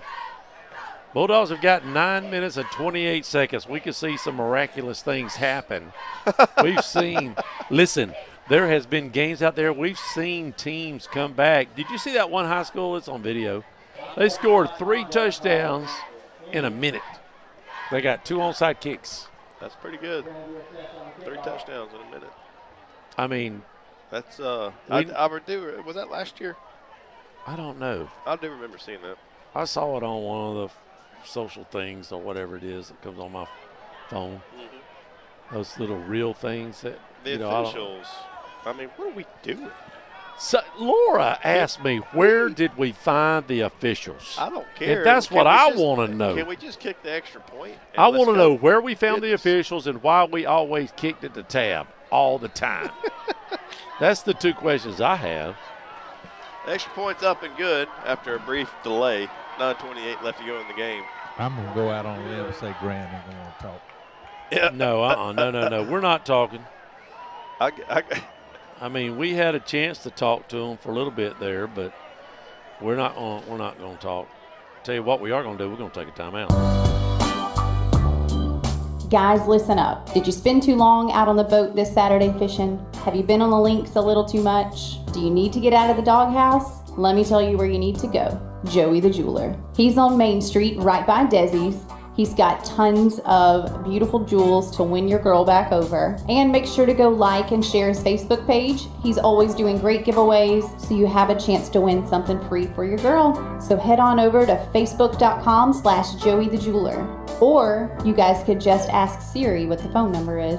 Hey Siri, what is the phone number to Joey the Jeweler? Joey the Jeweler's phone number is 850-682-1980. We're back at Jack Foster Stadium. Scott, I haven't seen a lot of people leave. Maybe the alumni band is celebrating. I don't see the band playing right now. I don't know why the band is not, the drum line or whatever they call them. Generally they're,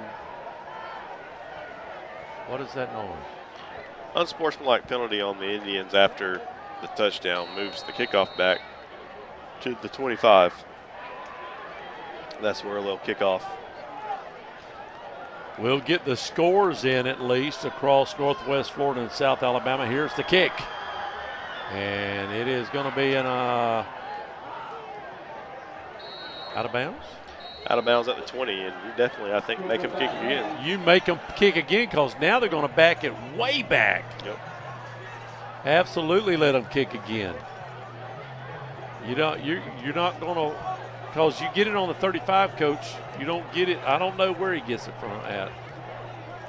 Where do they get it if they take it? If you get it at midfield, you probably just take it. The penalty erases that 35 because it's a 15-yard penalty. Right, I guess. So it will be on the 50. Yeah, we'll take it on the 50. You don't want them to re-kick that. That's the best field position we started out all night. Yep. So we'll take it. Bulldogs got a short field with 9:28. If they score 2 plays, if they only run off 30 seconds, we're in the ballgame. We got to hold them 3 times now, I'm just saying. Tim, you're the definition of an optimist and the definition of somebody trying to keep viewers. I'm trying to keep everybody out there watching and listening on the radio. You got to give them something to hope for, something to pray for. I hear you. I'm hoping that preacher's praying right now. The name in the thing says Hope City. I'm hoping and praying. Here we go. Shotgun formation at midfield. The Bulldogs.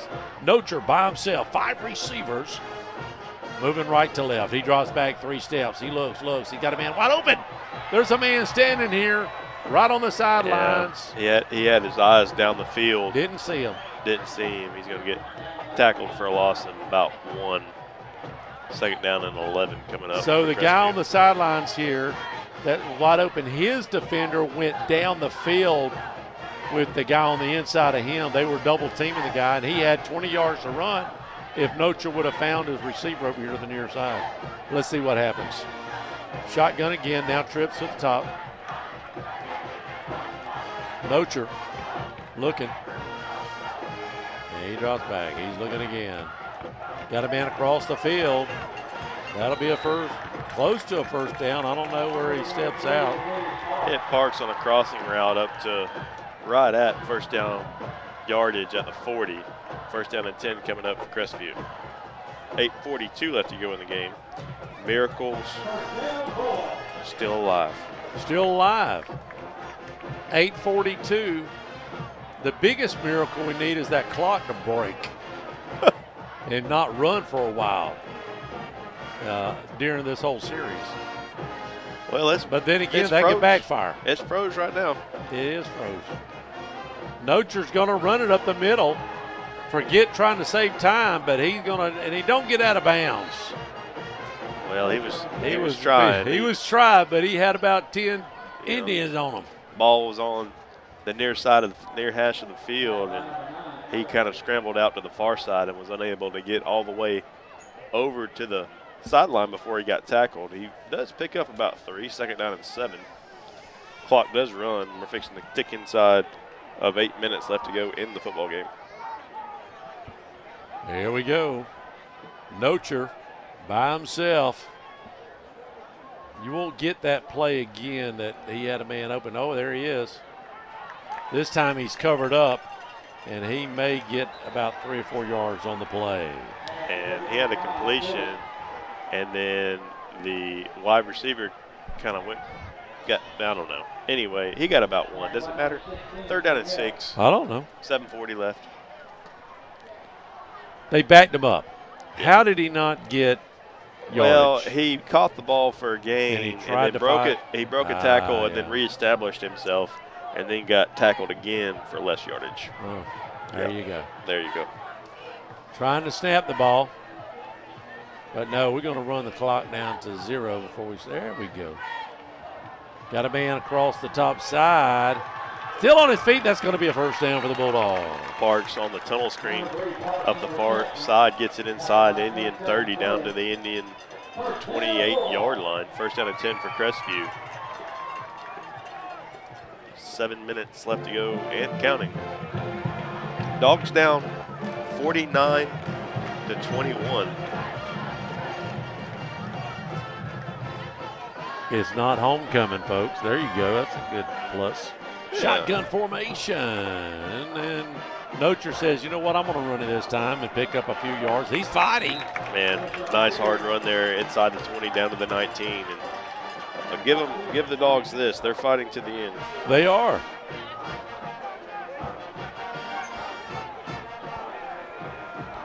Trying to put another score up there on the scoreboard here with 6.5 minutes left to go. 2nd down and 2. I'm thinking onside kick if we score. What do you think? Yes, sir. Got a man in the corner. Touchdown. No, he dropped it. Dropped it. Tassin unable to come down with it. What'd you say, Scott? He's just putting them a little bit too high. Looked like he had it in his hands. He didn't? Yeah, they was right at the tip of his fingertip. Oh, he didn't even bring it in. I thought he brought it in. Third down and 2. The clock stops with 6 minutes left. Get your scores in. I'm just going to throw it out there. Nobody picked Choctaw winning this big, so the spread, the winner, you got to hit it on the head. I'm sorry. There was only one Choctaw. We had about 15 Bulldog fans. We had them all the way up to about 25 points for the Bulldogs. Looks like we're going to get a delay of game. Back us up 5. One lone, I think it was Bill from Milton. I think it was Bill. He had 3 for Choctaw. Sorry, Bill. Got to be on the money this year. I think we did it on the money last year, too. Not for sure. 49-21. I'll tell you this, Bill. If Choctaw wins by 3, it's $500. $500 for Bill. That's how big the ante's going to be. If Choctaw wins by 3, right on the nose. In this game? Yeah. Let's make it $500 million. That's what I'm saying. What are we talking about? Will, he picked 3. I'm saying the only way he could win, if he did win. He's got to hit it. I would be happy with giving him $500. Yeah. I mean, because that'd be a great comeback, and it'd be an exciting game to call here with 6 minutes left if we could get that many points on the board. All right. 4th down. We're just trying to stay alive here, trying to keep the ball moving, the chains moving. Let's see if we can do it. Nocher. Empty backfield. He looks. He finds a man over the field, and there's a touchdown. That's Parks. He finally finds a receiver streaking over the middle of the field. Moves the score. Choctaw 49, Crestview 27 with an extra point. Coming up to cut this to a 21-point ball game. Onside kick, so don't go anywhere. Don't touch the dial. Dial. Don't touch it, people. Don't touch it. Oh, we're going for 2. We're going for 2. Okay. I like it. You can't hurt. Why it ain't going to hurt nothing. Nothing, honey. Here we go. Empty backfield. Nocher's got them spread out. Looking. There's a hold.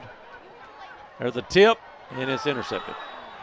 Looked like a hold, though. I saw a hold big time. Yeah, So leave it at 49-27. Choctaw on top. 5:54 left to go in the fourth quarter. From the smallest ding to the unexpected fender bender, Crestview Paint and Body can handle the repairs. Crestview Paint and Body works with all insurance companies to make sure that your vehicle is repaired correctly and back into your driveway as quick as possible. Crestview Paint and Body, family owned and operated and doing business the right way for over 5 decades. For towing and body repair, 850-682-5257. Crestview Paint and Body, for a job done right. 49-27. I will say the faithful here on YouTube has not changed. They're hanging in here with us. They believe, Tim. They believe. We get that preacher praying for hope. Or they're Choctaw fans. I didn't think about that. It could be Choctaw fans. It could be Pace fans looking to see what they get next week. Licking their chops. We got to fix some things, and I know Coach Grant, he absolutely can fix them. If anybody can, Coach Grant can fix this. 6 minutes left here in the ballgame. Right at it, 5:54. And here we go, onside kick, and there's the bounce. Oh, it didn't. Oh, we got it. Oh, it went in and out. I don't know. We'll see. Nope. I think. Choctaw ended up with the ball. Choctaw handed the ball to the official, so that should be. It was that so should be close. a key. Can we get a signal from somebody? Tassin says it's ours. I don't know. We'll see. Still no signal. Well, I don't know. Still no signal. They're saying what? Still, Scott. They're saying we got it. We got it. Miracles. Miracles can happen. Miracles can happen, dude. I'm telling you. He had it, and then it came loose. And the Choctaw guy went and handed it to the ref. The Choctaw guy handed it to the ref. There we go. Just 3 touchdowns. Just 3. That's all it is. Like I said, there was a team last year with about a minute and some change left scored 3 touchdowns in a high school football game.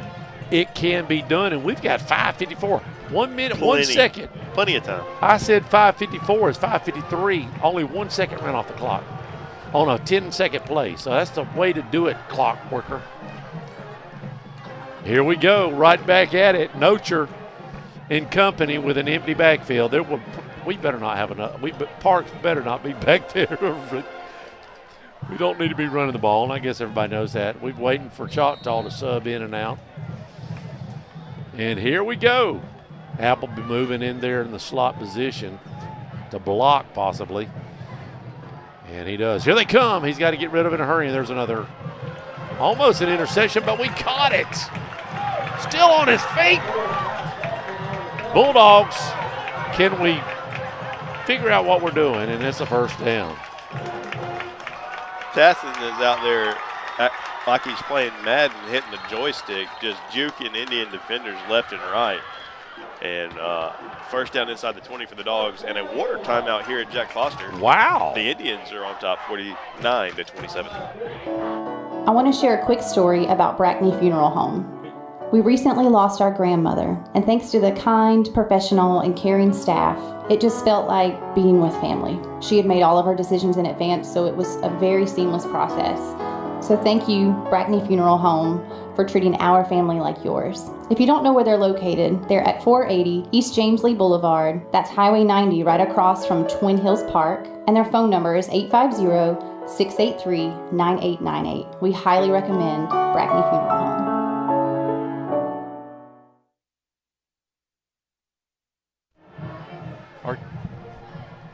Well, they don't need to kick a field goal.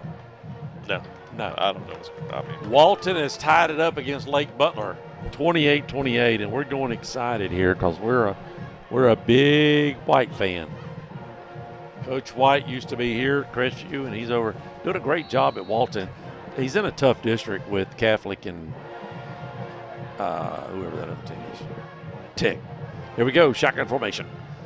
Nocher finds a man. Oh, almost intercepted. A bang-bang play, but a good catch. Tassin with another reception. This one goes for a loss of 3. Gets hit right as he caught it in the near flat. Second down and 13 coming up for the Dogs. Fixing to go inside of 5 minutes left to go in the game. Scott, it looks like he's just looking for Tassin. I think he'd take anybody this time. I think he will. 2nd and 12, or 13 for Nocher and company in the red zone.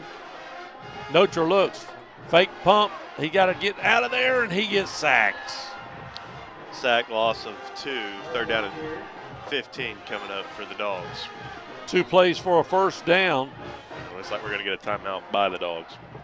And we'll take a quick timeout. Don't touch the dial. This might sound like a movie trailer, but this ain't Hollywood. This is real life.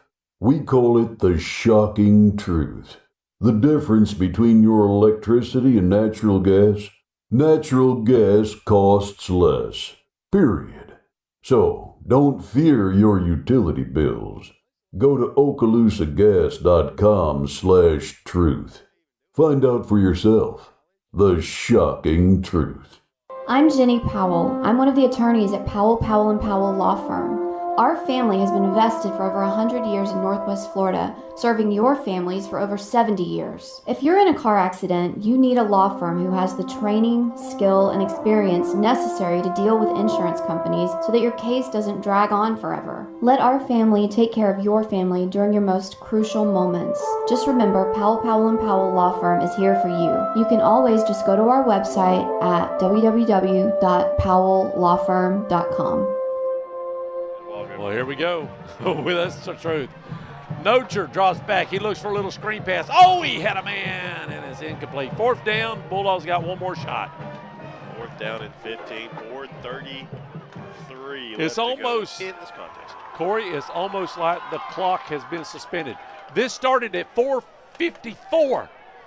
This series, before the touchdown, before the onside kick, we scored at 4:54.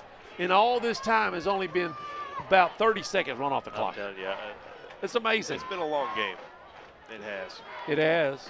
You think I'm breaking down tonight? No, thank you. Shotgun. Here's the last play for the Bulldogs.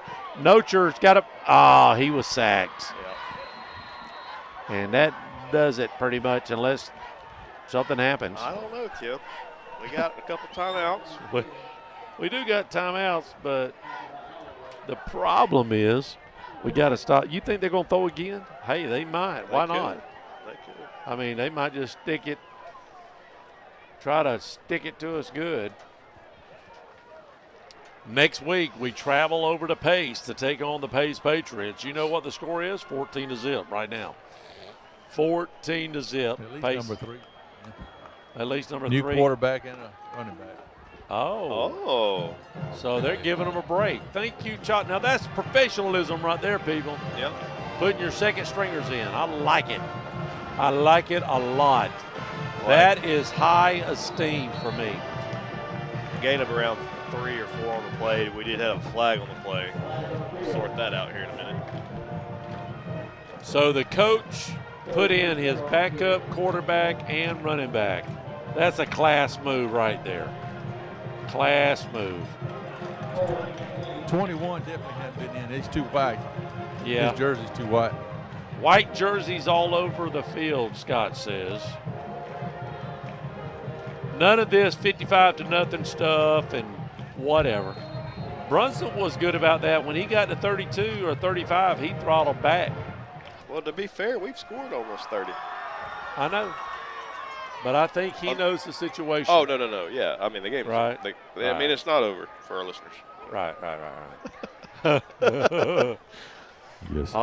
Yes, it is. Hey, was that commercial I just heard? Lower. Or no, we don't have that one anymore. No, they've changed. And there's a handoff right up the middle.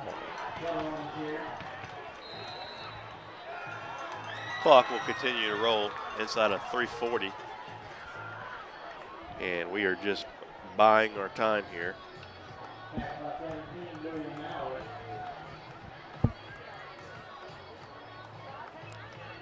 It's been under a minute in the fourth quarter of the Walton game for about 10 minutes. All right. Choctaw trying just to burn the time. I mean, that's what they're doing. Just burning it. 3 minutes left. Quarterback, he's going to keep it.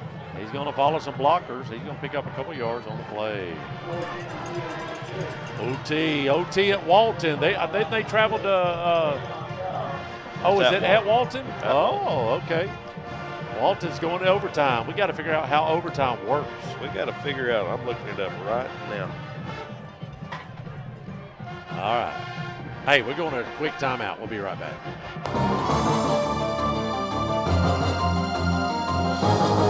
We interrupt this scheduled program for breaking news. Let's go to our correspondent who's standing by at the toll booth of the Mid-Bay Bridge. Kathy, what can you tell us? It's incredible, Mike. Cars are backed up as far as the eye can see, and they're all headed to Affordable Homes of Crestview. The manufactured home dealership on Highway 85? Why? Let's find out. Excuse me, sir. Why are you headed to Affordable Homes of Crestview? Because we're tired of the cost of living down here. Homes are way too expensive, traffic is a nightmare, and we've had it with the homeowners associations. My old neighbor sold his house in Destin and bought a beautiful new manufactured home and a piece of property for a fraction of the cost of his old house. Now he's got plenty of space and a lot of money left over since they're better built at less than half the price. Well, there you have it, Mike. They're headed to Affordable Homes of Crestview, where they can enjoy luxury living at affordable prices. Back to you.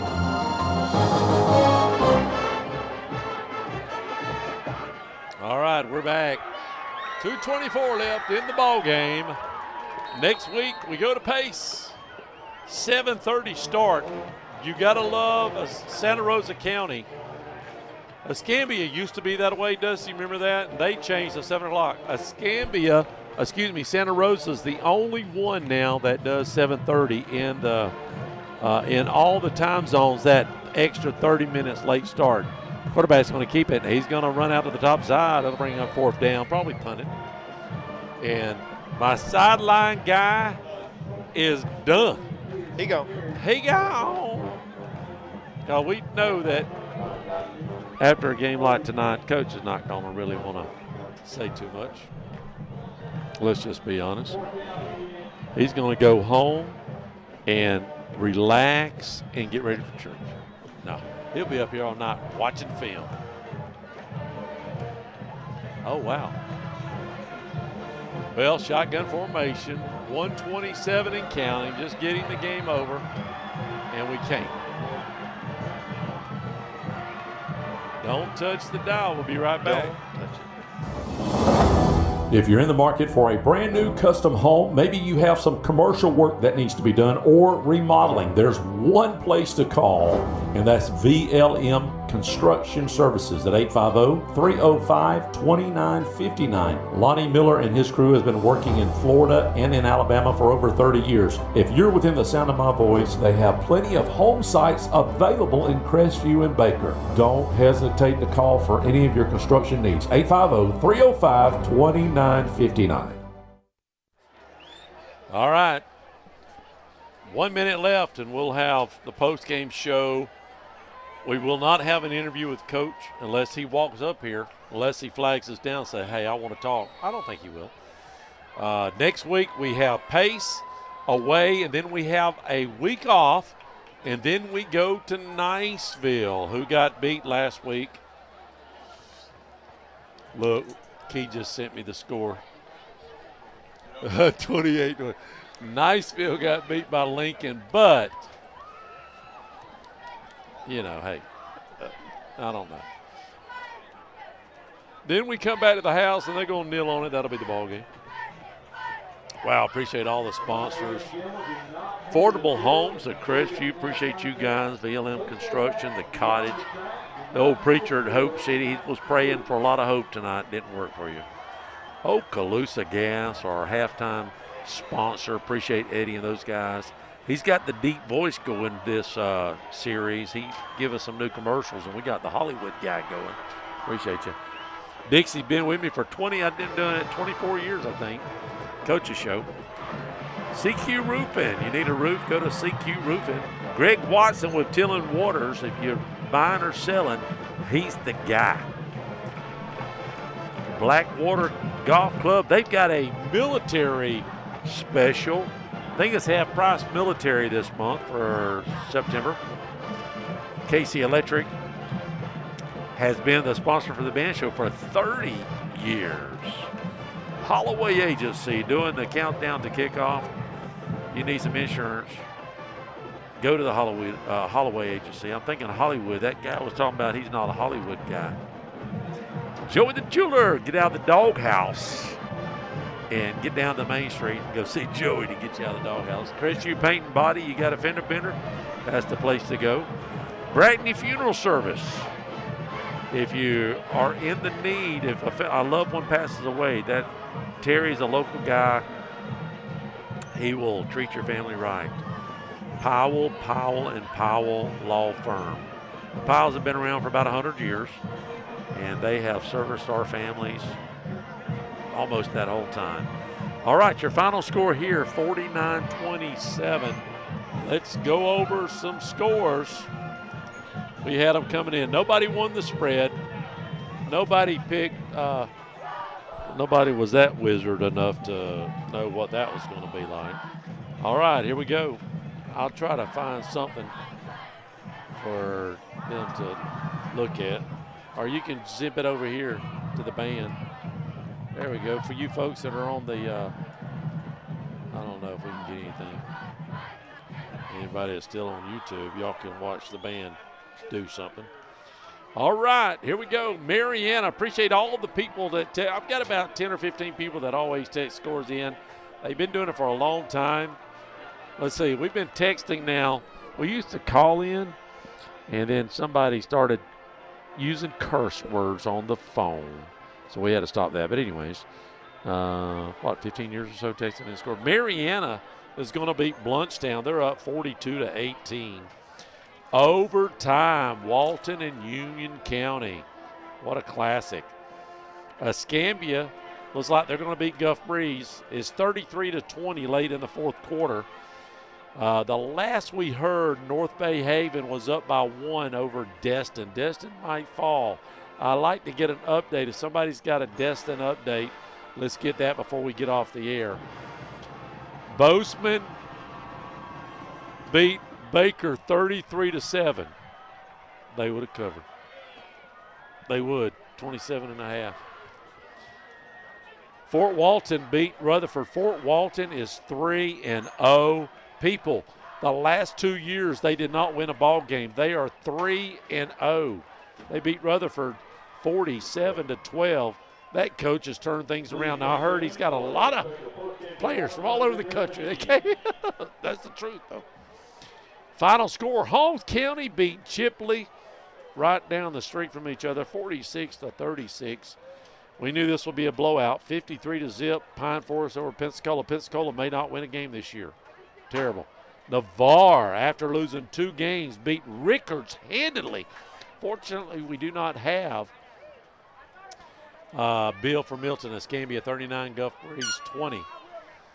Fortunately, we don't have Navarre on the schedule. They beat Rickards 45-18. Milton, we've got them coming up. They beat Booker T 28-0. They've turned their stuff around. Pace barely beating West Florida Tech, who we have next week.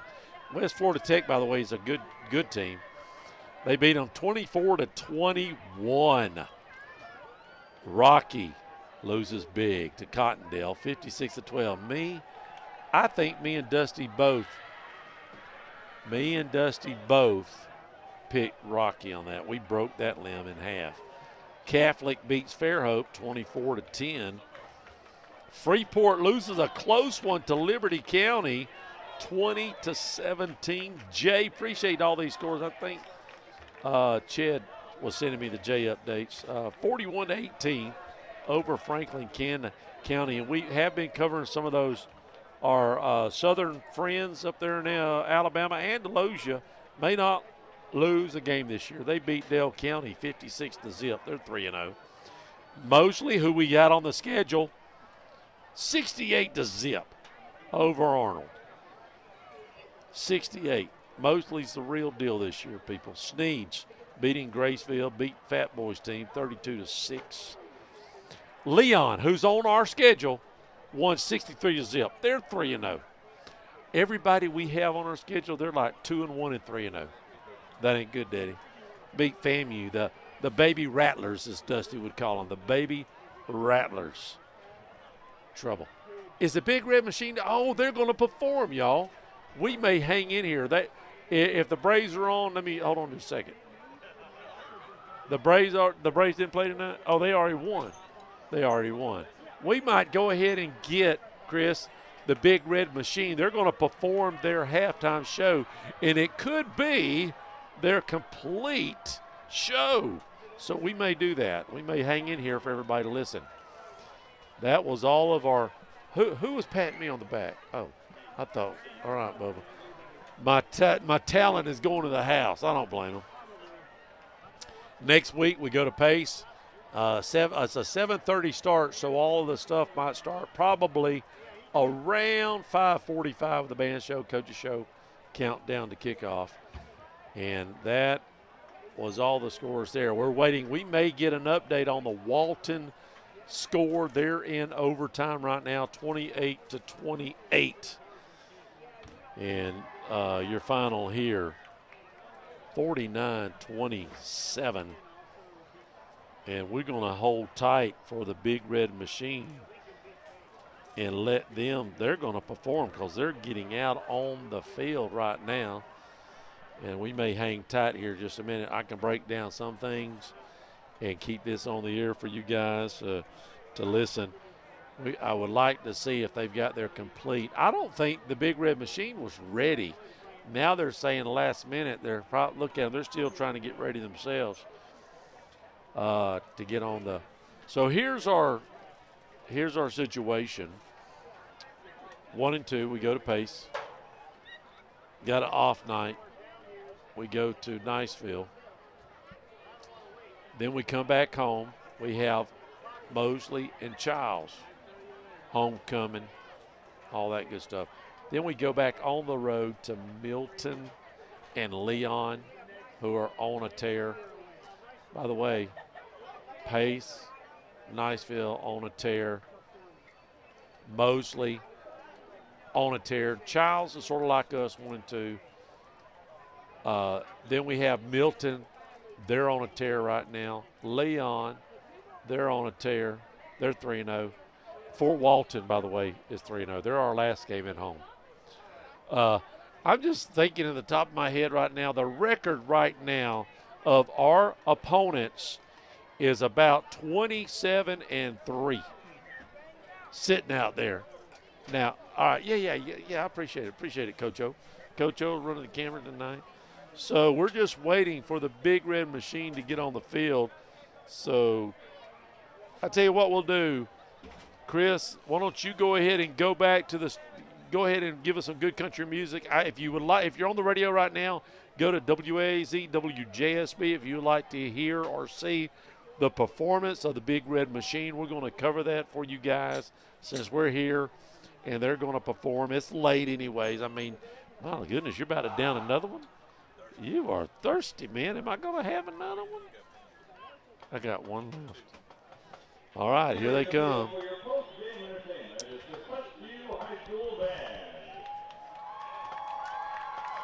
We got to turn some things around, but we can.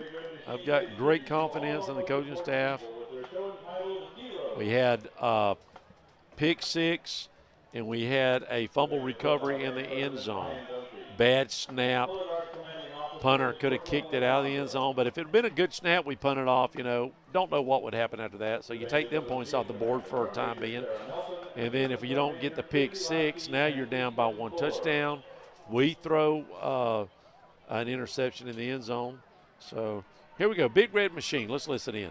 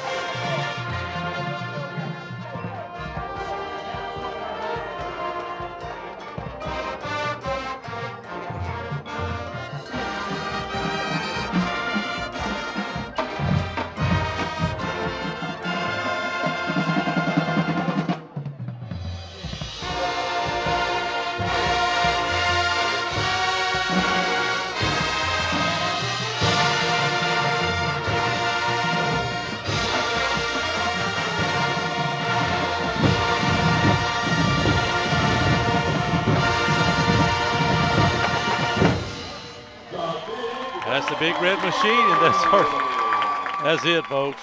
All right, your final score, you see it, 49-27. We'll see you next week in Pace. Hope everybody has a great weekend. Good night from Jack Foster Stadium.